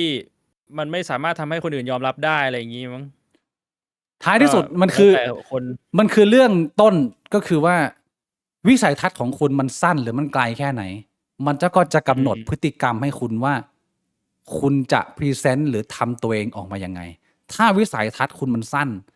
มันก็ทำได้แค่นี้แต่ถ้าเกิดคุณมองไปไกลกว่านั้นคุณก็จะรู้ว่าอะไรที่มันไม่ควรทำประมาณนั้นแหละพี่บวงผมว่าคนอย่างเอ็ดดี้เมอร์ฟี่อ่ะมันก็ผ่านมาคล้ายๆกับจอร์จคาร์ลินอ่ะที่มึงสุ่มเสี่ยงจะโดนจับว่ามึงพูดคำหยาบมึงพูดเรื่องนี้ได้มึงไม่ควรจะว่าคนขาวอย่างนั้นอะไรอย่างเงี้ยแต่ว่าก่อนมึงจะเป็นเลเจนด์มึงก็ต้องค่อยๆขัดเกลาแล้วก็เรียนรู้ว่าสังคมมันรับอะไรได้ไม่ได้หรือกูถ้าเกิดกูจะดันบาร์ใหม่อ่ะมันจะต้องดันยังไงที่คนส่วนใหญ่เขาเห็นด้วยมันถึงจะเป็นเลเจนดารี่จริงๆซึ่งไอ้รูปแบบเก่าๆแบบโชว์เงินถือปืนดูดยาโชว์ใน MV เงี้ยแม่งมันเอาไปนานแล้วไอ้เหี้ยพี่บุ๋มมันเอาแต่เราเด็กๆไปแล้วกูว่าหรือว่ามันยังไงวะไม่รู้ว่าหรือกูอคติกูตอบยากกว่าเรื่องนี้ก็อาจจะมองได้ว่าเพราะเราไม่ได้อยู่ในสังคมแบบนั้นเราไม่ได้เสพเราไม่ได้ชอบอะไรแบบนั้นไหมแต่คนที่อยู่ในสังคมแบบนั้นเขาอาจจะชอบเชื่อเป็นความชอบที่ควรปรับเปลี่ยนอ่ะในมุมกูอ่ะกูถ้าเกิดว่ามึงเป็นคนใกล้ๆตัวกูบอกว่ามึงปรับเปลี่ยนก็ดีเพราะว่าชีวิตมึงไปได้ไกลยากมากเคยตอนเด็กก็จริงๆแล้วมันเหมือนกับเด็กช่างแม่งตีกันแล้วก็บอกว่าก็ชีวิตพวกกูเป็นแบบเนี้ยใช่บางทีมันก็แบบมึงมันทำอะไรที่มันสร้างสรรค์กว่านี้ได้อ่ะมันปรับปรุงตัวเองได้อ่ะผมว่าพี่บุ๋มไม่จำเป็นต้องมาอยู่กับเรื่องแบบนี้เท่าไหร่พี่บุ๋มยกตัวอย่างนี้มาผมว่าอันนี้เข้าใจที่ผมอธิบายชัดเจนประมาณนี้แต่ทั้งหมดทั้งมวลผมก็เข้าใจแหละความเป็นวัยรุ่นความเลือดร้อนความอยากโชว์แบบว่าตัวเองต้องอยู่เหนือคนอื่นอะไรอย่างเงี้ยมันก็เป็นเรื่องที่เป็นไซเคิลนะเป็นวงจรนะถือว่าย้ำเตือนคนที่อยากรับฟังแล้วกันนะคนที่ไม่อยากรับฟังก็แล้วแต่ก็ไม่มีปัญหาคุณอยากจะเป็นตัวของคุณก็ทำเต็มที่เดี๋ยวคุณก็ดูระยะยาวแล้วกันแล้วมาคุยกันใหม่แค่นั้นเองแต่ว่ามันมีคำพูดหนึ่งของพ่อผมที่เขาเคยพูดกับผมพ่อผมเขาเรียกอุเทนนะก็ผมก็อยากจะนำคำพูดนี้มาบอกหลายๆคนที่ฟังอยู่ผมก็ไม่รู้ว่ามีใครที่แบบว่ามีไลฟ์สไตล์แบบนี้หรือเปล่าคือพ่อผมเนี่ยเขาไปเรียนอุเทนเนี่ยเขาไม่ได้อยากจะไปตีคนอื่นอย่างไม่ได้อยากอะไรแต่เขาไม่มีทางไปโรงเรียนปกติเขาไม่มีเงินไปเรียนอุเทนก็อาจจะเป็นทางเดียวที่แบบว่าราคาถูกอะไรแบบนี้แล้วเวลาเขาเรียนเสร็จปุ๊บเขาต้องรีบเก็บหัวเข็มขัดแล้วก็รีบกลับบ้านไม่ก็ไปทำงานเขาบอกว่าเขาไม่เห็นเพื่อนเขาสักคนที่ครบ3-2อ่ะที่ไปตีรันฟันแทงกันไม่นิ้วแหว่งบ้างก็หูขาดอะไรแบบเนี้ยมันก็อาจจะเป็นสิ่งที่มันไม่ค่อยมีประโยชน์เท่าไหร่ในระยะยาวผมพูดเลยดีกว่าว่าแรปเปอร์เมืองไทยคนที่มีความสามารถมีเยอะแต่ว่าเพราะวิสัยทัศน์มึงไม่ไกลพอมึงเลยติดลมอยู่กับโลกเด็กช่างอยู่อย่างงี้ไปเรื่อยๆไอ้เหี้ยมึงเลยไม่สามารถไปไกลได้ไม่ใช่เพราะความสามารถมึงนะแต่เพราะวิสัยทัศน์มึงมันไม่ได้ถูกพัฒนาไงไอ้เชี่ยแล้วการเตือนกันแบบนี้มันเป็นการเตือนเพราะความหวังดีนะพี่บวกไอ้เชี่ยมันไม่ต้องการจะเป็นแบบโจมตีส่วนบุคคลอะไรเงี้ยแต่เพราะว่ามันน่าเสียดายความสามารถไงเชี่ยผมพูดชมจากปากคนหนึ่งเลยนะผมไม่รู้พี่บวกรู้จักหรือเปล่า ผมว่าหนึ่งในแรปเปอร์คนหนึ่งที่เก่งมากๆในเมืองไทยแล้วมีศักยภาพในการไปสเกลโลกคือตั้ง Bad Voice พี่บงรู้จักไหมรู้จักเชี่ยคนนี้โหดจริงวางตัวดี เออ พูดจาดีความสามารถดี เนี่ยเป็นหนึ่งในตัวอย่าง ซึ่งผมไม่ได้บอกว่าเขาเป็นเบอร์หนึ่งหรือว่าคุณต้องไม่เป็นแบบนั้นนะแต่ว่ามันควรจะมีอะไรมากกว่าแค่ภาพลักษณ์หรือความสามารถ ผมว่าการวางตัวและวิสัยทัศน์ก็เป็นปัจจัยหนึ่งที่สำคัญมากที่เวลามึงเป็นเด็กผู้ชายวัยรุ่นกำลังเห่อหมอยกับความเท่ความเก่งเจ๋งมึงจะคิดว่าสิ่งนี้เจ๋งแต่ว่าไอ้เชื่อโลกใบนี้กว้างใหญ่ไพศาลไอ้สัตว์เด็กช่างอ่ะมันเท่เฉพาะในโรงเรียนช่างเท่านั้นแหละไอ้เหี้ยเวลาออกมาข้างนอกมันก็มองเป็นเหมือนผมเศษเดน จริงนะคือความเท่ของคนแต่ละวัยอ่ะแม่งไม่เหมือนกันเว้ยคือตอนที่คุณอายุแบบว่า18-19ความเท่คือคุณต้องแบบว่ากล้าต้องทำอะไรทำควงสาวแต่งรถอะไรแบบนี้นะแต่ว่าพอคุณอายุเยอะขึ้นเนี่ยมุมมองก็จะเปลี่ยนไปความเท่มันคือการที่แบบว่าคุณมีลูกมีเมียคุณดูแลพ่อแม่ได้ใช่ปะคุณมีหน้าที่การงานที่ดีเป็นคนที่คนในสังคมให้การยอมรับเนี่ยมันคือความเท่ในขณะที่ไอพฤติกรรมแบบเดิมอะถ้าสมมติว่าคุณมาอยู่ตอน36อะแม่งไม่มีใครอยากให้แบบว่าเพื่อนๆเป็นแบบนั้นอะใช่ไงนึกออกใช่ไหมใช่ก็มันก็แต่สุดท้ายแล้วทุกอย่างมันก็คงจะมาพร้อมกับเวลาแหละมันเราคงจะไปเร่งกระบวนการอะไรไม่ได้เท่าไหร่น่าสนใจคือผมอยากจะย้ำเตือนเล็กน้อยเพราะว่าช่องเราก็มีน้องๆหนูๆที่เป็นเด็กผู้ชายดูอยู่ค่อนข้างเยอะนะถ้าสิ่งที่ผมแนะนำเนี่ยมันจะช่วยไม่ต้องให้คุณจะต้องผ่านช่วงของการเวลาแต่ผมสามารถช่วยคุณสกิปการเวลาได้ก็คือ ติดอาวุธให้คุณมีวิสัยทัศน์ที่กว้างไกลเนี่ยคุณก็ไม่จำเป็นต้องขอบคุณผมด้วยเพราะว่าอย่างน้อยมันก็ทำให้ชีวิตคุณไปได้ไกลกว่าเดิมก่อนที่จะไปเรื่องต่อไปผมขอบคุณคุณ MMORPG ด้วยนะฮะสำหรับซัพพอร์ตเดือนที่20นะครับวันนี้วันเกิดผมพอดีขอคำอวยพรจากพี่ๆหน่อยครับครับผมขอบคุณครับก็แฮปปี้เบิร์ธเดย์ครับมีความสุขมากๆครับในวันเกิดนะครับวันคล้ายวันเกิดแล้วก็ในทุกๆวันด้วยนะฮะยังไงก็ฉลองวันเกิดก็เมาไม่ขับนะครับผมให้วันนี้เป็นวันเกิดอย่างเดียวก็พอขออวยพรและประทานให้จิตใจของคุณ MMOPG เนี่ยมีความกล้าหาญในการทำสิ่งที่ดีขึ้นผมว่าสิ่งนี้เป็นสิ่งที่สังคมไทยขาดไปเยอะมากก็คือเราอยู่กันแบบโดนเคี่ยนโบยจนมันเหลือแต่การเอาตัวรอดหวังว่ามันจะมีความกล้าหาญตรงไหนสักแห่งมันผลิดอกออกผลแล้วก็ทำให้คุณ MMOPG สามารถสร้างชีวิตที่ดีให้กับตัวเองแล้วก็คนรอบข้างได้นะครับขอบคุณคุณชื่ออะไรเนี่ย PTHULHU โอ้โหชื่ออ่านยากมากขอบคุณสำหรับเมมเบอร์ด้วยครับเดือนแรกหรือเปล่าวันนี้ขอบคุณครับแล้วก็คุณก็อดซันสำหรับอีก10กิฟต์เมมนะครับขอบคุณครับผมขอบคุณก็อดซันครับขอบคุณครับเรื่องต่อไปที่ผมจะเข้าเป็นเรื่องของความเชื่อที่ทำลายชีวิตคนพี่บวงเรื่องความเชื่ออีกแล้วแต่ไม่รู้พี่บวงเห็นหรือเปล่าเรื่องอะไรเอ่ยหนุ่มไอริชวัย33 ปีเชื่อว่าการฉีดน้ำว่าวเข้าไปในเส้นเลือดเนี่ยจะสามารถรักษาอาการปวดหลังตัวเองได้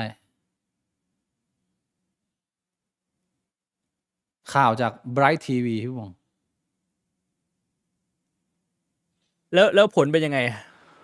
ผลก็คือว่าเขาปวดท้องอย่างหนักแล้วเกือบจะเสียชีวิตก็เลยไปหาแพทย์ก็เลยบอกว่ามึงทำไมทำควยอะไรเนี่ยไอ้เหี้ยใครไปสอนให้มึงเอาน้ำว่าวฉีดเข้าไปในเส้นเลือดมึงไปเอาความรู้คือพ่อหนุ่มคนเนี้ยเขาไม่ได้ห่างกับเรามากนะ33นี่ว่าเป็นน้อง3 ปีก็เรียกว่าคนเจนวายนะพี่บวงแล้วมึงไม่รู้ไปเอาความเชื่อเหี้ยนี้มาจากไหนไม่รู้ว่ามึงฉีดน้ำว่าวเข้าไปแล้วพอมันยิ่งไม่หายปวดเนี่ยเขาก็คิดว่าโดสมันต่ำเขาก็เลยยิ่งเก็บน้ำว่าวไว้เยอะแล้วก็เลยอัดโดสเข้าไปจนมันเริ่มมีอาการอะไรต่างๆแล้วไปหาแพทย์บอกว่านี่เป็นเคสแรกของโลกเลยนะที่เขาเจอมนุษย์แม่งพยายามฉีดน้ำว่าวเข้ากระแสเลือดเพื่อรักษาอาการปวดหลังแล้วพอมีการ ให้ยาปฏิชีวนะเข้าไปที่เส้นเลือดดำเพื่อฆ่าเชื้อเนี่ยสามารถรักษาและช่วยชีวิตพ่อหนุ่มไอริชวัย33 ปีคนนี้ได้นะแล้วแพทย์ก็บอกว่าอาการปวดหลังที่แท้จริงของมึงเนี่ยมันมาจากฟูกของมึงมันเก่าไปมึงก็ต้องซื้อฟูกใหม่นี่เรื่องแบบนี้มันยังคงเกิดขึ้นอยู่ในประเทศที่มีการศึกษานะพี่บวงคอมเมนต์หน่อยพี่บวงโอ้มันไม่รู้จะเริ่มจากตรงไหนเลย ทำไม คือ อ่ะ เขาอาจจะไปเชื่อมโยงกับไอ้พวกสเต็มเซลล์กับไอ้เซลล์เกี่ยวกับการสืบพันธุ์อะไรแบบนี้ไหมเขาก็เลยคิดว่าแบบเซลล์สืบพันธุ์มันอาจจะมีผลในการรักษา เพราะว่าเขาคิดว่าจะเอามารักษาอาการปวดหลังไงใช่ไหม โอ้ยบางทีผมก็ไม่รู้จะโทษอะไรพี่บวงระหว่างคนให้ข้อมูลกับคนรับข้อมูลอ่ะเหมือนกับที่เราเคยบางทีเราก็แซวเรื่องแบบว่ามึงไปให้เชียร์คนมีพลังแม่งอมกระดอทำหาแล้ววะแต่บางทีมันก็มันความผิดใครวะเนี่ยไอ้เชี่ยเอ้ยบางเรื่องอ่ะมันมึงโทษคนที่มันเชื่อเรื่องแบบนี้ได้ไหมหรือว่ายังไงวะพี่บวง เออมันก็คงจะเป็นมันไม่ใช่ความผิดคนอื่นหรอกนอกจากไอ้ตัวคนที่เอาน้ำเว้าไปฉีดกระแสเลือดตัวเองอ่ะ จริงเหร มัน อ จะเป็นความผิดใครได้อีกวะ อ้าวความผิดของคนที่มึงริเริ่มมาอาจจะไปเจอคนเขียนบทความใน Facebook ว่าแบบ ไม่แต่ว่า มึงรู้ว่า ไอ้บทความมันอาจจะผ่านการวิจัยอะไรมาแล้วไง เรื่องของสเต็มเซลล์เรื่องของเซลล์จากทารกอะไรแบบเนี้ยที่มันแบบว่ามันเป็นเรื่องจริงวิทยาศาสตร์พิสูจน์แล้ว แต่ว่าเขาอาจจะมาแกะแพทเชื่อมโยงในหัวเองว่า โอ้ยทารกหรือว่าอะไรกำเนิดใหม่แสดงว่าแบบเฮ้ยอสุจิเกี่ยวกับทารกหรือเปล่า แล้วมันก็เชื่อมโยงว่าเอ้ยอสุจิอาจจะแบบว่ามีความสามารถในการรักษา โรคภัยไข้เจ็บแบบเดียวกันไหมก็เลยแบบเอามาฉีดเข้าเส้นเลือดอะไรเลย คือมึงแกะอาจจะผมไม่รู้ไงว่าต้นตอมันมาจากไหนแต่ผมเดาว่า อาจจะแกะแผนเชื่อมโยงในหัวเอง แล้วก็เอามาฉีดเข้าเส้นเลือดเองอะไรแบบเนี้ยใครมันก็ไม่รู้แฮะ ใครมันจะไปรู้ต้นตอวะ พี่บวงเคยทำไหมเอาแบบคุยตรงๆไม่ต้องอายแบบคุยกันได้เลย เปิดเผย ไม่เคยนะไม่เคยเอาน้ำว่าวมาฉีดเข้าเส้นเลือดนะ ไม่เคยนะ ไม่เคยนะ กินนะผู้หญิงบางคน ไม่ ที่เมืองไทยเขายังมีความคิดที่ว่ากินน้ำว่าวของแฟนเนี่ย ผิวพรรณดีผุดผ่องนะเพิ่มฮอร์โมนชาย ผมไม่เคยกินในส่วนตัวคือผมไม่เคยกิน แล้วก็คือใครจะมีความเชื่อว่ากินแล้วมันเป็นยังไงก็อาจจะไม่ได้มีผลเท่าเอาฉีดเข้าเส้นเลือด คือ เพราะว่ากินมันไม่น่าจะมีปัญหา กินยังพอเข้าใจได้ว่ามันไม่ได้สร้างผลกระทบร้ายแรง แต่ถ้าเกิดว่ามึงเล่นฉีดเข้าเส้นเลือด อันนี้ไม่แนะนำพี่บุ๋งพูดอย่างนี้ ใช่มาคนละระบบกันไง กินมันคือมึงเข้าระบบย่อยอาหารไง แต่เส้นเลือดมันคือระบบหล่อเลี้ยงเขาเรียกว่าอะไรอะอวัยวะต่างๆอะเลือดมันทำหน้าที่เอาออกซิเจนไปเลี้ยงให้อวัยวะต่างๆ มันทำงานได้อะมันไม่เหมือนกินที่มันเป็นระบบย่อยแล้วก็ดึงเอาพลังงานไปใช้อ่ะใช่ไหม สมมุติว่าพี่บวงโดนจับไปอย่างเงี้ยมีโจรจับพี่บวงไปอย่างเงี้ยแล้วมันมีให้พี่บวงเลือก2 เข็ม อันนึงเนี่ยเป็นเฮโรอีนอันนึงเนี่ยเป็นน้ำว่าวของพี่บวงเองต้องฉีดเข้าเส้นเลือดพี่บวงฉีดเลย ว่าฉีดเฮโรอีนน่ะ อ้าวยาเสพติดนะ กูคือถ้าอ้างอิงจากข่าวนี้อย่างน้อยๆเฮโรอีนมันก็คงไม่ได้ฆ่ามึงทันทีอ่ะแต่ว่าอ้างอิงจากข่าวนี้มันดูว่าน้ำอสุจิมันจะทำให้มึงป่วยกระทันหันเลยอ่ะแล้วมึงอาจจะเสียชีวิต แต่ว่า ไม่ คำถามที่มากกว่านั้นคือมึงไปเอาน้ำอสุจิกูไปจากไหนก่อน ก็เก็บพี่บวงโหวันละ6-7 น้ำมันก็ต้องมีบ้างอะแต่ว่าไม่พี่บวงเข้าใจผิดมันไม่ได้ป่วยกระทันหันเลย มันฉีดอยู่เป็นเดือนในเฮี้ยกว่ามันจะเข้าโรงพยาบาลน่ะช่วงแรกมันก็ ฉี นึ ด กว่า เป็นเดือนเหรอ เออ แต่กูว่าแบบว่าต่อให้เป็นเดือนมันก็น่าจะรุนแรงกว่าเฮโรอีนบอกว่าเฮโรอีนมันน่าจะแบบเป็นปีหรือหลายปีนะกว่าจะออกผลน่ะ เฮโรอีนรุนแรงเนี่ยพี่บวงเกิดอาการเมาคุ้มคลั่งอาจจะเสพติดได้แล้วเมามันก็แค่ไม่มีอะไรมันก็แค่ไม่หายปวดหลังอ่ะ เอ้าถ้ามันไม่มีอะไรแล้วมันจะเข้าโรงพยาบาลได้ไงอ่ะ มันฉีดเยอะไงเฮี้ยจนไม่มีเลือดแล้วมันกลายเป็นน้ำว่าววิ่งเต็มไปในเส้นเลือดแล้วไง จากเส้นเลือดเป็นเส้นน้ำว่าวเหรอ ไม่รู้เหมือนกันนะแต่พี่บวงเลือกเฮโรอีนนะ ก็คงเลือกเฮโรอีนเนี่ย แสดงว่าเฮโรอีนมากกว่าน้ำว่าวพี่บวง เอ้ามันไม่รู้เหมือนกันแฮะ อ้าวชัวร์หรือเปล่า ผมก็ คำตอบ แค่ อ่ะ เลือกเลือกอันที่มันอาจจะมีผลกระทบน้อยกว่ากับร่างกายอะ แต่ว่าอันเนี้ยมันจริงๆแล้วมันเป็นข่าวของความเชื่อที่อาจจะดูตลกโปกฮาแต่เป็นเรื่องจริงนะแต่ที่มันไม่ตลกโปกฮานะมันคืออันนี้พี่บวง คืออะไรนี่ อันนี้ผมอยากมาแนะนำมาก อันนี้เป็นเกมที่ผมเล่นในอาทิตย์นี้ แล้ว อ๋อ พ่อแม่พี่น้องปู่ย่าตายาย Gen X Gen Y Baby Boomer Alpha Beta Carotene ที่อะไรก็ตามที่ฟังอยู่ ถ้าคุณเป็นลูกหลานคนจีน ถ้าคุณเติบโตมากับความเชื่อ โดยเฉพาะความเชื่อแบบพึ่งร่างทรง อืม จำนวนยังไม่น้อย เอางี้พี่บวง คนรอบตัวเราทุกวันนี้นะ พ่อแม่ยังพาไปหาเหล่าซื้อร่างทรงนี่ยังเยอะอยู่เลยนะทุกวันเนี้ยแล้วยังไปกันอยู่เลยนะ อืม เกม Devotion เนี่ยเป็นเกมหนึ่งในตำนานที่โดนแบนของไต้หวัน ปัจจุบันโดนแบนไปแล้ว ประเทศจีนนี้ไม่ให้มีเกมนี้นะเกมนี้ถือว่าผิดกฎหมาย เหมือนกับมึงเอา Squid Game ไปเล่นที่เกาหลีเหนือไอ้เหี้ย Devotion เนี่ย ไต้หวันก็แบนเหรอ ไต้หวันไม่แบนไต้หวันเป็นคนสร้าง อ๋อ เป็นคนทำเดียวกับเกม Detention ที่ผมเคยเอามาแนะนำซึ่งเป็นเกมเกี่ยวกับการเมืองเกี่ยวกับความลำบากยากเข็นของคนไต้หวันในยุคที่จะปลดแอกจากเผด็จการก๊กมินตั๋งบริษัทเดียวกันเลยทำงานนี้ออกมาแต่งานนี้ไม่ใช่งานการเมืองงานนี้เป็นงานที่สะท้อนความรุนแรงและความเชื่อในครอบครัวคนจีน เนื้อเรื่องมันดีมากแล้วผมไม่อยากสปอยผมอยากแนะนำให้คนอะไปซื้อเล่น เพราะว่างานเขาเนี่ยพอโดนแบนปุ๊บเนี่ยบริษัทก็คือไม่สามารถทำอะไรได้เยอะเท่าไหร่หลากหลายสตรีมแพลตฟอร์มที่ขายเกมเนี่ยก็ต้องเอาออกพี่บวงคือมึงต้องไปซื้อตรงกับ developer เลยแต่ที่ผมจะไม่แนะนำก็คือว่าเนื้อเรื่องมันดีมากแล้วเขาทำถึงเหมือนกับงาน detention อันก่อนคอนเซปต์คร่าวๆคือเขาจำลองครอบครัวคนเจเนเรชันเราพ่อแม่ยุคเบบี้บูมเมอร์แล้วคลอดเจน Y ออกมาคนยุคนั้นเนี่ยหลายคนมีเส้นทางอนาคตที่กว้างไกลคุณถ้าคุณมีชีวิตของคุณแล้วคุณไปต่อนะคุณสบายมากเลยแต่หลากหลายครอบครัวมากกว่า 50% ในสังคมคนจีนเนี่ยยังมีความคิดความเชื่อประเพณีอะไรแปลกๆอยู่แล้วมันทำลายครอบครัวไปเยอะมากคำว่า devotion เนี่ยแปลว่าการอุทิศแต่ว่าการอุทิศเนี่ยมันมีหลากหลายความหมายในมุมมองของพ่อแม่ที่สมัยก่อนจำใจที่จะต้องสร้างครอบครัวละทิ้งหน้าที่การงานแล้วก็มาเป็นแม่บ้านมาเป็นคุณพ่อของครอบครัวแล้วก็ต้องอุทิศชีวิตมึงทั้งหมดเนี่ยให้กับลูกมึงคนเดียวแล้วมึงพยายามปลุกปั้นลูกมึงตามค่านิยมของคนจีนว่าลูกมึงต้องโตไปเก่งนะโตไปเป็นผู้เป็นเจ้าคนนายคนมีความสามารถแต่กลายเป็นว่าไอ้ประเพณีและความเชื่อเหล่านี้เนี่ยมันไม่ได้แค่ทำลายลูกมึงแต่มันทำลายตัวมึงด้วยแล้วพอมึงเป็นคนที่มีแนวความคิดที่ผิดเนี่ยเกมนี้มันจะฉายให้มึงเห็นว่าชีวิตมึงจะยิ่งดำดิ่งและยิ่งทำลายตัวเองมากเข้าไปขนาดไหนเพียงเพราะแค่ว่ามึงคิดว่าวิธีการแบบความเชื่อเก่าๆการรักษาการไปพึ่งหมอทรงคนทรงเนี่ยมันจะแก้ปัญหาได้เรื่องนี้ดาร์กมากแล้วเศร้ามากไม่ได้ทำมาจากเรื่องจริงแต่เอาเกล็ดอายมาจากเรื่องจริงจำนวนมากถ้าใครสนใจเนี่ยผมอยากแนะนำให้ไปกดเล่นดูฝึกภาษาอังกฤษด้วยส่วนหนึ่งแต่ถ้าขี้เกียจเล่นก็ไปดูผมเล่นก็ได้เนื้อเรื่องแม่งโหดมากแล้วก็น้ำตาไหลพี่วงเชื่อมีคนถามว่ามีผีไหมไม่ชอบเล่นเกมผีโอ้เป็นเกมผีนะมีเกม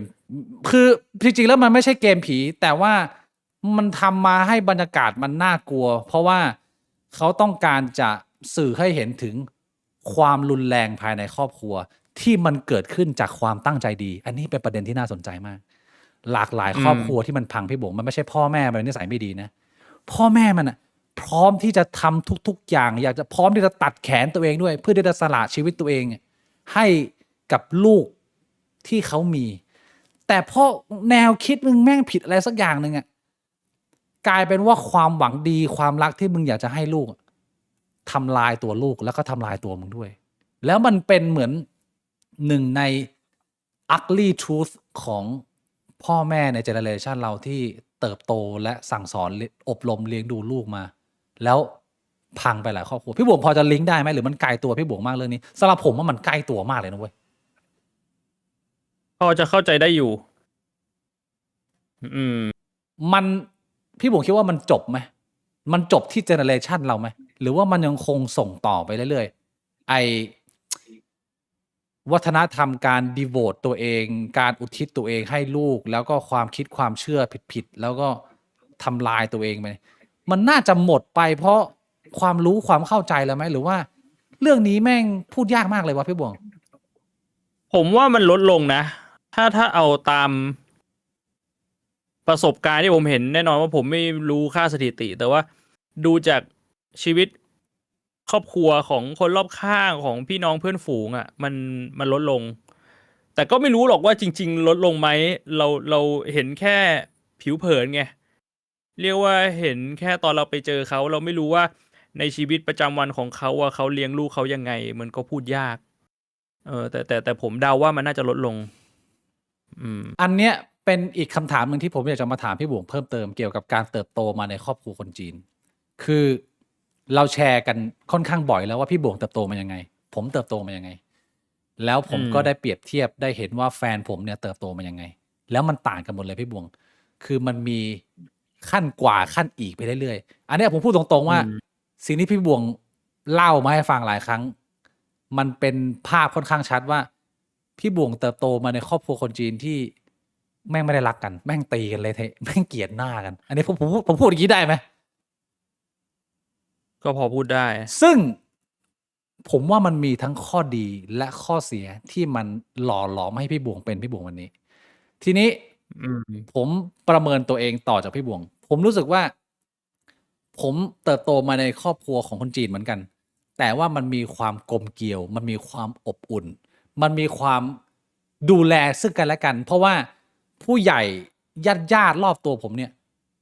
มีการศึกษา มีฐานะแล้วมีเกียรติ คือไม่เคยทำตัวอะไรที่แบบว่า ลูกหลานมองแล้วแบบ what the fuck bro why you say that bro มันไม่มีมูดนี้ ซึ่งผมก็จะบอกว่ามันมีทั้งข้อดีเว้ยและข้อเสียที่มันทำให้ผมอะเป็นผมวันนี้ แต่ว่าผมไม่เคยเห็นภาพมันชัด จนผมมาเห็นครอบครัวแฟนผม เพราะว่าครอบครัวแฟนผมมันเป็นขั้นกว่าผมอีก แม้ครอบครัวผมเนี่ย จะเติบโตมาในกลุ่มญาติคนจีนที่พูดจากันดีให้เกียรติกันนะ แต่ถ้าเทียบกับครอบครัวแฟนกูเนี่ยครอบครัวแฟนกูเป็นเหมือนคนต่างจังหวัดที่มันรักใคร่กลมเกลียวเป็นหนึ่งกันมากพี่หวงคือแบบมันเป็นก้อนกันแบบ แทบจะทุกคนไม่จะกระเป๋าเดียวกันเลยเชี่ยมันควักเงินให้กันมั่วซั่วไปหมดเลยมันรักกันขนาดนั้น แต่มันก็มีข้อเสียที่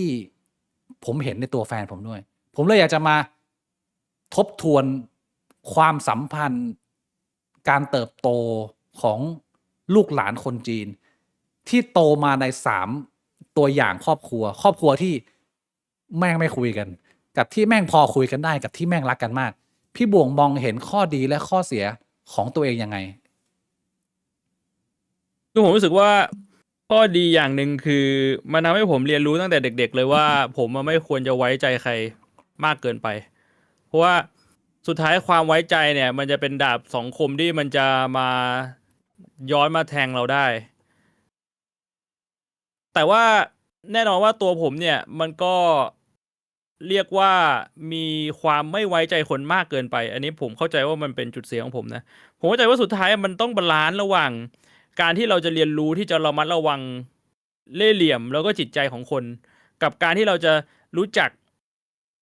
ไว้ใจคนบ้าง มันต้องมีตรงกลางอะสำหรับผมอะซึ่งตรงนี้มันก็เป็นสิ่งที่ผมยังต้องพยายามปรับปรุง แล้วก็คือสุดท้ายเนี่ย ถึงแม้ว่าผมจะพูดถึงเรื่องต่างๆที่ผมเจอเกี่ยวกับญาติในด้านไม่ดี แต่มันไม่ได้หมายความว่ามันจะไม่มีด้านดีนะ มันก็มีด้านดี มันก็มีด้านของการช่วยเหลือกัน แล้วสุดท้ายเนี่ย ผมก็ไม่ได้จะมองว่าใครในเรื่องราวเป็นคนผิดซะทีเดียว เพราะผมเข้าใจว่าญาติผมเนี่ย รวมถึงครอบครัวของผมด้วยพ่อแม่ผมเนี่ย ไม่ใช่ครอบครัวที่มีการศึกษาสูงหรือว่ามีรายได้เยอะ สุดท้ายทุกคนก็ต้องปากกัดตีนถีบ ทุกคนก็ต้องหาทางที่จะมีชีวิตสุขสบายขึ้นไป มันก็เลยกลายเป็นว่า พอมันไม่มีเหลือให้กับตัวเองกับลูกๆด้วยซ้ำเนี่ย ในบางครั้งเนี่ย มันก็ไม่สามารถมีไปเผื่อคนอื่นได้ มันก็ต้องเป็นการแข่งแย่งกันบ้าง แต่ว่าอย่างที่บอกสุดท้ายผมก็ยังเห็นถึง ความที่ว่าบางครั้งเนี่ยเขาก็มีไม่เยอะแต่เขาก็ยังพยายามที่จะช่วยเรา มันเลยกลายเป็นความรู้สึกที่ว่ามันทั้งมันทั้งระแวงและมันทั้งอยากช่วยเหลือในบางครั้ง นึกออกไหม อืมอืมอืม คือมันไม่เชิงว่าเป็นครอบครัวที่แบบว่าแม่งทะเลาะกันแบบเกลียดหน้ากันแบบมองหน้ากันไม่ติดอะไรแบบเนี้ย บางครั้งเราอยากช่วยเหลือเขาแต่บางครั้งเราก็มีความไม่วางใจเขา แต่มันไม่ใช่ความเกลียดชังอะ อืมอืม ในมุมผมอะนะ เข้าใจเข้าใจ มันเป็นความรู้สึกที่ว่าเฮ้ยถ้าสมมุติว่าเขาเข้าหาเราเนี่ยเขาต้องการอะไร อะไรแบบเนี้ยแล้วเราจะช่วยเหลือเขาได้มากแค่ไหน มันเป็นความสัมพันธ์แบบนั้น อืม แล้วถ้าเกิดว่าให้พี่บวงติชมครอบครัวที่ไม่เหมือนพี่บวงครอบครัวหรือว่าการเติบโตมาในรูปแบบผมก็ได้มีความใกล้ชิดกันมากขึ้น ครอบครัวมันมีความให้เกียรติกันรักกันมากขึ้นเนี่ยพี่บวงมองเห็นข้อดีข้อเสียของมันไหม ผมว่าการรักกันการใกล้ชิดกันมากขึ้นเนี่ย มันก็เป็นเรื่องดีนะ มันทำให้ลูกมันเติบโต ลูกหลานเติบโตมาในสังคมที่อบอุ่นน่ะ แต่ว่าข้อเสียตรงนี้ผมก็ไม่รู้ว่ามันจะจัดการได้มากแค่ไหนก็คือเรื่องของการที่อาจจะเลี้ยงแบบโอ้มากเกินไปประคบประหงมมากเกินไป แล้วก็เติบโตมาแบบไข่ในหิน คือบางครั้งเนี่ยคุณโตมาในครอบครัวใช่ปะคุณกลมเกลียวกับครอบครัวมาก แต่ว่าคุณไม่เคยไปสู่สังคมภายนอก แล้วคุณไม่รู้ว่าคนเราแม่งมันรู้หน้าไม่รู้ใจกันขนาดไหน แล้วคุณไปเจอกับโลกภายนอกที่แบบมาทำร้ายคุณน่ะ ถ้าสมมุติว่าครอบครัวของคุณน่ะไม่ได้เตรียมตัวคุณมาดีพออ่ะบางครั้งมันช็อกนะเว้ยมันช็อกกับสิ่งที่เจอแบบเฮ้ยไอ้เชี่ยคนเรามันทำกันแบบนี้เหรอวะ ซึ่งผมคิดว่าผมเองอ่ะก็เป็นคนหนึ่งที่ ผมว่าสังคมมันก็หล่อหลอมให้ผมระวังมาในระดับหนึ่งนะ แต่ว่ามันก็ยังมีหลาย ๆ เรื่องที่มันก็ทำให้ผมมานั่งฉุกคิดว่าแบบไอ้เชี่ยคนเรามันทำกันขนาดนี้เลยเหรอวะ จนพอใช้ชีวิตมาเรื่อยๆอะจนเข้าใจแล้วว่ามันไม่มีคำถามนี้แล้วมันไม่มีคำถามในหัวเวลาได้ยินเรื่องที่มันแบบมันอาจจะดูสุดจะจินตนาการ แต่มันไม่มีคำถามในหัวแล้วว่าเฮ้ยมึงทำกันขนาดนี้ได้เลยเหรอเพราะว่าผมได้เข้าใจแล้วว่า ใช่มันทำกันแบบนี้ อันนี้มันเป็นสิ่งที่พอมีลูกแล้วพอมีครอบครัวแล้วอ่ะเราก็ต้องมานั่งคิดว่า แล้วเราจะทำยังไงให้ลูกเราเนี่ยแม่งพร้อมที่จะรับมือกับโลกภายนอกที่ว่าคนแม่งอยู่กันแบบนี้แหละคนมันไม่ต่างกับสัตว์หรอก เพียงแต่ว่าคนน่ะมันมีกรอบและกฎเกณฑ์มากกว่าสัตว์ เลยทำให้คนมันปล่อยสัญชาตญาณสัตว์ออกมาได้ยากกว่า แค่นั้นเอง แต่ว่ามันมีอยู่ในตัว คือคุณไปดูสัตว์เนี่ย คุณเห็นเสือแม่งจะแดกวัวเนี่ยแม่งจะรอให้วัวตายไหมไม่รอนะเว้ยคือมันตะปบสันหลังวัวให้วัวมันเดินไม่ได้แล้วมันก็แดกพุงวัวแล้ววัวแม่งก็รออยู่อย่างนั้นน่ะสัตว์มันอยู่กันแบบนั้นเว้ยผมจะบอกให้ว่าคนน่ะมันก็อยู่กันแบบนั้นแหละเพียงแต่ว่าคนน่ะมันมีกฎเกณฑ์มันมีตำรวจมันมีคอร์รัปชันมันมีการจับเข้าคุกเพราะฉะนั้นน่ะมันจะทำแบบนี้ได้อ่ะมันก็ต้องใช้ชั้นเชิงมันก็ต้องหลอกถูกปะ แล้วพอมันหลอกเนี่ยแล้วพอคุณรู้ตัวว่าคุณโดนหลอกพอคุณเป็นวัวที่คุณกำลังโดนแทะไส้อยู่อะบางครั้งอะถ้าคุณรับมือไม่ไหวเนี่ยมันทำให้ชีวิตคุณเป๋ไปเลยนะพูดตรงๆอัน ซึ่ นี้ งผมถึงได้บอกไงว่า ผมไม่ได้โตมาในครอบครัวแบบนั้นอะผมก็ไม่รู้ว่า แล้วครอบครัวที่เขาอบอุ่นมากๆเขาสอนลูกยังไงว่าสักวันหนึ่งมึงก็ต้องเจอเรื่องแบบนี้นะมึงจะรับมือยังไงกูไม่รู้ไงผมว่าพี่บวงพูดได้ดี เพราะว่าพอผมได้เล่นเกม Devotion แล้วผมเห็นไอ้ typical type family ของการดูแลกันมากๆเนี่ยแล้วก็เนี่ยยิ่งผมได้มาคุกคลีใกล้ชิดกับครอบครัวแฟนผมซึ่งมันก็เป็นเหมือนตัวเปรียบเทียบที่ผมสนิทกับทั้งพี่บวงผมสนิทกับทั้งกับแฟนตัวเองแล้วผมเหมือนอยู่ตรงกลางผมเห็นว่าแฟนผมได้รับอิทธิพลในแง่ทั้งบวกและลบเยอะมากในแง่บวกก็คือความไว้วางใจความอิ่มเอมแล้วก็การ appreciate ความสัมพันธ์ที่ดีมันเป็นอะไรที่สวยงามมากมันไม่ได้เป็นเรื่องที่เราต้องไปนั่งอ่านในนิยายหรือฟังจากเรื่องคนอื่นแต่ว่ามันเป็นสิ่งที่มันเกิดขึ้นกับเราจริงแล้วการที่มึงมีครอบครัวที่ดีที่แม่งซัพพอร์ตกันนะมันเป็นสิ่งเดียวที่ทำให้กูรู้สึกว่านี่เป็นเหตุผลเดียวนะถ้ากูจะมีลูกมันเป็นเพราะแบบนี้แหละมันเป็นเพราะครอบครัวแฟนคนนั้นคือมันเป็นภาพของครอบครัวที่ดีแต่ข้อเสียนะพี่บวง คือสิ่งที่กูอยากจะมาคุย พี่บ่วงพูดถึงเรื่องของไข่ในหิน แต่อีกอันหนึ่งที่มันเกิดขึ้นเยอะอยู่เยอะเหมือนกัน ไม่แพ้เรื่องนี้คือ แม้จะไม่เลี้ยงแบบไข่ในหินน่ะแต่ครอบครัวที่มันอบอุ่นและมันรักกันมากเกินเนี่ยมึงจะสูญเสียความเป็นตัวตนมึงไป เพราะว่าความเป็นส่วนรวมมันสำคัญกว่า มึงเติบโตมาบนคิดถึงคนอื่นก่อน กลายเป็นว่า พอเรื่องนี้มันเป็นเรื่องที่มันสำคัญมากๆมันเหมือนกับมึงอยู่ในครอบครัวคอมมิวนิสต์นาโรมาไอ้เหี้ยมึงไม่เคยคิดถึงตัวเองเลยพี่บ่วงจนกระทั่งวันหนึ่งที่มึงเป็นวัยรุ่น มึงเริ่มฟอร์ม personality มึงแล้วมึงเริ่มสร้างบุคลิกมึงแล้วมึงไม่รู้ว่ามึงเป็นคนแบบไหนเพราะว่ามึงเป็นผู้ให้มาตลอดไอ้เหี้ยต่างคนแม่งก็ต่างให้กันหมด แล้วเป็นจำนวนไม่น้อย ของคนที่เติบโตมาในครอบครัวที่อบอุ่นกันมากดูแลกันดีมาก แล้วไม่มีคาแรคเตอร์ที่ชัดเจน แล้วสุดท้ายมึงแก่เหมือนกับว่ามึงเสด็จน้ำแล้วมึงโตเต็มวัยแล้วมึงยังไม่ได้ลงสีตัวเองเลยมึงกลายเป็นเหมือนรูปปั้นจืดๆเพราะว่าที่ผ่านมาเนี่ยมึงไม่เคยฟอร์ม personality มึงเลย แล้วมันเป็นสิ่งที่บางทีมันมาฟอร์มยาก เพราะว่าที่ผ่านมามึงมีแต่คำว่าระวังคนอื่นเขาคิดยังไงคนในครอบครัวเขาคิดยังไงระวังคนอื่นคิดตลอดมึงไม่สามารถเป็นตัวของตัวเองได้มึงขาดความมั่นใจถ้าเกิดว่าเป็นเคสหนักๆนะแล้วก็เป็นเรื่องที่ซ่อมยากเหมือนกันนะเฮียซ่อมยากกว่าบางทีมันซ่อมยากพอๆกับการที่มึงเป็นวัวที่โดนแทะไส้อยู่แล้วมึงพยายามโอ้ยสัตว์โลกนี้แม่งเอากันอย่างนี้เหรอวะบางทีแรกๆมึงอาจจะช็อกแต่มึงโตไปมึงเริ่มเข้าใจรสชาติแต่โตมาแบบจืดๆไม่มี personality เลยอะบางทีอยู่กับมึงไปตลอดนะเฮียมันกลายเป็นไอ้จืดตลอดเวลาแล้วมันเป็นความน่าเสียดายของคนจำนวนหนึ่งที่เขามาปรึกษากับผม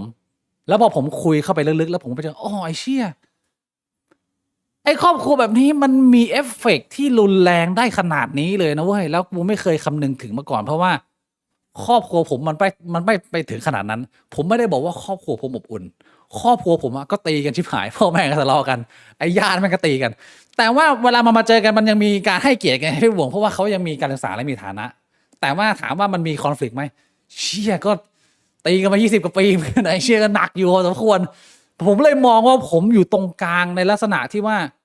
ผมมองเห็นความจริงนะแล้วผมก็ยังฟอร์ม personality ตัวเองได้มันเลยตอกย้ำแนวคิดหนึ่งก็คือแนวคิดทางสายกลางที่ผมรู้สึกว่าเวลาผมฟังเรื่องของศาสนามาหลากหลายนิกายทั้งอิสลามหลายนิกายพุทธหลายนิกายคริสต์หลายนิกายเนี่ย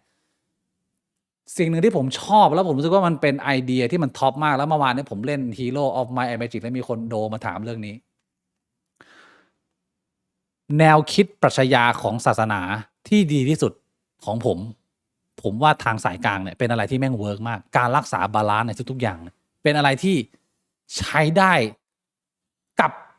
ทุกหมู่เหล่าทุกคนทุกยุคสมัยมากไม่ใช่แนวคิดพุทธที่สุดโต่งแบบว่ามึงต้องปล่อยวางทุกอย่างโกนหัวใส่จีวรเพื่อที่จะไปเป็นพระอรหันต์กูไอ้เหี้ยเนี่ยสุดโต่งกูว่าสายกลางมันคืออะไรที่มัน practical อ่ะพี่บ่งนึกภาพออกไหมมันเป็นข้อดีมากกว่าอะไรประมาณนั้นเลยพี่บ่งมองต่างไหมเรื่องนี้ผมคิดว่าผมมองแบบเดียวกับพี่พิกผมคิดว่าถ้ามองแบบว่าเอาแบบในด้านของตัวเลขในด้านของสถิติ การที่ลูกมึงจะมีโอกาสที่จะมีชีวิตในสังคมได้แบบปกติสุขที่สุดอ่ะมึงต้องเลี้ยงลูกมึงแบบทางสายกลางเพื่อเตรียมตัวให้ลูกมึงอ่ะเจอกับสถานการณ์หลายๆสถานการณ์ได้เข้ากับสังคมหลายๆแบบได้คือที่ผมคิดว่าที่ผมต้องการจะสื่อกับที่พี่บิ๊กต้องการจะสื่อมันไม่ได้หมายความว่าแบบเฮ้ยเราโตมาแบบนี้เราดีกว่าหรือคุณโตมาแบบนี้คุณดีกว่าไอ้เมื่อกี้มันมีคนถามหลายคนว่าเอ้ยแล้วที่พี่บิ๊กบอกว่าโตมาในครอบครัวที่อบอุ่นจนมันสูญเสียตัวเองมันไม่มีคาแรคเตอร์แล้วมันแย่ตรงไหนมันเป็นผลเสียตรงไหนผมไม่ได้มองว่ามันเป็นผลเสียนะแต่มันเหมือนคุณเล่นเกมหนึ่งแล้วคุณลงสแตทแม่งแค่สแตทเดียวอ่ะคุณไม่สนใจสแตทอื่นเลยพอมันไปเจอสถานการณ์ที่มันต้องใช้ความสามารถอื่นหรือมันต้องใช้สกิลอื่นในการที่จะรับมือมันรับมือไม่ได้ไงซึ่งคุณจะการันตีได้ยังไงว่าลูกคุณน่ะจะเจอแต่สถานการณ์เดียวทั้งชีวิตถามว่ามันมีไหมคนที่เขาเกิดมาอยู่ในครอบครัวที่ดี แล้วก็มีชีวิตอยู่อย่างนั้นน่ะ สุขสบายไปจนตลอดชีวิต แล้วก็ตายไปตอนแก่มันมีไหมบนโลกอะมันมี แต่ผมถามคุณตรงๆเถอะคุณคิดว่าแม่งมีเยอะเหรอมันไม่ได้มีเยอะ ถูกป่ะใช่คุณจะการันตีได้ยังไงว่าลูกหลานคุณน่ะ แม่งจะอยู่ในสถานการณ์ที่มีชีวิตดีไปจนตายได้อะมันก็การันตีไม่ได้ เพราะฉะนั้นสำหรับผมเลยมองว่า การเลี้ยงลูกให้เจอกับทุกรสชาติ รู้จักการเข้าสังคมกับคนมีมารยาทรู้จักวิธีการจัดการกับคนที่ไม่มีมารยาทคนที่จะมาเอาเปรียบเรา หรือการที่เราจะให้คนอื่นต้องให้ยังไง มันคือการที่เราเตรียมพร้อมให้ลูกๆเราอะไปเจอได้กับทุกสถานการณ์นึกออกปะคุณเจอสถานการณ์ที่ดีก็ดีเราก็มีชีวิตของเราไปเราก็อยู่กันแบบสงบสุข แต่ว่าคุณเจอสถานการณ์ที่แบบเพื่อนบ้านแม่งมาเอาเปรียบ คุณจะยอมให้ลูกคุณโดนเพื่อนบ้านเอาเปรียบเรื่อยๆเหรอสักวันหนึ่งเขาต้องโตไปเขาต้องไปอยู่ที่อื่นถูกไหมแทนที่ว่าคุณจะลองแบบหาทางแบบทำยังไงให้แบบเขาสามารถรับมือกับการที่คนอื่นจะมาเอาเปรียบเขาได้ หรือว่าคุณอยากให้ลูกคุณเป็นคนที่แบบว่าเห็นแก่ตัวเหรอแบบว่าพอมีรายได้ขึ้นมาแล้วก็ไม่แบ่งคนอื่น มันก็ไม่ใช่ คุณก็ต้องเรียนรู้ให้ลูกคุณเนี่ย สอนให้ลูกคุณเนี่ย รู้จักแบ่งปันคนอื่นด้วยใช่ไหมมันก็เป็นเรียกว่าทางสายกลางอ่ะผมว่านะอันนี้คือสิ่งที่พี่บิ๊กต้องการจะสื่อไหมใช่ใช่บางทีมันก็เลยสับสนไงว่าพี่บุ๋มเราเคยคุยกันเรื่องนี้ไปแล้วว่า แล้วสรุปแล้วไอ้สายพุทธไทยที่เราเรียนรู้กันเนี่ย มันคือพุทธสายกลางหรือมันคือพุทธสุดโต่งหรือมันคืออะไรวะพี่บุ๋มผมว่าตรงนี้มันอาจจะไม่สามารถสรุปได้หรอกว่าไอ้พุทธในไทยเนี่ยมันเป็นสายกลางหรือเปล่า แต่คงก็ต้องไปดูไล่เป็นข้อๆว่าคำสอนนั้นคำสอนนี้เนี่ย มันสุดโต่งเกินไปหรือว่าตรงนี้นำมาปรับใช้ได้นะผมคิดว่ามันเป็นแบบนั้นมากกว่า มันต้องเข้าไปดูรายละเอียดอะคือในมุมที่ผมเคยเรียนมาเนี่ยที่เขาบอกว่าต้องไปนั่งปฏิบัติธรรมเดินจงกรมนั่งสมาธิทั้งวันเป็นระยะเวลานานแบบนี้หลายสิบปีเพื่อที่จะสั่งสมบารมีอ่ะอันนี้ผมไม่ทราบคนอื่นเรียนมายังไงผมเคยได้ยินที่เขาสอนมาแบบเนี้ยอันนั้นผมก็ต้องบอกตามตรงว่ามันก็เป็นเรื่องที่มันค่อนข้างสุดโต่งไงแล้วในความสายกลางของพี่บวกมันคืออะไรถ้าจะมองในพุทธในมุมของพุทธเหรอผมว่าทางสายกลางในมุมของพุทธมันก็มีเยอะนะกับการที่จะเรียนรู้ต้นตอของปัญหาที่ของศาสนาพุทธเขาจะมีสอนหลักๆอะไรทุกข์สมุทัยนิโรธมรรคอะไรอย่างเงี้ยมันก็คือผมว่ามันคือการพยายามทำความเข้าใจว่ามนุษย์เรามันเกิดมามันมีทุกข์จากอะไร แล้วเราจะทำยังไงถึงจะสามารถปล่อยจากความเป็นทุกข์ในใจได้อะไรแบบเนี้ยผมว่าอันนั้นมันก็เป็นคำสอนของศาสนาพุทธอย่างหนึ่งที่มันก็ดูมีความเป็นทางสายกลางนะคือมันดูจะแบบว่ามองโลกตามความเป็นจริงอ่ะไม่สุดไปทางใดทางหนึ่งอ่ะแล้วก็พยายามปรับตัวเข้าหาความเป็นจริงของโลกมากกว่าที่เราจะไม่สนใจอะไรเลยเราสนใจแค่คำสอนมันเป็นแบบนี้เราก็จะไปทางนี้อันนั้นมันก็จะเป็นความสุดโต่งนี้หลายคนมันก็ตีความต่างกัน เพราะว่าแม้ศาสนาพุทธมันหลายนิกายหลายประเทศมันยังตีความต่างกันเลยพี่บวยคำว่าสายกลางหรือว่าทางตรงกลางอ่ะแต่สำหรับผมอ่ะมันเป็นหนึ่งในเหมือนคติพจน์แล้วกันที่ผมจะแนะนำคนรอบตัวคนในครอบครัวน้องอะไรเงี้ยแฟนตลอดว่าสิ่งนี้ที่สำคัญมากๆของการเป็นมนุษย์ที่มีแค่ชีวิตเดียวคือการรักษาสมดุลในทุกๆพาร์ทของชีวิตให้ได้ไอ้คำว่าสายกลางไม่ได้หมายความว่าคุณห้ามไปสุดในทางไหนก็ตามแต่ผมแค่จะแนะนำว่าถ้าคุณจะสามารถไปทางนั้นสุดได้อะคุณต้องรู้จักในการบาลานซ์ตัวเองเมื่อมันเสียสมดุลแล้วผมคิดว่ามันไม่มีอะไรสำคัญกว่าการรักษาสมดุลทางกายทางความคิดทางจิตใจทางอารมณ์ให้แบบว่าเชื่อตอนนี้เราโกรธเกินไปไหมตอนนี้เราอิจฉาเกินไปไหมตอนนี้เรามีความสุขเกินไปไหมตอนนี้เราโอดเกินไปไหมตอนนี้เรานิ่งเฉยเกินไปไหมตอนนี้เรากลัวเกินไปไหมตอนนี้เรากล้าเกินไปไหมคือถ้ามันบาลานซ์เรื่องพวกนี้ไม่ได้อะสักวันหนึ่งมึงก็ต้องไปโดนแผลอะไรที่มันอาจจะรุนแรงเกินไปถ้าคอร์สมันไม่แรงมากมันก็เป็นบทเรียนที่มีค่าใช้จ่ายถ้าคอร์สมันแรงมากมันก็จุกขี้แล้วมันก็นั่งซึมเป็นหมาอะไรเงี้ยสำหรับผมเนี่ยไอ้คำว่าทางสายกลางมันคือการรักษาบาลานซ์ชีวิตซึ่งผมไม่รู้ว่าผมตีความถูกไหมแต่ว่าใช้ชีวิตมานานกับความรู้สึกเนี้ยก็ยังไม่ได้รู้สึกว่า มันผิดแปลกอะไรแล้วผมก็แนะนำน้องๆไปในช่องโอ้ยโทเมื่อวานน่ะก็เลยมาชวนพี่บุ๋งคุยเพิ่มเติมนะ เรื่องนี้ อืม เรื่องสุดท้ายเราจะ คือ พี่บุ๋งจะเติม ผมมีเรื่องอยากจะเพิ่มเติมอีกเรื่องหนึ่งไอ้คำว่าทางสายกลาง คือผมมองว่าทางสายกลางเนี่ย มันอาจจะมีมุมมองหนึ่งก็คือคนอาจจะมองว่าไอ้คำว่าทางสายกลางไอ้คำว่าตรงกลางเนี่ยมันมีอยู่จริงเหรอผมคิดว่ามันมีอยู่จริงนะ แต่ว่าผมอยากจะให้คุณนึกภาพแบบนี้ คือคำว่าทางสายกลางเนี่ยในคำพูดเนี่ยมันไม่ได้หมายความว่าคุณอยู่ตรงกลางตลอดนะ แต่มันคือความพยายามที่จะทำให้ชีวิตคุณอยู่ตรงกลาง คือคุณลองนึกภาพคนที่พยายามจะบาลานซ์คนที่พยายามจะรักษาสมดุลเวลา ใช่ คุณไปยืนอยู่บนไม้ แล้วไม้มันมีแท่งที่คุณอาจจะเอนลงไปด้านซ้ายหรือเอนลงไปด้านขวาได้ตลอด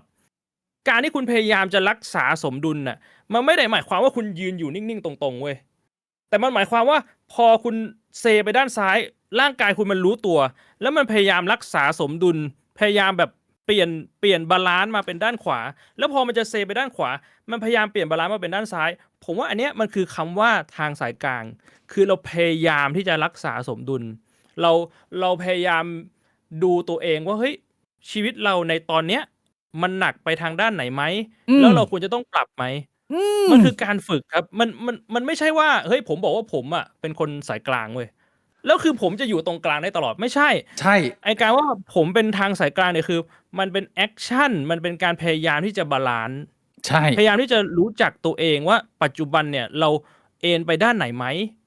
นึกออกใช่ไหม นึกออก มันเป็นแบบนั้นมากกว่า เหมือนกับเป็นกลางทางการเมืองอะครับ มันก็ไม่ได้หมายความว่าผมอยู่ตรงกลาง มันคือการที่ผมมานั่งตรวจจิตใจตัวเองว่าปัจจุบันเนี่ยเรามีมุมมองในด้านไหนบ้างในเรื่องการเมืองว่าเราเอนไปด้านไหนไหมมันเป็นการตั้งคำถามกับตัวเองอยู่ตลอดเวลา มันไม่มีใครที่แบบว่ามาถึงแล้วมันก็จะยืนตรงกลางได้ ทุกคนมันต้องฝึกนึกออกใช่ไหม ใช่ พี่บวกยกตัวอย่างไอ้เหี้ยคนเดินบนกระดานไม้เนี่ยแม่ง exactly ที่ผมไม่รู้จะหยิบคำพูดไหนมาพี่บวกนี่แหละ คือคำว่าการรักษาบาลานซ์สายกลางที่ผมคิดว่าเป็นหนึ่งในปรัชญาหนึ่งจากศาสนาที่มันแทบจะไม่มีข้อเสีย แล้วมันแอพพลายใช้กับทุกคน โอเค ผมไม่ได้บอกว่าความรัก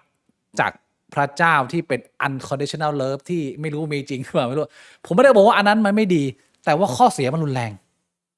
เอฟเฟกต์ที่มันเกิดขึ้นกับผู้คนที่ไม่มีปัญญามันรุนแรง เหมือนกับความเชื่อทาง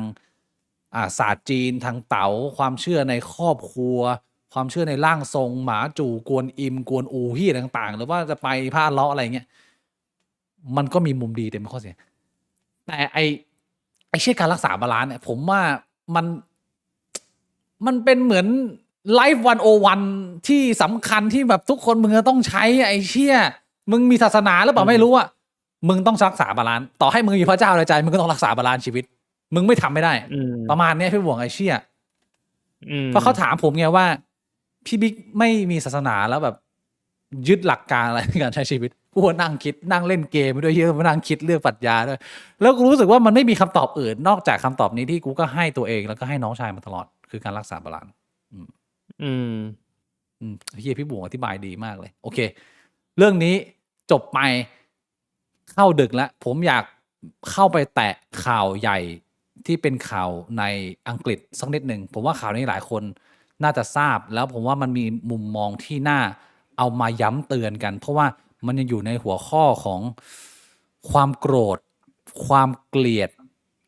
racist การเหยียดเชื้อชาติการโมโหกับการกระทำของกลุ่มคนหนึ่งว่าเราจะสะท้อนอะไรได้บ้างพี่บวงมีได้ตามเหตุการณ์ของน้องเฮนรี่โนวัคหรือเปล่าเห็นข่าวเห็นคลิปหลายๆคลิปแล้วก็ค่อนข้างช็อกอยู่ว่าโอ้โหแม่งก็หนักพอสมควรโอเคงั้นแต่ว่าก็ยังมีหลายๆคำถามที่ผมไม่เห็นในข่าวเขานำเสนอเท่าไหร่โอเคงั้นผมขออนุญาต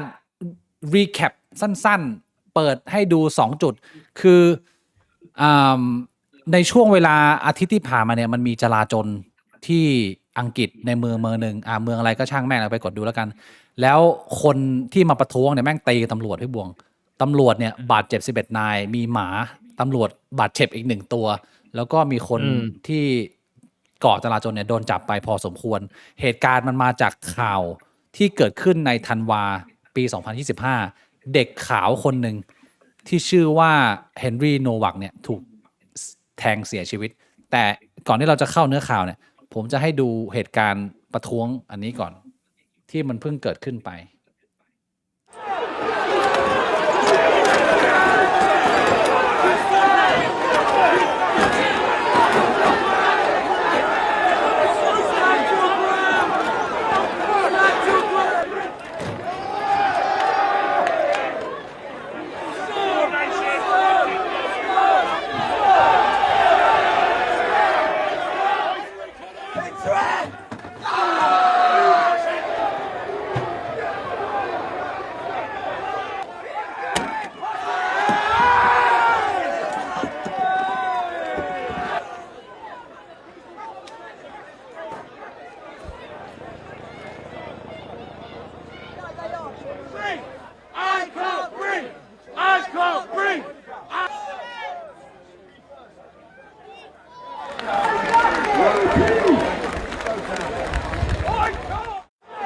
อันนี้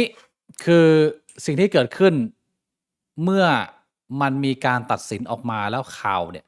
มีการเอาวิดีโอของเหตุการณ์โดนฆาตกรรมของน้องเฮนรี่โนวักทีนี้เรามาดูเหตุการณ์นี้ย้อนกลับไปซึ่งมันเป็นกล้องของตำรวจที่เพิ่งจะเอามาปล่อยตอนที่มันมีการสืบสวนคดีนะเรามาดูคดีนี้น้องโนวักเฮนรี่ชายวัย18 ปีผิวขาวโดนคนซิกเป็นวัยรุ่นเหมือนกันอายุ21 ปีแทงด้วยมีดเสียชีวิตแต่สิ่งที่มันเป็นประเด็นก็คือว่าการแทงกันครั้งนี้เราไม่รู้ว่ามันเกิดอะไรขึ้นคนซิกบอกว่าไอเด็กคนเนี้ยมันเหยียดเชื้อชาติมันแกล้งผมมันด่ามันล้อมันใช้คำพูดถมถุยแล้วก็มาดึงผ้าโพกหัวของผมออกไปด้วยผมก็เลยบันดาลโทสะเอามีดซึ่งมันเป็นอุปกรณ์ของคนซิกที่พกตามศาสนาอยู่แล้วเนี่ยเป็นมีดกริดยาวๆเนี่ยแทงเข้าไปหลายแผลแล้วประเด็นก็คือว่าแทงจนน้องคนเนี้ยล่วงพับลงไปกับพื้นแล้วตำรวจที่เข้ามาจับมาดูสถานการณ์นี้เนี่ยก็เข้ามาแล้วไอคนที่แทงก็บอกว่าไอคนเนี้ยมันเหมือนเหยียดเชื้อชาติเรซิสมากตำรวจก็เลยเข้าไปพยายามจะล็อกกุญแจมือแต่ไอ้เหี้ยเด็กผู้ชายเฮนรี่เนี่ยคือโดนแทงเข้าไปหลายจุดเข้าปอดเข้าใกล้หัวใจแล้วหายใจไม่ออกก็เลยบอกคนตำรวจว่าตำรวจผมหายใจไม่ออก I can't breathe แต่ว่าคุณตำรวจเนี่ยเหมือนกับอาจจะตรงนี้แหละเป็นประเด็นผมไม่รู้ว่ามันเกิดอะไรขึ้นในหัวตำรวจเขาไม่ฟังสิ่งที่น้องผู้ชายร้องขอมาก็เลยจับใส่กุญแจมือทั้งที่เด็กบอกว่าตัวเองหายใจไม่ออกจนสุดท้ายเด็กเสียชีวิตคาที่ล็อกกุญแจมือเลยตรงเนี้ยเป็นสิ่งที่คนมันทะเลาะกันแล้วมันแยกออกเป็น2 ฝั่งว่ามึงทำเพราะว่ามึงเรซิสมึงเกลียดคนขาวมึงฟังแต่คำให้การของคนที่แทงบอกว่าเนี่ยเขาไอ้เนี่ยมันเป็นคนขาวมันเหี้ยแล้วชอบมาพูดจาถมถุยอะไรอย่างงี้หรือมันเป็นผลพวงของความเกลียดชังที่เป็นการเหยียดกัน2 ฝั่งแล้วที่ผ่านมาเนี่ยคนขาวมันทำไม่ดีตลอดคนผิวสีคนต่างชาติต่างศาสนาเนี่ยมันโดนทรีตไม่ดีตลอดแล้วไอ้ตำรวจเนี่ยมันก็มีความกลัวมีความกังวลไงว่าถ้ามึงไม่ทรีตคนผิวสีแบบให้ความเป็นธรรมเขาเนี่ยมึงไม่เชื่อเขาเนี่ยมึงจะโดนกระแสเรซิสใส่เข้ามาด้วยมึงก็เลยต้องแบบว่านึกภาพออกมาให้บวกมันเป็นไปได้หลากหลายสถานการณ์ทีนี้เราก็ไม่รู้หรอกแต่เรามาดูเหตุการณ์นี้2 นาทีก็คือเป็นบอดี้แคมที่ตำรวจทางศาลเปิดมาแล้วไอ้นี่แหละเป็นตัวจุดประกายที่ทำให้มันเกิดประท้วงเพราะคนมองว่ามันจะเป็นเหมือน reverse racist หรือเปล่าเมื่อไหร่มันจะจบไอ้ความเกลียดชังตรงนี้เพราะว่าที่ผ่านมาคนขาวเหยียดคนดำเหยียดคนผิวสีแล้วทีนี้ก็มีเหตุการณ์จอร์จฟลอยด์ก็คือแค่มึงเป็นคนดำมึงก็โดนทรีตแบบเป็นหมูเป็นหมานะมาทำให้เขาโดนเอาเข่ายัดคอจนมึงหายใจไม่ออกจนมึงเสียชีวิตตายแล้วตำรวจมึงจะมาทำกลับเหรออะไรอย่างเงี้ยมันก็วุ่นวายหมดเราดูคลิปนี้นิดนึงแล้วเราจะมาคุยกัน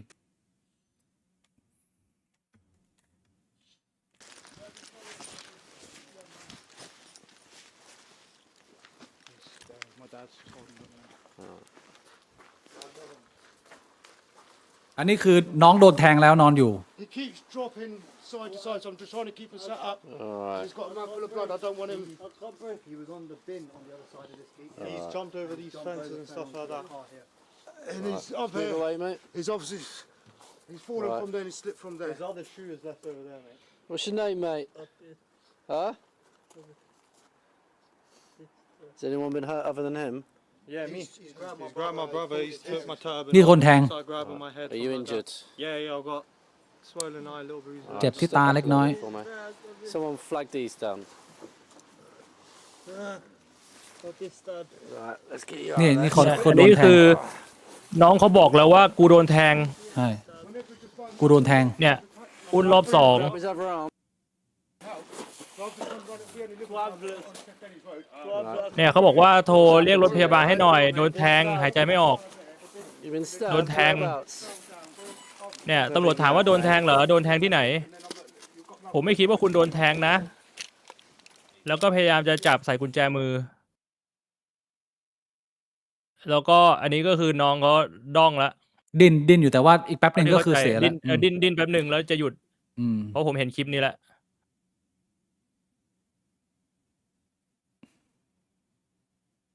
เนี่ยเชื่อคือมันไม่ใช่แค่ความเกลียดชังของคนต่างเผ่าแต่ว่า Saying he's been stabbed, so Where let's is it just you check think you've him. been stabbed? In the face? เนี่ยอันนี้ก็คือเริ่มเช็ค No, but we have to check, don't we? Right. In the face? เนี่ยแล้วผู้หญิงเพิ่งบอกว่าเอ้ยเราน่าจะต้องเช็คหน่อยนะ ว่าโดนแทงจริงหรือเปล่า Details on that, and I'll keep hold of him. แล้วยังพูดอยู่ Keep you on your side. หายใจไม่ออก You better retrieve then. Say again. Saying to him, keeping him on his side. We were sat up when we had him here, but he didn't like it. What's your name, mate? At the moment, you are under arrest. That's for assault, so you do not have to say anything. May harm in defence. If you do not mention when questioned, it's up to you later. เชี่ยไม่ on. ตอบแล้ว Anything you do say may be given in evidence. All right? ไม่ตอบละคือก็ ตอนนิ่งก็คือ น่า ไป จะ แล้ว เนี่ยพี่บวง มันไอเชี่ยพอกูดูข่าวนี้เนี่ย มันก็มีหลากหลายความรู้สึกมากเลยนะจากที่เราคุยกันมาหลากหลายเรื่องราวเรื่องของการเหยียดเชื้อชาติ ความเกลียดชัง มันจะไปจบลงตรงไหน หรือว่าพี่บวงอยากจะคอมเมนต์อะไรในกรณีของเรื่องนี้ คือมันก็เป็นเรื่องที่ผมไม่รู้ว่าระบบเนี่ยมันทำงานยังไง แต่ผมเดาว่าการทำงานก็คือใครโทรเข้าไปแจ้งว่ามีคนทำความผิดตำรวจก็ต้องไปจับคนที่โดนแจ้งก่อนไหม อืม ว่าในกรณีเนี้ยมันคือคนที่แทงเขาอะโทรเข้าไปแจ้งตำรวจว่าโดนทำร้ายร่างกายตำรวจมันก็เลยในมุมมองของตำรวจมันนึกว่าแบบคนนี้โดนทำร้ายร่างกายแล้วใครเป็นคนทำร้ายอ๋อไอเด็กนี่เหรอก็เลยจะจับเด็ก มันเป็นแบบนั้นไหมผมไม่รู้ไงว่าโปรเซสมันเป็นยังไง แต่ว่าคืออย่างน้อยๆcommon sense มันก็ต้องมีบอกว่ามึงไปถึงหน้างานมึงเห็นเด็กคนนึงแม่งนอนแบบไม่มีแรงอยู่อืม แล้วมันบอกมึงว่ามันโดนแทงคือต่อให้มึงจะคิดว่าแบบเฮ้ยแม่งหลอกกูเปล่าวะแต่มึงดูสภาพแล้วมันแบบมันไม่น่าจะหนีได้ มึงไม่ควรจะเลือกที่จะใส่กุญแจมือก่อนนึกออกใช่ปะ ใช่ มึงควรจะเลือกที่จะแบบอย่างแรกคือมึงดูแผลแล้วไอ้ถ้ามึงเห็นแผลปุ๊บมึงควรจะต้องรีบโทรเรียกรถพยาบาลแต่นี่มึงเลือกที่จะใส่กุญแจมือแล้วก็บอกว่าเฮ้ยคุณกำลังโดนจับนะคำพูดของคุณจะถูกใช้ในชั้นศาลอะไรแบบนี้ถ้าไม่มีทนายเราจะหามาให้มันคือ priority หรือว่าลำดับที่ต้องทำมันผิดเพี้ยนไปหมดไง อืม มันก็เลยไม่รู้ว่ามันผิดพลาดตรงไหนมันมีความเป็นไปได้ไหมกับประเด็นของคำว่าเด็กเลี้ยงแกะที่เราเคยพูดถึงคือแน่นอนว่าเราไม่ปฏิเสธมันมีคนเหยียดเชื้อชาติทั้งสองฝั่งทั้งทุกฝั่งแหละแต่มันมีเด็กขาวเยอะที่เราเคยดูในหลากหลายภาพยนตร์หรือสารคดีมันมีเด็กขาวที่มันเป็นเด็กวัยรุ่นกวนส้นตีนปีนเกลียวเก่งเจ๋งไอ้เหี้ยแล้วก็ชอบเหยียดแล้วมันก็สร้างเรื่องอะไรแบบนี้ไว้เยอะมากจนมันทำให้อาจจะทางสถานีตำรวจมันมีความเอือมระอากับพฤติกรรมเด็กเลี้ยงแกะที่เป็นเด็กขาวไปรังแกเขาแล้วพอมาจับปุ๊บเนี่ยแม่งก็เล่นละครตบตาอ้างเป็นเด็กอ้างนู่นอ้างนี่แล้วเหมือนคนแม่งเอือมไอ้เชี่ยมันก็เลยไม่สามารถ treat ทุกเคสได้ เหมือนกับที่มันควรจะเป็น เพราะว่า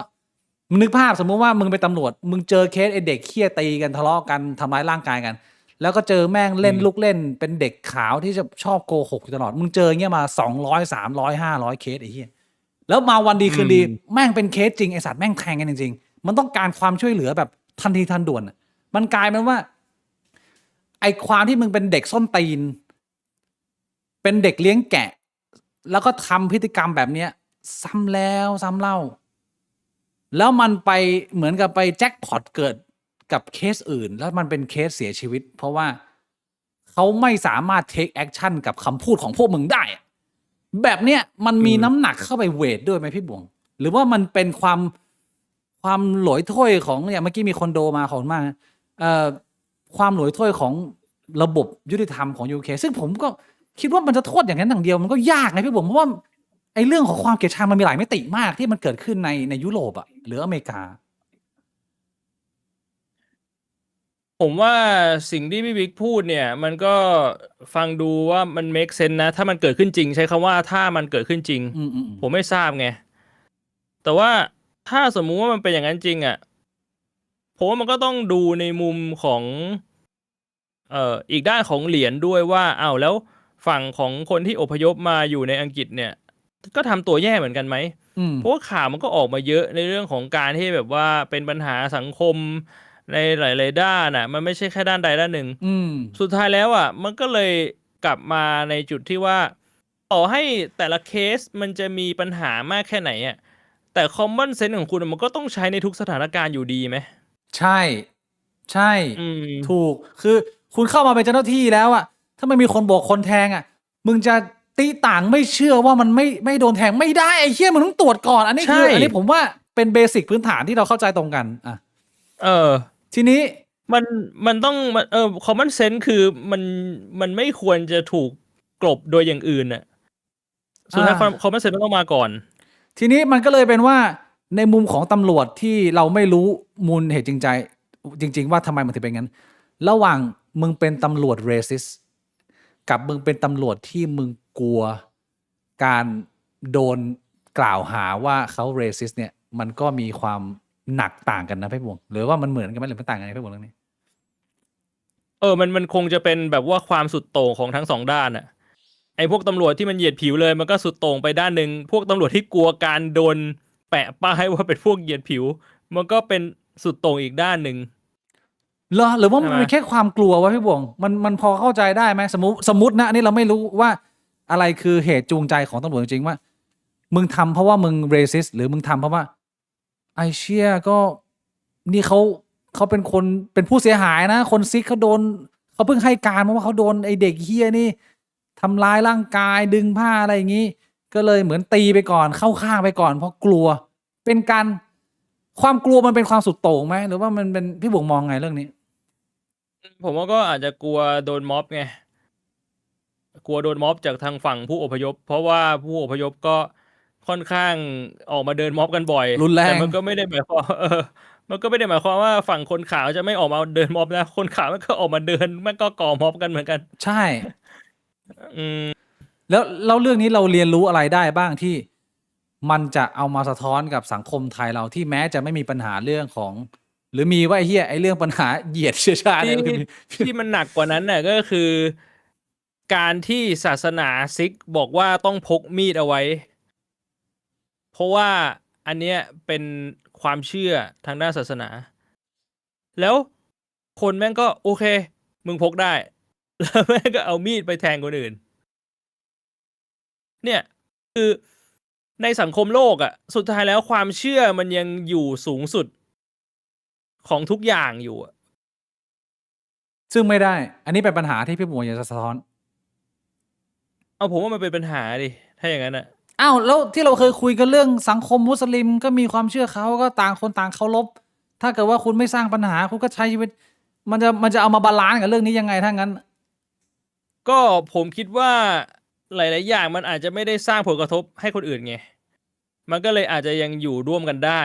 แต่ว่าถ้าสมมุติว่ามึงแบบพกมีดไปทุกที่แบบเนี้ยมันไม่ใช่แค่เรื่องของการไม่สร้างปัญหาแล้วไหมเคสนี้มันก็เป็นตัวอย่างชัดเจนแล้วไหมว่ามันยังไงอะ ความเชื่อมันมีผลหรือเปล่า อืม เออ แต่ว่าหลายคนน่ะที่เขาเป็นคนซิกปกติโดยส่วนใหญ่ in general แล้วเราก็มีเพื่อนซิก2-3 คน ส่วนใหญ่เขาไปใส่เป็นจี้รูปกริดแล้วไม่มีใครก็พกมีดทั้งเล่มหรอกไอ้เหี้ยนี่มันก็อ้างหรือเปล่ามันก็เป็นการอ้างข้อมูลทางศาสนาเพื่อจะได้ให้ความชอบธรรมตัวเองมีอาวุธหรือเปล่าเพราะว่าดูเหมือนการแทงมันอ่ะมันเป็นคือสุดท้ายแล้วโดนตัดสินจำคุกตลอดชีวิตนะแล้วพ่อแม่รู้สึกโดนอาจจะไม่เท่ากันอะแต่โดนแบบสมรู้ร่วมคิดอะคือเฮียสุดท้ายแล้ว ใช่ เพราะในข่าวคือ ไอ้ผู้ชายที่แทงอ่ะ แทงเสร็จปุ๊บเอามีดไปให้แม่ไปซ่อน แม่เลยโดนด้วย โดนกันค่อนข้างเยอะผมไม่แน่ใจว่าสุดท้ายแล้วมันหนักแค่ไหนนะแต่ขออนุญาตพูดถึงเขาหนึ่งน้องที่เสียชีวิตเฮนรี่โนวักนะฮะอายุ18 ปีส่วนคนที่แทงเนี่ยชื่อวิครัมดิกวานะบางข่าวบอก21บางข่าวบอก23ใช้มีดยาว21เซนแทงโนวัก5 ครั้งแล้วก็ตอนที่ไปให้การในชั้นศาลเนี่ยก็บอกว่าไอ้นี่แม่งเริ่มก่อนไอ้นี่แม่งเหยียดเชื้อชาติดึงผ้าพันหัวเขาแต่ว่าคำตัดสินสุดท้ายของศาลมองว่าไม่น่าจะจริงไม่เชื่อ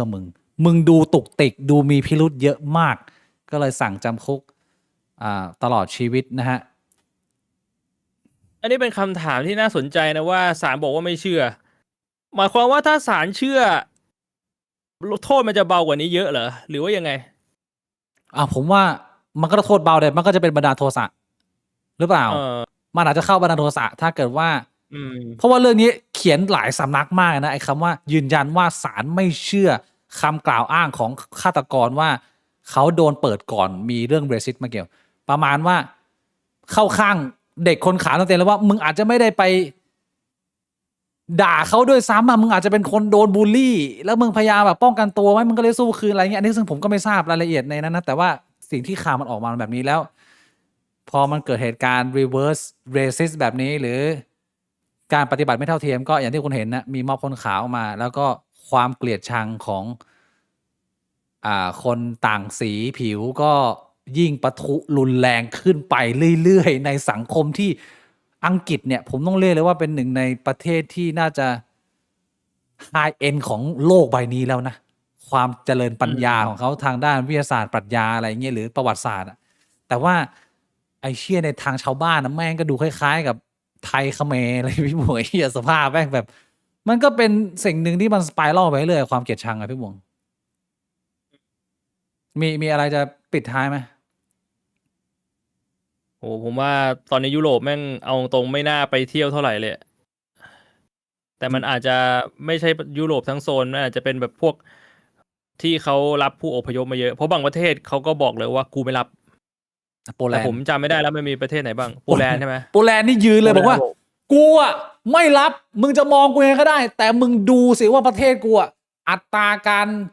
มีคริมินอลเรทต่ำที่สุดในยุโรปมึงก็ดูไปมึงจะด่ากูเป็นพวกเหยียดมึงด่าไปแต่ว่ากูทำเพื่อปกป้องประเทศตัวเองที่โปแลนด์นายกเทศมนตรีโปแลนด์แม่งแบบเต็มที่แม่งก็ภูมิใจแม่งพราวมากคือแม่งเหมือนอะไรรู้ป่ะอะไรโปแลนด์แม่งเหมือนกูอ่ะ ที่บอกพ่อกูที่เป็นอังกฤษว่าแบบอย่าเอาอีโก้เข้ามาเลยเชื่อกูเหอะอย่าเอาอีโก้เข้ามาเลยพ่อกูบอกไม่เป็นไรหรอกมันไม่ใช่เป็นตอนนี้ก็คือประเด็นคือพ่อมึงไม่มีทางเลือกพี่บวงเฮียจะปล่อยให้ยีโกมึงยืนเยี่ยวแห้งอยู่ข้างหน้าบ้านก็ไม่ได้สัตว์มันไม่มีคนเอาใช่ไหมล่ะแต่ว่าตอนนี้พ่อกูทำแล้วฮะทำไรคือประมาณ2-3 วันที่ผ่านมามันมีปัญหาที่มันสั่งสมมานานแล้วมันปะทุแล้วก็คือพ่อกูเวลาออกไปข้างนอกเขาก็จะล็อกประตูบ้านแต่ว่าเขาก็ให้ยีโกอยู่ในบ้านแล้วยีโกก็จะมายืนอยู่ตรงประตูแล้วหลังๆมามันเริ่มมีลูกค้าพ่อกูที่ไม่มาซื้อของกับพ่อกูรอพ่อกูไปข้างนอกแล้วมาซื้อของกับยีโกเพราะรู้ว่ายีโกไม่รู้ว่าของอยู่ตรงไหนและของราคาเท่าไหร่และพ่อกูบอกยีโกเป็นครั้งที่134,495กูมั่นใจว่าน่าจะประมาณนี้ว่าอย่าขายของเองถ้าสมมุติว่าพ่อกูไม่อยู่บ้านบอกให้ลูกค้ารอแต่ก็อีโกขายของทุกรอบแล้วหลักฐานก็คือ แม่งมีเงินมาวางอยู่บนโต๊ะเว้ย อ่า บางทีอ่ะหยิบเงินมาวางบนโต๊ะแล้วก็เอาของไม่ให้ แล้วพอพ่อกูกลับมาก็พูดแบบเหมือนตัวเองแบบภูมิใจว่าได้ช่วยพ่อกูบอก เนี่ย วันนี้ขายของได้ เชี่ย แล้วพ่อกูก็จะโมโห จนล่าสุดเมื่อวานก็คือ พ่อกูออกไปข้างนอก พ่อกูบอกว่าออกไปนั่งนอกบ้าน แล้วก็ล็อกประตูให้อยู่ข้างนอก ไม่ให้อยู่ในบ้าน เชี่ยเทรนเป็นหมาเลยสัตว์โหดจังวะต้องใช้วิธีนี้เหรอ แล้วอีโกก็เลยถามว่า แล้วถ้าจะเข้าห้องน้ำทำไงอ่ะ เออ ก็ไปเข้าห้องน้ำที่ปั๊มหน้าปากซอย เฮ้ย แล้วตอนนี้ยีโกนอนไหนเนี่ยเชี่ยอยู่ข้างนอกปะเนี่ย นอนในบ้าน เข้ามา ก็ แล้ว ถ้าพ่อกูกลับมาบ้านก็เปิดประตูปกติไง เพราะว่าพ่อกูไม่ได้ไปไหนไกล พ่อกูไปข้างนอกอย่างมากก็ชั่วโมง2 ชั่วโมง อ๋อ พอไปข้างนอกปุ๊บก็แบบมึงไปนั่งนอกบ้าน แล้วก็ล็อกประตูให้อยู่ข้างนอกไม่ให้อยู่ข้างใน ซึ่งตรงเนี้ยแม่งเป็นปัญหาคือเลยรู้ป่ะ ยังไง เวลาจะให้อยู่ข้างในอ่ะเขาจะบอกว่าทำไมต้องขังไว้ในบ้านอย่าไปอยู่ข้างนอก อืม พ่อกูเลยบอกงั้นไปอยู่ข้างนอก ทำไมไล่อ่ะ โอ้มันดีลยากจริงไอ้เฮ้ยเอ้ย ไอ้เชี่ยแล้วคือ กูบอกว่า เฮ้ยยีโกขึ้นไปอยู่ข้างบนไหมครับ จะได้ไม่มีปัญหา เพราะว่าถ้าขึ้นไปอยู่ชั้น 2เนี่ยจบเลย ก็ข้างล่างก็ไม่มีใครอยู่ ลูกค้าก็จะไม่ต้องมาซื้อของกับยีโกใช่ปะ อืม ยีโกบอกไม่อยากอยู่ข้างบน แล้วเสร็จปุ๊บพอวันหนึ่งแม่งยีโกเดินขึ้นมาเปิดประตูข้างบนบอกขึ้นมาข้างบนทำไมอ่ะ ข้างล่างมันน่ากลัวต้องขึ้นมาข้างบน แล้วพอขึ้นมาก็ปิดประตู เชี่ยเอ้ย มันก็เลยงงเลยทีนี้ยังไง แล้ววันเนี้ยแม่งเป็นวันแรกเลยที่ผมเพิ่งได้รู้เรื่องราวของทางฝั่งญาติเว้ย ว่า คือวันเนี้ยแม่งเป็นวันที่ผมกลับมา ผมออกไปข้างนอกมากลับมาเห็นพ่อผมกำลังด่ายีโกอยู่พอดีเลย ผมก็เลยแบบเข้าไปพูดคุยบอกพ่อผมใจเย็นก่อน ซึ่งพ่อผมมันก็ใจเย็นไม่ได้พ่อผมก็ร้อนก็ด่าอยู่งั้นน่ะผมก็แบบพยายามบอกหยุดด่าได้แล้ว พูดไปแม่งก็ไม่มีประโยชน์หรอก อืม แล้วผมก็ถามอีโก้ว่าเนี่ยคือสุดว่าไงอีโก้บอกว่าเนี่ยโทรไปหาน้องชายเลยน้องชายอีโก้อ่ะเดี๋ยวอีโก้ไปอยู่ด้วย อืม ผมก็เลยโทรไป ก็เลยเพิ่งได้รู้เรื่องราวจากทางฝั่งญาติๆว่าไอ้ทุกครั้งที่อีโก้ไปอยู่บ้านคนอื่นเนี่ย พอไปอยู่ปุ๊บอ่ะเขาจะบ่นว่าแบบอยากกลับมาอยู่กับพ่อกู เอาเขาดูแลดีสุดอะ ดูแลที่สุดก็เชี่ยแล้ว พ่อกูนี่คือด่าทุกวัน เอาไอ้เชี่ยก็ยังดีสุดอะมึงคิดดูเทียบกับคนอื่นอะ เขาบอกว่าบ่นแบบบ่นแม่งเช้ายันเย็นบอกว่าอยากกลับบ้านอยากกลับไปอยู่กับไอ้ตังอยากกลับไปอยู่กับไอ้ตังอยากกลับไปอยู่กับไอ้ตังแบบเนี้ยแล้วให้ยาอะไรไม่กิน อันเนี้ยเป็นผมเพิ่งรู้เลยว่าญาติๆเขาเล่าให้ฟังว่าพออยู่โกไปอยู่ไม่เป็นแบบนี้ ทำไมวะทำไมให้ยาไม่กิน ไม่รู้เพราะอะไร บอกให้กินยาไม่กินยา ได้ตังค์ใคร ตังคือพ่อกู ชื่อเล่นพ่อกู อ้าวชื่อของพ่อมึงชื่อเล่นชื่อตังค์กูเพิ่งรู้เนี่ย ลิงอูรังอูตัง เฮ้ย what จริงปะเนี่ย พ่อกูเกิดปีลิงเมื่อก่อนอ่ะ ไม่รู้ว่าเป็นชื่อเล่นจริงๆเปล่า แต่ว่าเหมือนเพื่อนๆเรียกกันว่าแบบเกิดปีลิงลิงอูรังอูตังก็เรียกตังอ่ะ เอาต่อเรื่องของยีโกแล้ว เออ เรื่องที่มึงฟังจากยีโกนอกจากไม่กินยาแล้วไงอีก นั่นน่ะกูเพิ่งรู้ว่าแบบเอ้าไอ้เชี่ยมันเป็นอย่างนั้นเหรอวะ อืม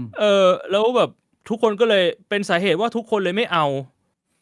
อ๋อ อัน เพราะ นี้ มึง คือ ดื้อ คิด ไม่ ว่า กิ น่าน จะเป็น ยา สาเหตุที่แท้จริงก็คือแบบไปอยู่กับใครคือเขาก็บ่นว่าแบบหมายถึงยีโกะบ่นไม่ใช่ญาติกูบ่นนะ อืม ยีโกจะบ่นกับญาติแบบอยากกลับบ้านอยากไปอยู่กับอาตังอยากไปอยู่กับอาตังแบบเนี้ย อาตังไม่เคยบังคับให้กินยาเพราะอาตังปล่อยตายใช่ไหม แล้ววันเนี้ยกูก็เลยถามว่าแบบเอ้าแล้วทำไมยีโกไม่กินยา อืม ยีโกอย่างเงี้ย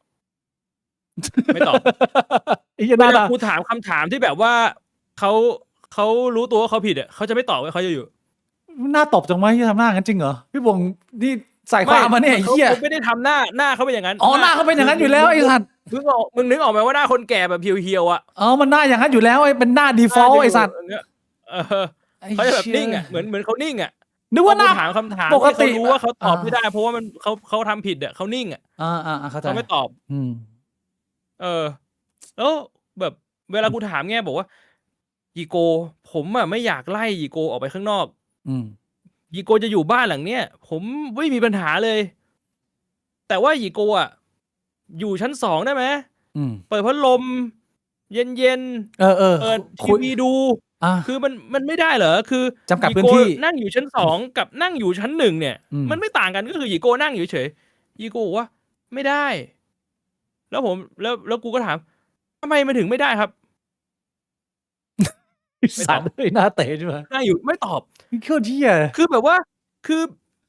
ไอ้เชี่ยคือแบบว่ามันเป็นพฤติกรรมที่แบบกูก็ไม่รู้ว่าทำไมเขาไม่ตอบกูงงว่าแบบทำไมวะทำไมไปนั่งอยู่ชั้น 2ไม่ได้เขาบอกว่าเหงา แต่ข้างล่างก็ไม่มีใครอยู่ นั่งอยู่ข้างล่างก็นั่งคนเดียว นั่งอยู่ชั้น 2ก็นั่งคนเดียว ทีวี เขาบอก อยู่ชั้นไหน ทีวีอยู่ชั้นไหน ทีวีอ่ะแม่งเอาไปวางชั้นไหนก็ได้อ่ะที่เขาอยากจะอยู่อ่ะมันหาที่วางได้อ่ะแต่ ผม ทีวีแม่งอยู่ชั้น 2นะตอนเนี้ยกูก็เลยงงว่าแบบยังไงวะแล้ววันนี้เขาก็เลยบอกว่าเอายามาเลย เอายามากิน ผมก็ถามยาอะไรโอ้ยาอะไรก็ได้กินแล้วนอนไปเลย นี่ ผมก็บอกว่า ผมเอายาให้ ผมก็โดนตำรวจจับดิ เชี่ยบ้านนี้มันดีลกันแบบนี้โหดจังวะ มันแบบว่าเขากลายเป็นเด็กแล้วอะตอนนี้คือแบบที่เขาบอกว่าพอคนแก่มากๆ มันจะกลายเป็นเด็ก คือเขากลายเป็นเด็กเลยเว้ยเขาแบบเอาแต่ใจสัสๆเลยคือเขาไม่สนใจเชี่ยอะไรทั้งสิ้นเนี่ยเขาแบบว่าตัวกูต้องได้อย่างที่กูต้องการ เนี่ยเมื่อกี้มี วัน คน นี้กู มีคนพิมพ์เข้ามาบอกว่าเฟสต่อไปนี่เป็นเฟสเด็กทารถก็คือตื่นมาไม่ใส่เสื้อผ้าแล้วเดินแก้ผ้าแล้วก็ขี้แบบว่าไหลออกมาอัตโนมัติอันนี้คือคนที่เขาดูแลญาติผู้ใหญ่เขาผมว่าพี่บวงใกล้เปลี่ยนเฟสแล้ว กูว่าใกล้โดนแล้ว เพราะว่ามันแบบว่าคือเห็นเลยว่า พัฒนาการที่มันถดถอยลงอ่ะ มันเห็นมาตั้งแต่ตอนที่เขามาอยู่แรกๆอ่ะแล้วรับมือไงอะ กูก็คือเอาตรงๆอ่ะสำหรับกูอย่างที่กูพูดเหมือนเดิมแหละกูอ่ะไม่มีปัญหาหรอก แต่ว่ากูอ่ะกังวลพ่อกูอ่ะรับมือไม่ได้กูเฉยๆกูแบบว่าคือกูเข้าใจแล้วไงว่า อันนี้คือสมองเขาไปแล้วไอสิ่งที่เขาทำเนี่ยมันไม่ใช่ตัวตนเขาไม่ได้กวนตีนเขาไม่ได้อะไรแล้ว มันคือแบบฟังก์ชันเขามันไม่ได้แล้ว แต่สำหรับพ่อกูเขาไม่เข้าใจ พ่อกูเนี่ยเขามีอารมณ์กับสิ่งที่ยีโกทำเพราะเขาอะคิดว่ายีโกทำเพื่อกวนตีนเขาอะคิดว่ายีโกทำเพื่อทรมานเขามึงนึกออกไหมอันนี้คือในหัวพ่อกูอะคิดอย่างนั้น มันเลยเป็นปัญหาตรงที่กูอะกังวลว่าแบบไอ้เชี่ยพ่อกูดีลกับยีโกไม่ได้ แต่ก็เอาไปไว้ที่อื่นไม่ได้ เพราะว่าไม่มีใครเอา เพราะว่ายีโกมันก็แบบว่า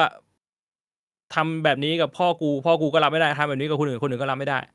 แต่สุดท้ายยีโกเขาร้องว่าจะมาอยู่บ้านนี้ไง มันก็เลยเหมือนแบบเหมือนมึงนั่งล้อมวงแล้วเหมือนมึงหมุนขวดอะแล้วขวดมันมาชี้ที่พ่อกูอะคนอื่นเขาพูดมาแบบเนี้ยมันก็ทำอะไรไม่ได้ พี่บวงลองตอบโต้โดยการทำหน้าคืนยังไง ยังไม่ได้ทำหน้าคืน แต่ว่าวันเนี้ยคือกูออกไปข้างนอกตอน แม่ง กูออกไป ทำหน้า ข้างนอกอะตอนที่พ่อกูไม่อยู่ กูก็ออกไปแล้วก็ล็อกประตูกำลังจะล็อกยีโกถามล็อกประตูทำไม ไม่ล็อกประตูได้ไหมกูก็ทำเป็นไม่ได้ยินเว้ยเขาพูดมาทำเป็นไม่ได้ยินเหรอกูเลยบอกว่า ก็จะล็อกประตูแล้วเขาบอกทำไมต้องล็อกประตู เธอจะขังยีโกไว้ในบ้านเหรอ แล้วกูก็เลยบอกว่าอ้าวงั้นยีโกมานั่งข้างนอกเดี๋ยวผมให้ยีโกมานั่งข้างนอกเดี๋ยวผมล็อกประตูนี่เธอไล่ยีโกเหรอกูก็ใส่หน้าไปดิจบเรื่องจบราวไอ้เหี้ยเปลี่ยน กูบอกกูไล่ไม่ได้เขาอยู่เงี้ย เหมือนเขาช็อก เฉยก็ ไอ้แค่ conversation เนี่ยคือแม่งมีแบบ100 รอบแล้วอะก็คือมันรีเซ็ตทุกวันอะมันรีเซ็ตทุกวันว่าแบบล็อกประตูทำไมตอนนี้ พ่อบอกให้ล็อก รอเปลี่ยนเฟสอันเดียวตอนนี้เฮ้ยทำอะไรไม่ได้นอกจากค่อยๆรักษาคุณพ่อคืออีโก้แม่งรักษาไม่ได้ไรสัตว์แล้วรอเปื่อยสลายไปแต่ว่ามันก็ต้องย้ำเตือนคุณพ่อให้ทราบว่า อันนี้เรื่องที่สำคัญนะที่พี่วงบอกมันไม่ได้เกิดขึ้นกับแค่พ่อมึงคือกูก็พยายาม คิดว่ามัน บ แบ อก บว่า ตลอด มีคนกวนตีนเขาจริงๆอ่ะซึ่งมันต้องปรับความเข้าใจนิดนึง แต่กูเข้าใจว่าแม่งพ่อกูก็ทำความเข้าใจตรงนี้ไม่ได้อะคือกูพยายามอธิบายเขาแล้วว่าแบบ ไม่ต้องไปด่าไม่ต้องไปอะไรหรอกคือโมโหมันก็เสียกับสุขภาพจิตเรา เพราะว่าเขาอ่ะไม่สมองเขามันไม่รับรู้แล้วอ่ะ คือมันไม่เชิงไม่รับรู้อ่ะ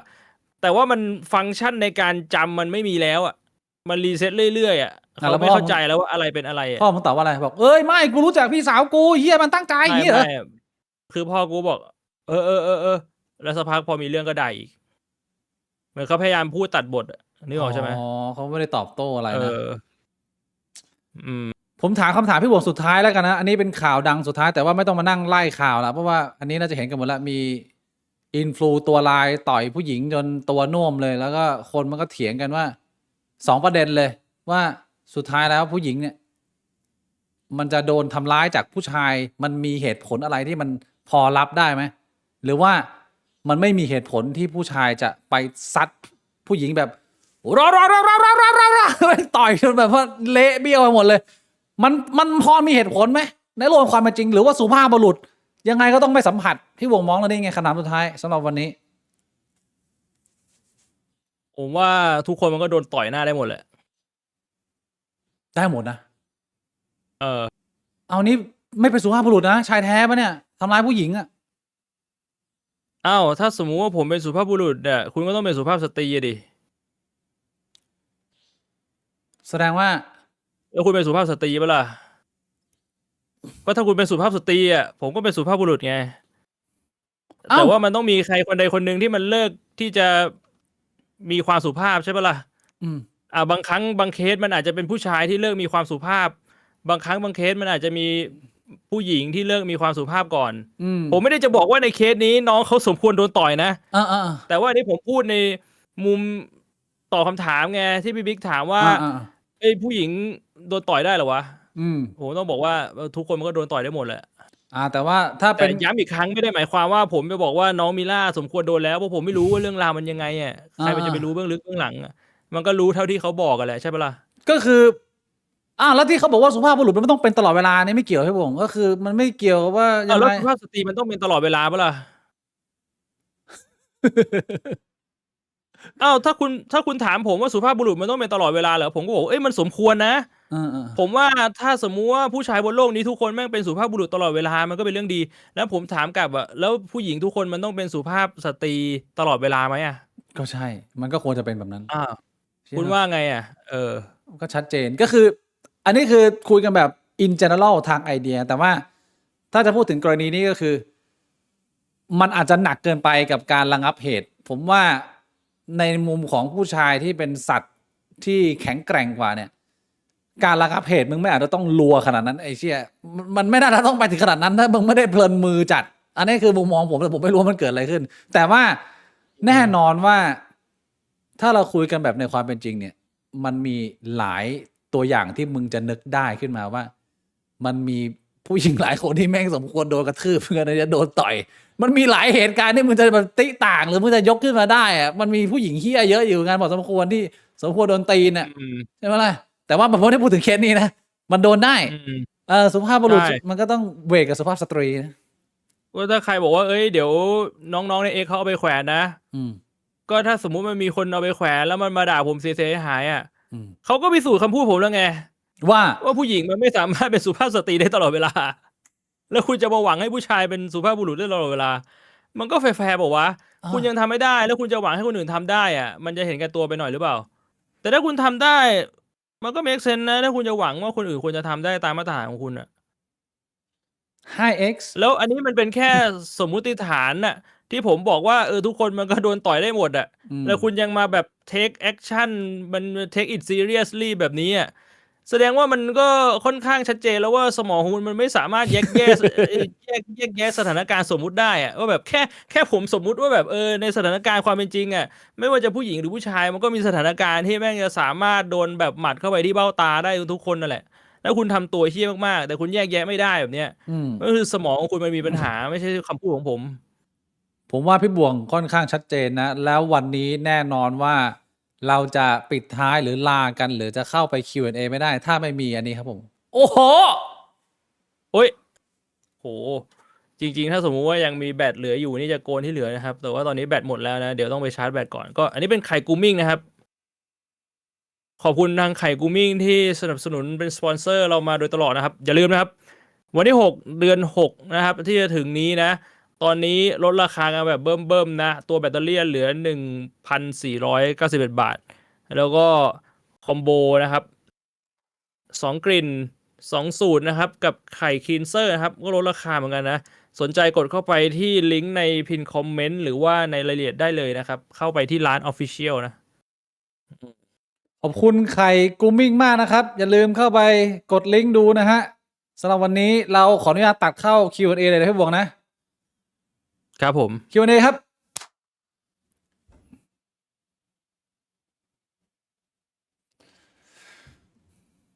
ไข่กูนิ่งอ่ะ ไม่ใช่นะ ไม่ใช่ไข่กูนิ่ง ไข่กรูมิ่งนะ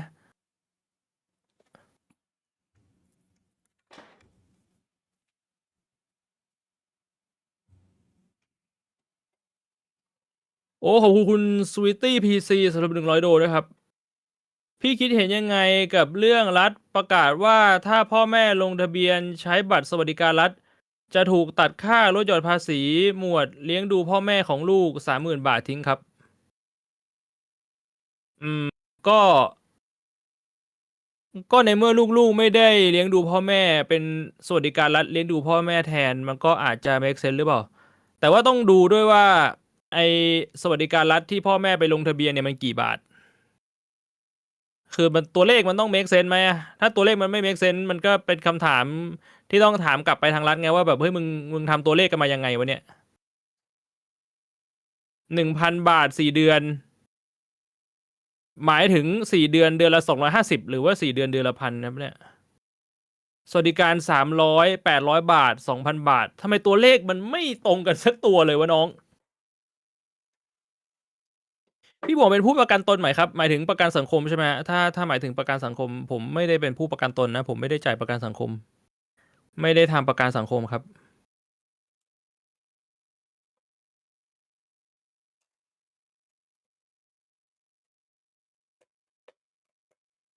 Q&A พี่บิ๊กเคยโดนเกลียดจากการถามเยอะๆไหมครับ ผมเป็นคนที่ชอบถามต่อไปเรื่อยๆแบบพี่ แล้วมีคนบอกว่าผมยัดความคิดให้เขาทั้งที่เจตนาผมแค่อยากรู้มุมมองหลายๆด้านต่อเหตุการณ์นั้น โอ้โหคำถามนี้ตอบง่ายพี่บง ตอบง่ายไหม บาง พี่บง คำมันไม่ถึงขั้นเกลียดหรอก มันอาจจะแค่ เออ แบบรู้สึกหมั่นไส้เฉย ก็เรียกว่ามีประสบการณ์กับคนใกล้ตัวพี่บัวก็อยู่ในเหตุการณ์นะฮะคือเป็นเหตุการณ์ที่เกิดขึ้นในสมัยเรียนหนังสือ ผมเนี่ยเป็นเด็กหน้าห้อง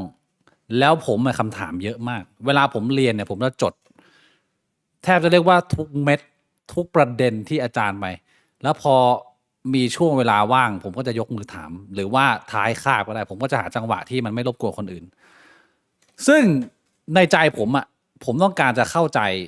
ทุกๆประเด็นให้ได้ แล้วผมคิดว่ามันเป็นประโยชน์กับคนในห้องกับเพื่อนในห้องด้วย เพราะว่ามันเป็นประเด็นที่มันไม่ได้ถูกเคลียร์ผมไม่ได้ถามแบบคำถามผมไม่เคยเละเทะคำถามมันเป็นจุดที่มันไม่ถูกเคลียร์หรือว่ามันเป็นประเด็นสำคัญที่ผมคิดว่ามีประโยชน์คนอื่น แต่ก็มีคนเขาก็พูดอย่างเปิดเผยว่าเขาหมั่นไส้รำคาญอะเหี้ยคนแบบเนี้ยเขาก็เรียกผมว่าเจ้าหนูจำไม่มันก็จะมีฉายาที่เขา ๆ เรียกกัน โอโรมาแบบถามทำไมเยอะแยะ ผมถามพี่อะไรเยอะแยะว่าอะไรเงี้ย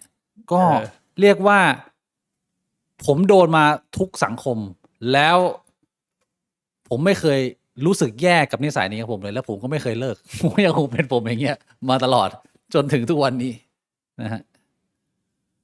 แต่ว่าผมไม่รู้ว่ากรณีอื่นยังไง แต่กรณีที่พี่บิ๊กเล่าให้ฟังไอ้เจ้าหนูจำไม่อะผมอยู่ในเหตุการณ์ผมว่าจำคำนี้ได้ อืม แล้วสุดท้ายมันก็ไม่ได้เป็นอะไรรุนแรงคืออย่างนี้ครับ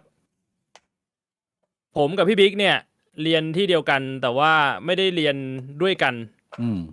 นึกออกไหมคือเรียนคนละห้องแล้วผมจำได้ว่า ไอห้องที่ผมไม่ได้เรียนด้วยเนี่ยมันคือเหตุการณ์ที่เรื่องเนี้ยเกิดขึ้น ก็คือมีเพื่อนคนหนึ่งที่อยู่ในห้องเดียวกันกับพี่บิ๊กแต่ไม่ได้รู้จักกัน คือแค่ว่าเป็นเพื่อนในห้องที่เรียนเสกเดียวกัน แต่เขาดันมารู้จักกับผม อืม แล้วตอนแรกๆเขาก็มาเล่าให้ผมฟังว่า เนี่ยไอ้บวกมึงรู้ปะในเสกกูแม่งมีอยู่คนหนึ่งไอ้เชี่ยแม่งถามเชี่ยอะไรนักหนาก็ไม่รู้แม่งถามเป็นเจ้าหนูจำไม่เลย เพราะตอนแรกเขารู้จักผมคนนั้นแต่เขาไม่รู้จักพี่บิ๊กแล้วผมก็ไอ้เชี่ยใครวะเจ้าหนูจำไม่จนพี่บิ๊กผมพาไปเจอเขาเพราะว่าผมสนิทกับพี่บิ๊กไงแล้วผมก็เริ่มสนิทกับเขาแล้วผมก็เลยแบบเอ้ยนี่คนนี้เพื่อนกูชื่อบิ๊กพาไปแนะนำให้รู้จักเอ้าไอ้เชี่ยนี่เจ้าหนูจำไม่ ผมก็แบบเอ้าไอ้สัตว์ ก็คือไอ้เหี้ยนี่เอง รู้ทำไมที่มึงเล่าผมถึงได้บอกไงว่ามันคงไม่ถึงขั้นเกลียดชังอะไรหรอก มันก็แค่แบบมันรำคาญหรือว่าหมั่นไส้แบบคนมันไม่รู้จักกันอ่ะพอมันรู้จักกันมันก็ก็เฉย ประมาณนั้น ๆอืม คำถามต่อไปฮะพี่บิ๊กพี่บวกสนใจเกม Age of Wonder 4 ไหมครับ เห็นพี่บวกสนใจแล้วพี่บิ๊กไปเล่น Hero of Might and Magic Era แล้ว Bad End ตลอด which is not true bro สนใจจะลองจับดูไหมครับ มีระบบเล่นเทิร์นพร้อมกันด้วย พี่บวกรู้จักปะวะเชื่อ Age of Wonder 4 ไม่รู้จักวะ ก็ได้ยินชื่อนะ แต่ว่ายังไม่ได้เล่น Q&A ผมเคยสนิทกับเพื่อนคนหนึ่ง แล้วอยู่ๆเขาไม่อยู่คุย แล้วอยู่ๆเขาไม่คุยกับผม ถามก็ไม่บอกว่าทำไม ผมเลยช่างแม่ง ผมผิดไหมที่ทำแบบนี้อ้าวยี่พี่บวงค้าง พี่บวง เฮ้ย พี่บวงหลุด พี่บวงกลายเป็นภาพ JPEG ไปแล้วอะผมตอบแทนแล้วกันนะ มีเพื่อนที่ อ้าวเชี่ยเอ้ย อ้าว ฮัลโหล ฮัลโหลพี่บวง ฮัลโหลพี่ได้ยินเปล่า ได้ยินเด้ เอ้ยโอ้โหทำไมอยู่ๆตะกี้นี่สัญญาณขาดหาย พี่บวงหลุดไอสัตว์ ใช่เหรอรู้เหรอ เขาถามว่าผมเคยสนิทกับคนหนึ่งอยู่ๆเขาไม่คุยกับผม ถามก็ไม่บอกว่าทำไม ผมเลยช่างแม่ง แบบนี้ผมผิดไหมครับ ไม่ผิดหรอก ไม่ ก็ ผิด เหมือนผมถามยีโกอ่ะ ผมถามว่าแบบอ้าวแล้วทำไมผมต้องทำไงแล้วยีโกผมทำอะไรได้นอกจากช่างแม่งอ่ะ อืม ผมทำได้แค่ช่างแม่งอ่ะ อืม เออ Q&A พี่เคยดู Rick and Morty ไหมครับ ผมชอบการ์ตูนแบบนี้มาก ทางฝั่งญี่ปุ่นพอมีแมะหรือมังงะให้หาดูบ้างไหมครับ ผมไม่เคยดูแล้วผมก็ไม่มีอันที่ใกล้เคียงแนะนำเพราะผมไม่เคยดู ผมก็เลยไม่รู้ว่าอันไหนที่ใกล้เคียง ผมไม่เคยดูลิกแอนด์มอร์ตี้เหมือนกัน พี่บวงคำถามอะ พี่ผมคิดว่าคนในกลุ่มเป็นคนอคติมุสลิมไปหรือยัง เพราะหลังๆแค่เกี่ยวกับมุสลิม แม้จะพูดแค่เรื่องประวัติศาสตร์ก็โดนชกแล้ว แล้วคิดว่ากลุ่มจะบินเพราะเลือกเกลียดชังศาสนาไหม ถ้าบินจะเปิดใบบ่ผมคิดว่าคนในกลุ่มไม่ได้อคติแค่กับมุสลิมนะ คือเอาอคติกับหลายเรื่องเลย ผมเห็นโพสต์ผ่านๆแล้วก็ถามว่ากลุ่มมันจะบินอีกไหมก็ค่อนข้างสุ่มเสี่ยง ผมไม่รู้เหมือนกัน ส่วนถ้าบินแล้วจะเปิดใหม่อีกไหมนี้ก็ผมก็แล้วแต่พี่บิ๊กเลย ก็บิ๊กบวง3ไอ้เชี่ยมันจะยากอะไร แต่ว่ามันก็คงจะมีมาตรการจนถึงจุดหนึ่งที่มันเพิ่มตัวเลขไปเรื่อยไอ้เฮียก็ต้องทำเป็นกลุ่มปิดแล้วไอ้เฮียให้แม่งแบบจบเรื่องจบราวไปแต่ว่าผมก็พยายามจะบริหารจัดการดูแลอย่างเต็มที่นะฮะส่วนถามว่าคนมันไบแอสไหมจริงๆผมอะอยากให้ผู้คนที่เขาไม่ไบแอสเขาลงไปถกเถียงนะแต่ผมก็เข้าใจว่าหลายคนก็ไม่อยากจะเปลืองตัวไปนั่งคุยกับผู้เฮียนั่นนะหลายคนที่มันดูสเปะสปะผมก็แบนทิ้งคนไหนที่พอดูพูดคุยได้ ผมก็พยายามจะอธิบาย แต่ก็ผมตอบว่ามันเป็นคนส่วนน้อย ผมว่ามันยังมีคนอีกจำนวนมากที่มีความคิดความอ่าน ที่เขาแค่นั่งเซอร์เวย์อ่านเฉยๆผมว่ามีเยอะเพราะฉะนั้นผมไม่คิดว่าคนในนี้ทั้งหมดจะเป็นคนที่ไบแอสหรือว่าหัวร้อนกับเรื่องมุสลิมอะไรแบบนี้ฮะขอบคุณคุณ Rock Monster นะฮะสำหรับผู้สนับสนุนใหม่ยินดีต้อนรับนะฮะสู่บิ๊กวงควงกระโปรงในวันนี้ครับ ขอบคุณครับ คนละอีกหนึ่งคำถามให้พี่บวงเอาแบบแจ่มแจ้งแดง เฮ้ย แจ๋ คำถามจากจานมิงเหรอ เฮ้ยจันนิ้งมาเหรอ ทำไมผมถึงโดนหักหลังตลอดครับ จากที่พี่บวงอยู่กับผมมาพอมองออกไหมครับว่าเพราะอะไร เฮ้ยพี่บวงอธิบายไปแล้วนะต้นไลฟ์ป่ะจันมิง ใช่เหรอ อธิบายใหม่ก็ได้ เรื่องอะไรนะ เอาเรื่องที่พี่บวงทิ้ง POE จากที่ตอนแรกดูดกระดอจานมิงอยู่ดีตอนนี้ก็ไปดูดกระดอ POE 1 อาทิตย์ทิ้ง เอ้ จาน ย มิง ผมไม่เคยดูกระดอใครนะพี่บิ๊ก พี่อธิบายคุยกับจันมิงไปดิ ไม่แต่ว่าไอ้คำถามนี้มันไม่น่าจะเกี่ยวกับเรื่องที่ผมแบบว่าหยุดไปยิมหรือเปล่า เขาถามถึงเรื่องไหนไม่เขาไม่ถามเรื่องหยุดยิมเหรอ แล้วโดนหักหลังไง ทางหลังเรื่องอะไรอ่ะ ไม่รู้ฮะ เอ้า จานมิงเขาบอกว่าไม่ได้หมายถึงพี่บวงครับ เอ้า หมายถึง in general ว่าแบบโดนคนหักหลัง อ๋อเหรอไม่ได้คุยถึงเรื่องนั้นเลยเอาเชย เออ เอาแล้วยังไงตอบ ผมว่าบางทีมันอาจจะเป็นมุมมองของตัวมิงเองที่มองต่อคนอื่นหรือเปล่า ว่ามิงมองว่าอันนี้คนอื่นหักหลัง แต่จริงๆเขาอาจจะไม่ได้มีความคิดว่าเขาอยากจะหักหลังเรา เขาก็แค่มองว่าสิ่งที่เขาทำมันก็แค่เป็นผลประโยชน์ของเขาอะไรเงี้ย อืม อืม ผมว่าพี่บวงพูดดีคือ อาจจะแล้วแต่มุมมอง มันอาจจะต้องคุยดีเทลกันเยอะขึ้นว่าเขาหักหลังหรือเราคาดหวังมากเกินไป หรือยังไง มันอาจจะเป็นได้ทั้งสองทางที่เราต้องดูให้ละเอียดนิดหนึ่งใช่ไหมพี่บวงจะสื่ออย่างนี้ ใช่ Q&A ถ้าตัวพี่ถูกหลุดไปอยู่ในเกมคอมพิวเตอร์ พี่จะเลือกหลุดเข้าไปในเกมอะไรครับ โหอันนี้ง่ายมากเลย อะไร นนี้แบบตอบไม่ต้องคิดเลย เกมอะไรพี่บวง แล้วเกมแนวแบบว่าน ายพราน หลุด ล่า เข้าไปอยู่ในฮาเลมอะ ฮาเลมนายพรานเหรอเกมนายพราน ไม่ใช่เกมในพานดิเดี๋ยวนี้มันมีแต่เกมฮาเลมเยอะที่แบบว่าเข้าไปอยู่ในแบบโรงแรมที่แม่งแบบมีแต่สาวๆมาให้แบบลุมจีบอะ ผมเข้าไปอยู่ในเกม Clair of Skill แล้วกันครับ ล่าสุดเกมเนื้อเรื่องที่งดงามที่สุดนะ ผมไปอยู่ใน Clair of Skill เพลงเพราะ บ้ากาม โอ้โห คุณหาว่าผมบ้ากามแล้วคุณไม่คิดหน่อยเหรอว่าเกมอื่นที่มีให้เลือกเนี่ยมันจะมีเกมเชี่ยอะไรบ้าง คุณไปอยู่ในโดตาอย่างงี้เหรอคุณไปอยู่ในแรงนั้นล็อกไอสัตว์แม่งโดนไล่ฆ่าทุกวันเนี่ยมึงอยากไปอยู่ในเกมแบบนั้นเหรอ เออ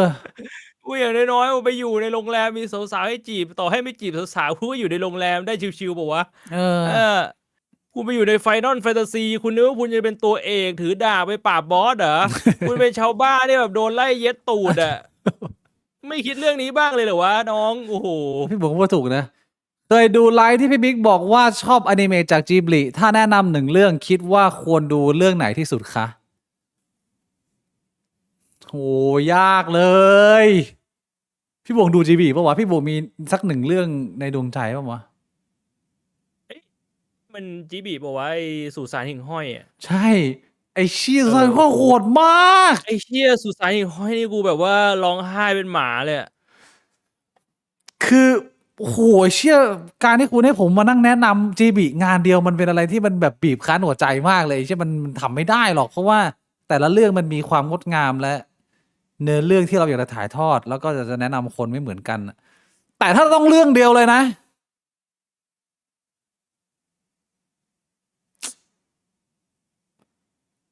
โหเชี่ยเดี๋ยวนะเอ่อโหเชี่ยยากว่ะพี่บวงมันแนะนำเรื่องเดียวมันแนะนำยังไงวะไอ้เชี่ยมัน แต่ผมเคยดูแค่เรื่องเดียวไงผมเคยดูแค่นั้นแหละ ถ้างั้นพี่บวง เรื่องอื่นไม่ได้ดู งั้นถือว่าพี่บวงแนะนำเผื่อผมไปละผมแนะนำปอมปก สุสานหิ่งห้อยอ่ะแบบโห ผมแนะน มันมีหลายมิติมากเลยเรื่องนั้นอะ ำโหนั่นมันมาจากเขาโครงเรื่องจริงด้วยนี่ชายวูฟเหรอ อืม วูฟชิลเดรนหรือเปล่ากิฟลีคนละเรื่องมาชายวูฟมีด้วยเหรอมีเรื่องชายวูฟเหรอเดี๋ยวนะ คือแน่นอนว่าอย่างไอปอกโกโรโซ Princess Mononoke หรือว่าไอโตโตโรเนี่ยมันเป็นตัวท็อปอยู่แล้ว แต่ถ้าเกิดว่าผมจะแนะนำอันหนึ่งผมไม่อยากแนะนำอันที่คนไม่ค่อยดู ก็คืออันที่ชื่อว่าปอมโปโกะผมไม่รู้พี่บุ๋รู้จักหรือเปล่าไม่รู้จักหรอกพี่บุ๋ดูเรื่องเดียวปอมโปโกะมันเป็นเรื่องที่ไม่ได้มีงานลายเส้นที่ลวดลายแบบว่าคนชอบศิลป์เข้าไปเสพมาก แต่เนื้อเรื่องมันกระแทกใจผมก็คือมันเป็นเรื่องของทานุกิแล้วก็สัตว์ที่อยู่ในป่า แล้ววันดีคืนดีเนี่ยคนญี่ปุ่นมันก็พยายามถางป่าไปเลยไอ้พวกทานุกิพวกนี้มันก็ประชุมกันว่ามันจะรักษาป่ากันยังไงผมชอบไอเดียนี้มาก เพราะว่าตอนที่ผมดูอันเนี้ยมันเป็นวันที่ผมกำลังจะใกล้เดินทางไปที่หมู่บ้านที่ญี่ปุ่น แล้วผมได้กลิ่นอายของความแบบรักธรรมชาติรักสิ่งแวดล้อมอะไรเงี้ยได้จากเรื่องนี้เยอะแล้วคนไม่ค่อยดูก็แนะนำเรื่องนี้แล้วกัน แต่จริงๆแล้วถ้าจะให้ผมให้เป็นท็อปของชีวิตเลยอ่ะผมว่างานโตโตโร่น่าจะเป็นงานที่สมบูรณ์แบบที่สุด หรือ Spirit Away อันเนี้ยสองอันเนี้ยมันขี่กันผมว่างาน Spirit Away กับโตโตโร่เนี่ยดีที่สุดWolf Children ไม่ใช่ของจิบลิแต่เป็นงานที่ดีเหมือนกันใช่นี่ก็ดี พี่บวงคำถามสุดท้ายแล้ว ผมให้พี่บวงไป POE นะ เรื่องข่าวร่างกฎหมายคุ้มครองผู้ขายบริการทางเพศแบบนี้ เส้นการขีดว่าผู้ขายบริการจะอยู่ตรงไหนมีใบอนุญาตเหรอ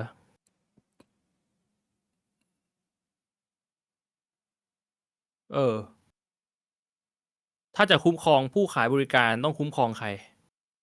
ต้องมีใบอนุญาตไหม ผมว่าไม่น่าจะต้องนะ อืม ผมคิดว่าน่าจะคุ้มครองแบบว่าครอบคลุม แต่ว่าถ้าสมมุติว่ามีใบอนุญาต มีการขึ้นทะเบียนอาจจะมีสิทธิพิเศษแบบนั้นไหม ผมคิดว่ามันควรจะเป็นแบบนั้นไหม ใช่ ผมคิดว่ามันไม่จำเป็นต้องมีใบอนุญาต มันเป็นอะไรที่วุ่นวายมาก มันไม่ได้เป็นวิชาชีพ แล้วมันดูเป็นอะไรที่ค่อนข้างยาก เพียงแต่แค่ว่าอย่างน้อยๆ อย่างแรกคือมึงปลดให้มึงไม่เป็นอาชีพที่มึงผิดกฎหมายไม่ว่าแบบมึงไปทำอะไรมึงก็ไม่ได้อะแล้วก็ทำเรื่องเสียภาษีเหรอหรือยังไงวะผมก็ไม่แน่ใจเรื่องพวกนี้มันเป็นเรื่องที่ซับซ้อนนะพี่บวงเชื่อต้องเสียภาษีไหมพี่บวง แต่แบบนี้ โอ้โห มันต้องเสียดิแต่แบบนี้กลายเป็นว่าใครจะไปอยาก พอในมุมหนึงอ่ะใครมันจะไปอยากบอกว่าตัวเองขายบริการ ใครมันจะอยากไปเสียภาษีวะ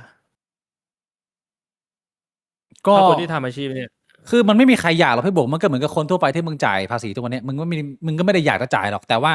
ถ้ามึงจะทำงานอยู่แล้วเหมือนว่าตำรวจไปเลทในสถานบันเทิงมึงในร้านนวดมึงแล้วมันมีคนที่ไม่ทำตามเงื่อนไขของรัฐบาล1 2 3 4อ่ะมึงก็โดนทั้งสถานที่แล้วมึงก็โดนทั้งคนที่ไม่ได้ไปลงทะเบียนด้วยหรืออะไรอย่างนั้นแต่มันไม่ต้องถึงขั้นมีใบอนุญาตเพราะว่าไอ้เชี่ยมันจะ แค่มีหลักฐานการเสียภาษีหรืออะไรอย่างนี้ก็น่าจะพอแล้วเปล่าวะสำหรับกูอะหรือว่าตรวจโรคอะไรเงี้ยเพราะว่าเรื่องนี้มันเป็นเรื่องใหม่มาก แล้วผมก็ไม่รู้ว่ามันจะทำได้ practical จริงมากน้อยแค่ไหน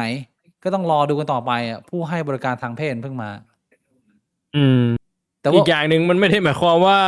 ร่างกฎหมายมันจะผ่านด้วยซ้ำอ่ะเผลอๆแม่งคงจะปัดตกตั้งแต่ตอนโหวตเลย ใช่ มีโอกาสโดนปัดตกสูง เพราะว่ามันอาจจะไม่ practical หลายอย่าง เหมือนกับไอ้